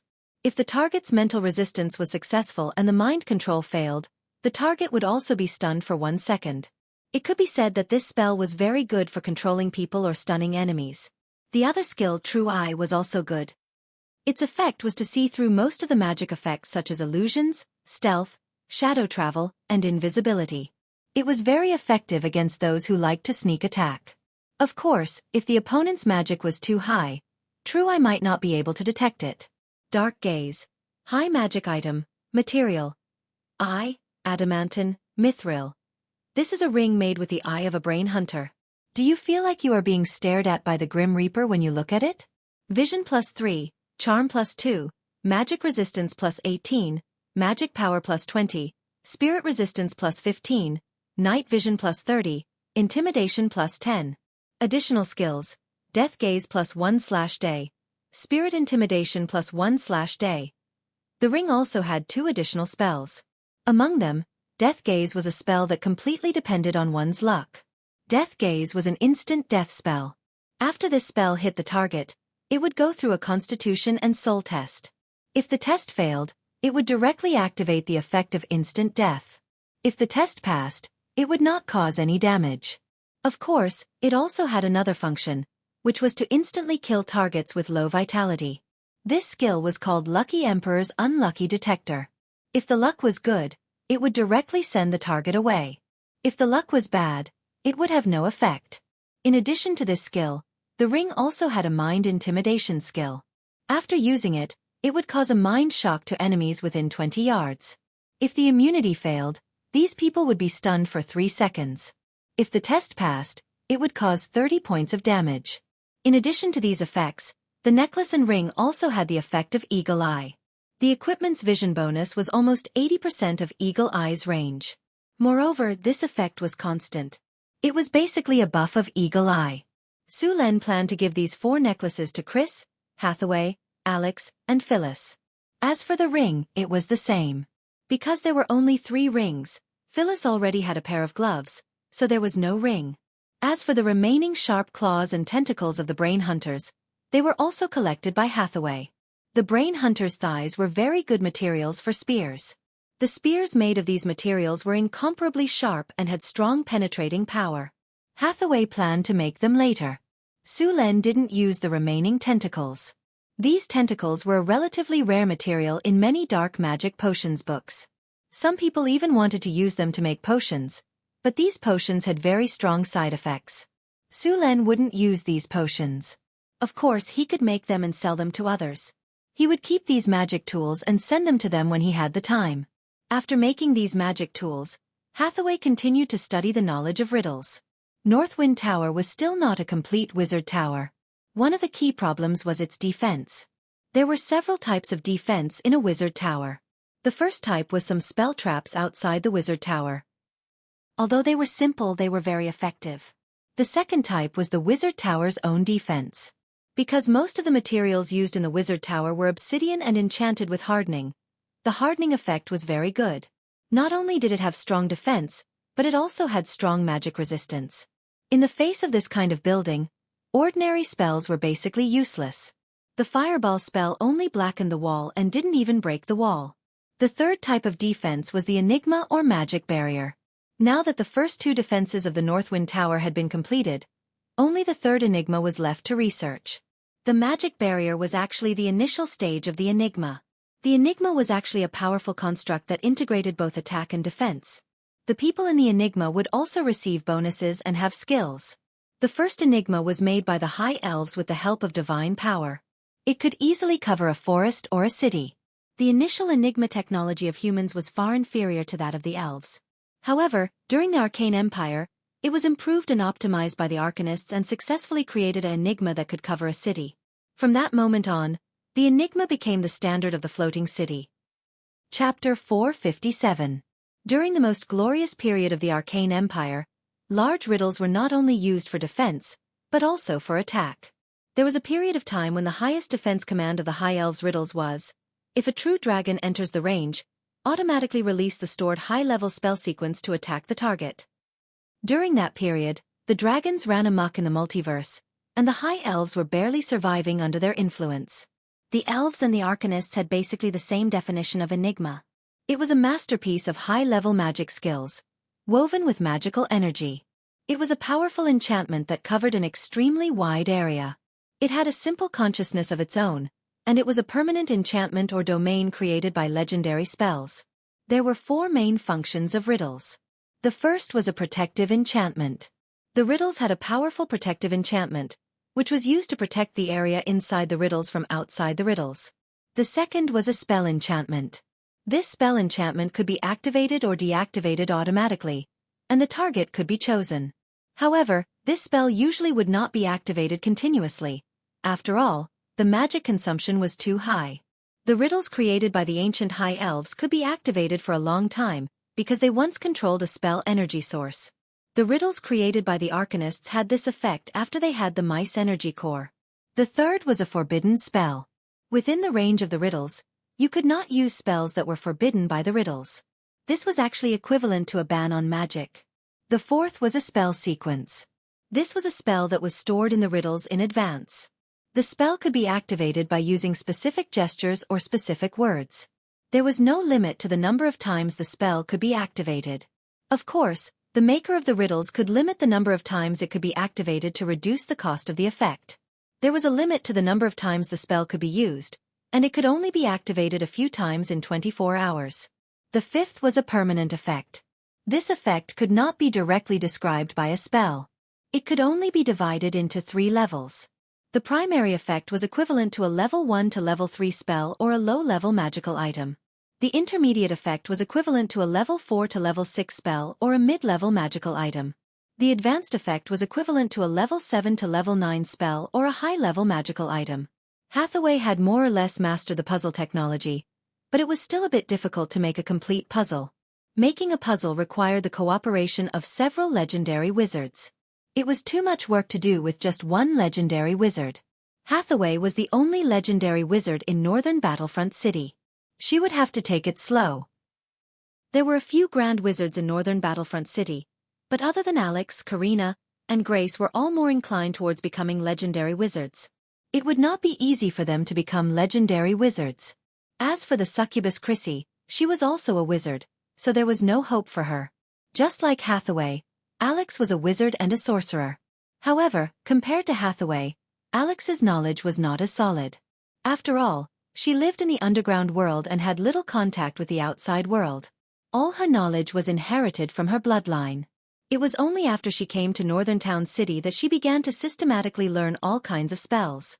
If she wanted to master the riddle-weaving technique, she would have to wait until she became a legendary wizard. There was a special legendary spell for riddle-weaving. This spell needed to be made according to one's own ideas. The High Elves had far more talent than humans, but they still could not avoid the fate of decline.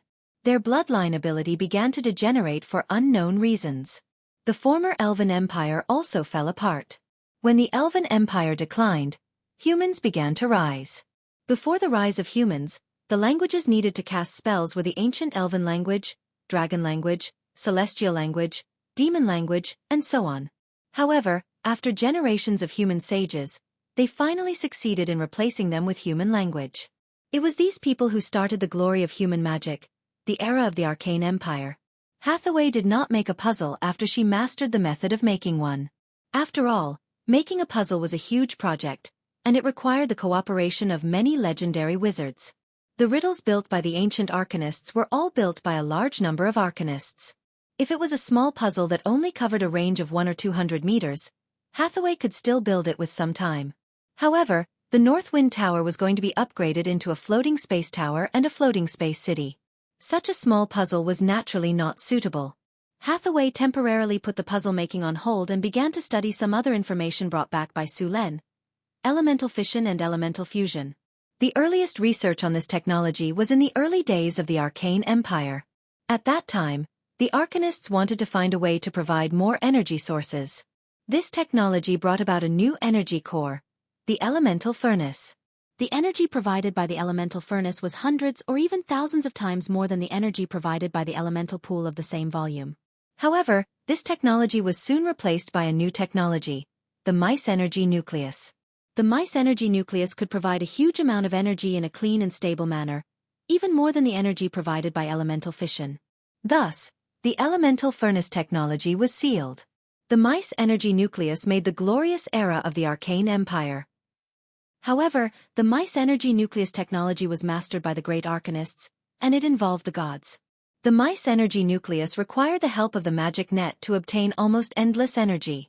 After the Arcane Empire and the gods went to war, this kind of thing was naturally not made anymore. After that, the arcanists dug out the technology of elemental fission and elemental fusion from the pile of old papers. They wanted to make a more powerful elemental furnace to replace the mice energy nucleus. The theoretical knowledge of elemental fission had been around for a long time, but it was very difficult to turn the theory into reality. It was not difficult to detonate the energy all at once, but it was difficult to control the energy and release it steadily and continuously. If one was not careful and released it too quickly, it would no longer be an elemental furnace. It would be a catastrophe. It would be easy to destroy a city, so one had to be very careful. Elemental fusion was more difficult than elemental fission, and the energy released was thousands of times more than elemental fission. If elemental fusion was successfully mastered and the elemental furnace for elemental fusion was made, the energy core for building a large floating city would be directly solved. Elemental fusion had many advantages compared to elemental fission. Elemental fusion was almost pollution-free, while elemental fission had strong radiation pollution.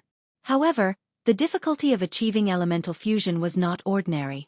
With the current technical reserves of the North Wind Tower, there was still a long way to go before they could master elemental fusion.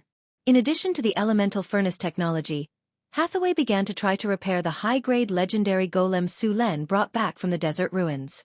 The strongest golem in the North Wind Tower was the steel golem, which was seriously inconsistent with the identity of a legendary wizard.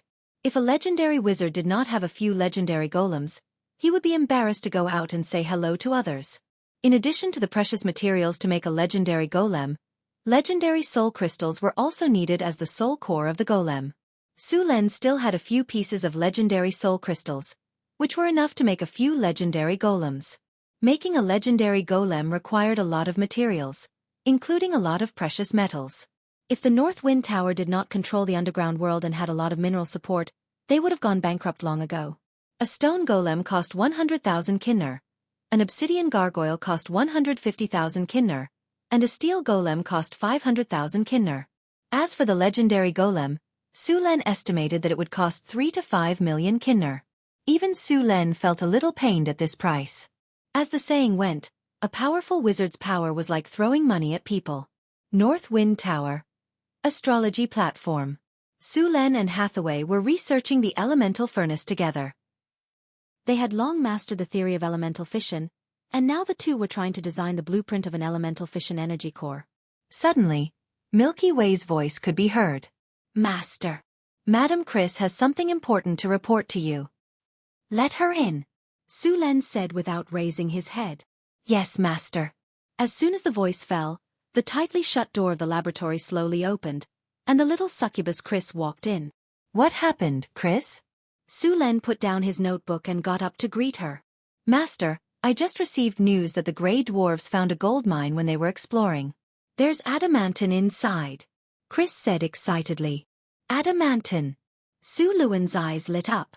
It turned out to be a fine gold ore, which was no less valuable than mithril. Part of the fine gold used in the Northtown city was Su Luan's reward, and the other part was purchased with money. The quantity was seriously insufficient. He didn't expect to find a fine gold ore this time. The underground world was rich in resources. Hathaway, I have something to do, so I have to leave. You'll have to design the elemental fission yourself, Su Len said as he turned around. Go. I can finish the blueprint by myself, Hathaway said without raising her head. Su Len put away the documents and left the laboratory with Chris. Did you calculate the amount of gold you found? Su Len asked. Not yet.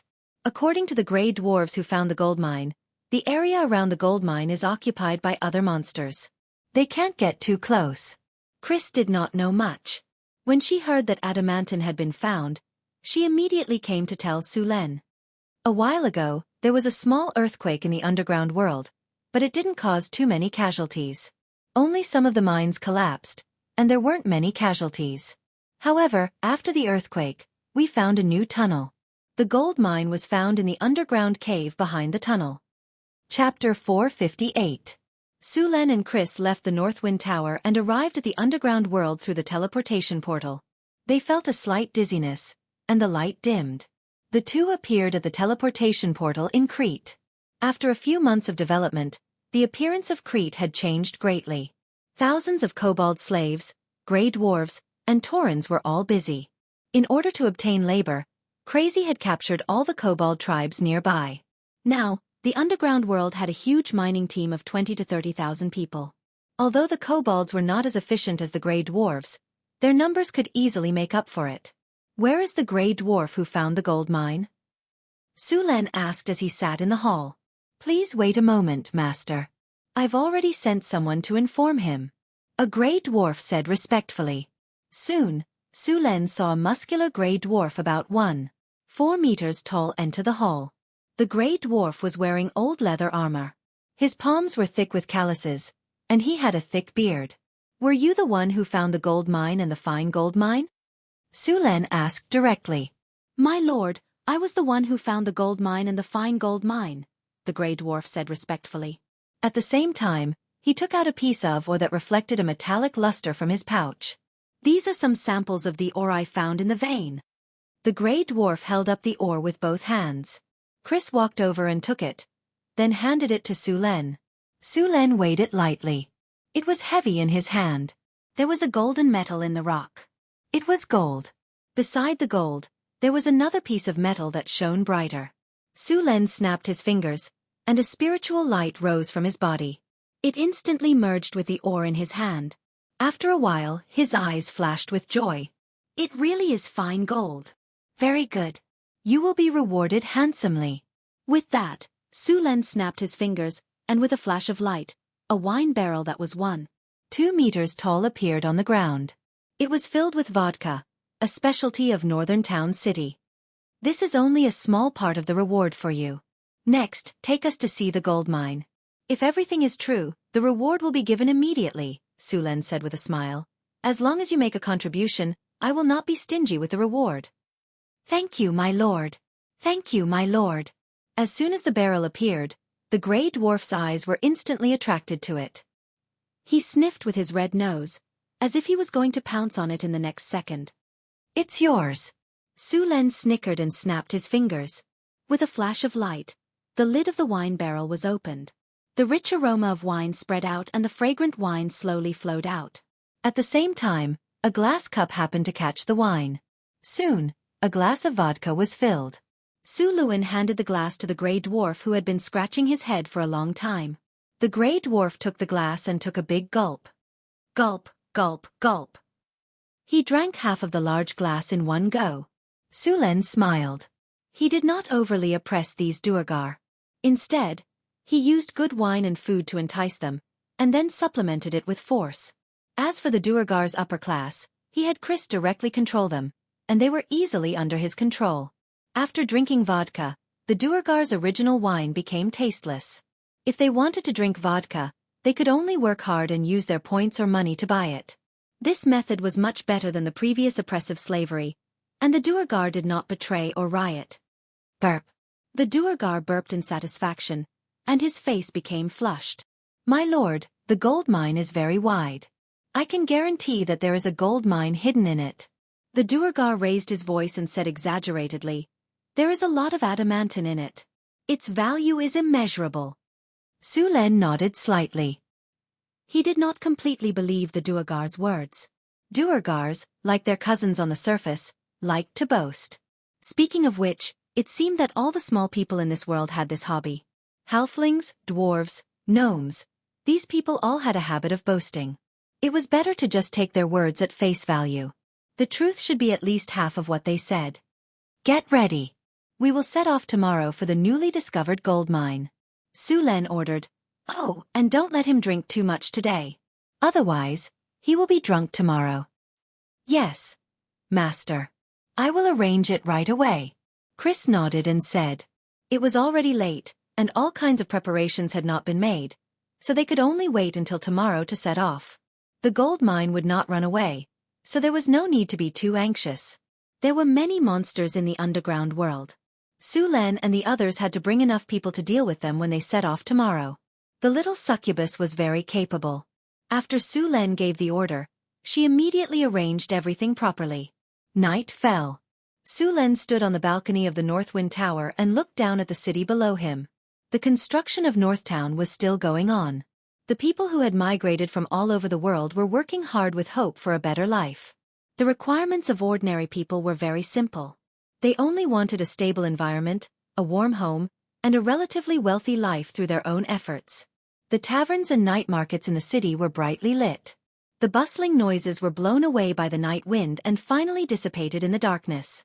Although it had only been established for less than 3 years, the development of Northern Town City was very fast. Now, there was even a night market here. However, the night market wasn't open all night. It would close around 11 p.m.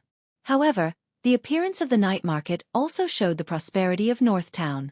In Sullen's design, the city below him was actually a part of the floating city. The various wonders in the city would also be covered by the floating city. There were too many problems to consider in the construction of the floating city. Su Len wanted to build a floating city that could not only wander in the prime material plane, but also had to build a floating city with the ability to travel in the astral plane. Such a floating city could be completely self-sufficient even in the astral plane. It could float in the astral plane for hundreds or even thousands of years without having to worry about logistics. The floating city's population was about 50,000. At the same time, it also needed to control the population growth. The construction of houses also needed to save as much land as possible. Su Len planned to build the residential area according to the residential areas in his previous life. It did not need to be too tall. A building with 6 floors would be enough. There were also commercial areas, workshops, production areas, hospitals, city halls, plantations, ecological parks, simulation systems, wizard academies, golem workshops, entertainment areas, and so on. According to the drawings designed by Su Len, such a floating city could live up to 70 to 100,000 people. 50,000 people could live there even after reproduction. He did not want to have a population expansion problem in a short period of time. A floating city of this level was already very large. In the era of the Arcane Empire, the energy core of such a floating city was the mice energy core. Elemental fission could only support a floating city of 10,000 people. Only elemental fusion and the mice energy core could support a floating city of 100,000 people. Every time the floating city expanded a little, the energy consumed would increase by a lot. Just like a city of 10,000 people and 100,000 people, although the area only increased by a few times, the energy consumed increased by hundreds or thousands of times. In the Arcane Empire, there were super floating cities that could accommodate more than 300,000 people. The energy core in them was more than one mice energy core. Floating cities of that level were frighteningly powerful. But these were things for the future. The Tower of the North Wind was not even a floating tower, and it was even further away from a floating city. Now, they could only seize the time to climb the technology tree and cultivate talents. In a floating city, at least a few legendary wizards and high-ranking legendaries were needed. Su Len stood quietly on the balcony and watched everything. After a while, he turned around and returned to his room. Nothing happened that night. Early the next morning, Su Len got up from the slender arms and legs of Chrissy and his 2 personal maids. He washed up briefly, woke Chrissy up, and went to the underground world. When they arrived in Crete again, the exploration team was already ready. In addition to Su Len and Chrissy, the exploration team also had a team of Grey Dwarf warriors and a team of drows. There were a total of 24 people in the team. When everyone was there, Sulen asked the miner who found the gold mine to lead the way. The underground world was rich in minerals. Minerals such as gold and adamantine were basically in the depths of the earth. After all, they were originally heavy, and it was difficult to mine adamantine in the surface world. After a period of development, the roads around Crete had been repaired. Although they were not as flat and wide as North City, they were not bad. All of them had dark vision and were completely unaffected in such an environment. The group kept moving along the road. After about an hour, the road began to become rugged, and some underground creatures appeared around them. After discovering the group, they all hid. There were rugged rocks around the road, and there were many broken stones piled up in many places, which should have been caused by the last earthquake. The roads in the underground world were winding and rugged, and it was easy for people who were not familiar with them to get lost. Fortunately, both the Grey Dwarf and the Drows were very familiar with the underground world. Sulen also recorded the route on his strategic map. Under the lead of the Grey Dwarf, the group soon came near a broken rock wall. There was a 3-meter-wide crack in the rock wall. It was dark inside the crack, which looked like a ferocious monster's mouth. After coming here, the Grey Dwarf became a little cautious. "Lord, this is the passage. After passing through this passage, you will reach the cave where the gold mine is." Chapter 459. Aten, take the Drows to investigate. Be careful of the monsters here. Sulen looked at the crack in front of him and said, "Yes, sir." Aten nodded, then took a few Drows and directly blended into the darkness. After entering the passage, because there was no fluorescent moss, the light was even dimmer, and the road was even more rugged. Many places could barely allow one person to pass through. And from time to time, some monster corpses could be seen along the way. Some of these monsters were ordinary beasts, and some were mutant creatures. But for these Drows, there was basically no difference. Aten was now a peak grade 4 Drow, and the rest of the Drows were also elites. It was not difficult to deal with these monsters. After walking in the narrow passage for about 15 minutes, as they went deeper into the underground space, the passage became wider and wider, and some fluorescent moss appeared in the passage again. "Sir, we found some traces of underground orcs here." Aten's figure emerged from the shadows. As a ranger, Aten had a good tracking ability. There was not much difference between the underground orcs and the surface orcs. Just like the surface dwarves and grey dwarves, they were cousins, but closer. The underground orcs were stronger than the surface orcs. The general radiation in the underground world had caused some mutations in their bodies. Their bodies had become stronger, and their height had reached 2-3 meters. But because of the radiation, they were more ferocious and brutal than their cousins. These underground orcs did not produce anything. They relied on plundering to survive. They were intelligent creatures that ate humans. They were also notorious in the underground world. The underground orcs almost had the combat power of a knight when they reached adulthood. They generally operated in small groups. The underground orcs were not laborers for free. They had a physique of 2-3 meters and were very powerful. They were very good candidates for mining or building roads. As for their violent personalities, the traditional training skills of the Drows would teach them to work hard. If they really could not do it, they could be thrown to Chrissy.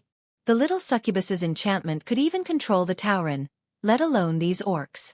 Don't worry about them for now. Finding the gold mine is more important.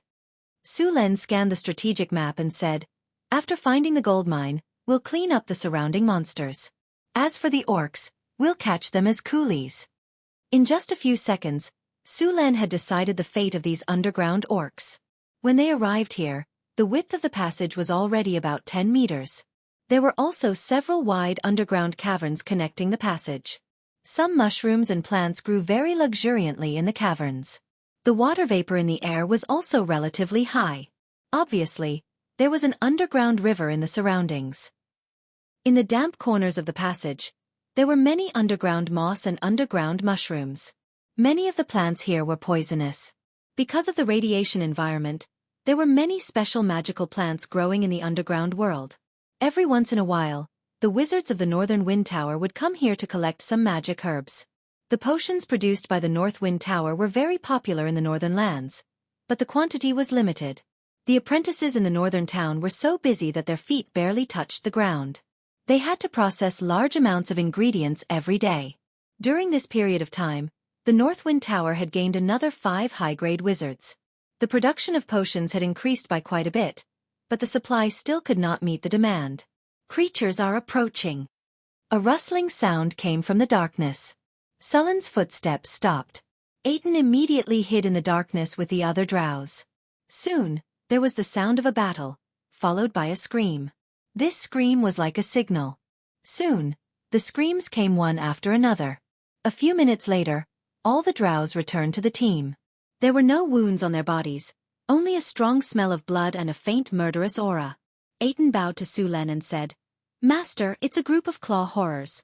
They've all been wiped out." Sulen nodded and said, "Let's move on." The leading grey dwarf quickly stepped forward. When he passed by Aiden and the others, he subconsciously dodged to the side. It was obvious that he was afraid of these drows. After walking out of the passage, the group came to a huge underground cave. After arriving here, Sulen quickly saw some exposed ores. There were very few of them, and they did not seem to be of high quality. However, since there were ores here, it meant that there was indeed a vein of ore here. It was just that he was not sure what kind of ore this vein was. Sulen asked the grey dwarf next to him to collect some ores. Under the light of the torch, the ores shone with a golden light and looked shiny.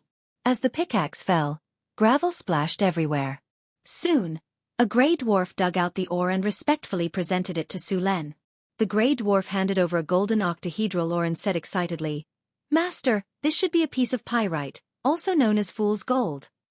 Sulen looked at the pyrite in front of him with some surprise. With this kind of metallic luster, it was really difficult to tell that this thing was pyrite and not gold ore. Pyrite was a kind of granular mineral with a golden luster. Its appearance was very similar to gold ore, so it was also known as fool's gold. In the face of this kind of metal, even some old miners were often fooled by it. Reaching out and picking up the pyrite, Sulen found that some of the metal particles were in a very regular cubic shape, as if they had been specially polished by humans.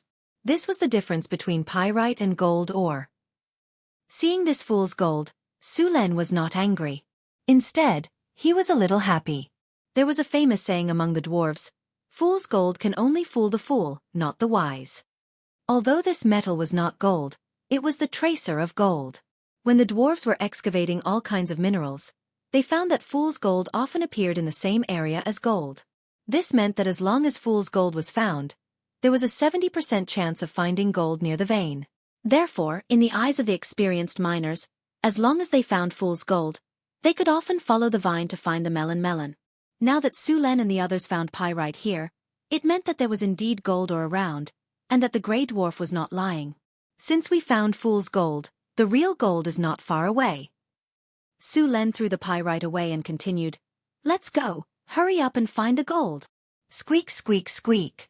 A chaotic sound like that of insects came from afar, and the faces of the grey dwarves changed. "Master, this is the cry of Nell beetles. They must have been alerted by the commotion when we were mining," Aiden said as he walked up. "Master, Nell beetles usually live in groups. Should we avoid them?" Aiden said as he looked around. Sulen shook his head and rejected Aiden's suggestion. What kind of joke was this? How could he reject a mount that had been delivered to his doorstep? Nell beetles were large beetles that had inherited the social life of insects. Usually, a nest of Nell beetles would have 50 of them. Under normal circumstances, Nell beetles would have a hard bright red carapace, and their defense would be very high. Without any preparation, even the grey dwarves and drows, who were experts in the underground world, would not dare to provoke them. The Nell beetle's 2 evil claws swayed in front of its 4 black round eyes and huge, jagged jaws. There was also a horny protrusion on its head that was similar to a trumpet. This protrusion would release a sound wave that could be used to attack or heal. A single Nell beetle had a challenge level of 10, but when the Nell beetles hit in large numbers, even a knight commander or a conferred knight would have to retreat. These monsters had an innate ability, earthquake. They could make use of sound waves to cause the ground to shake and deform. To Sulen, this ability made use of the resonance effect. There was no need for them to use a lot of strength. As long as the frequency of the sound waves was the same as that of the surrounding ground, they would be able to easily cause the ground to shake and deform. If there were a sufficient number of Nell beetles, they could even cause a small-scale earthquake. In the underground world, Almost no one would take the initiative to provoke a group of Nell beetles. However, even though the Nell beetle was powerful, its intelligence was extremely low. It was almost no different from other insects. In fact, its intelligence was even lower than other insects. This situation made it possible for Nell beetles to be tamed. However, from the looks of it, there had not been any underground race that had successfully tamed them. "They're here." A flash of lightning flashed in Sullen's eyes. The moment he said that, the rocks on the ground suddenly bulged up. Then a huge creature with a red carapace that looked like a beetle with 4 legs appeared before everyone. It had 2 sharp pincers, a huge mouth filled with fangs, and a horn on its head. Its body was covered with a shackling carapace, and its diameter was over 1 meter. It looked very ferocious and terrifying. "Sir, be careful." The moment the Nell beetle appeared, Aiton blocked in front of Sulen. A sharp curved sword appeared in his hand, and he looked at the big guy in front of him with vigilance. "Chris, control them," Sulen ordered. Compared to the Magi's ability to control monsters, Chris's charm was more useful. After being strengthened, the effect of her charm talent was very powerful. Chris laughed delicately as a leather whip appeared in her hand.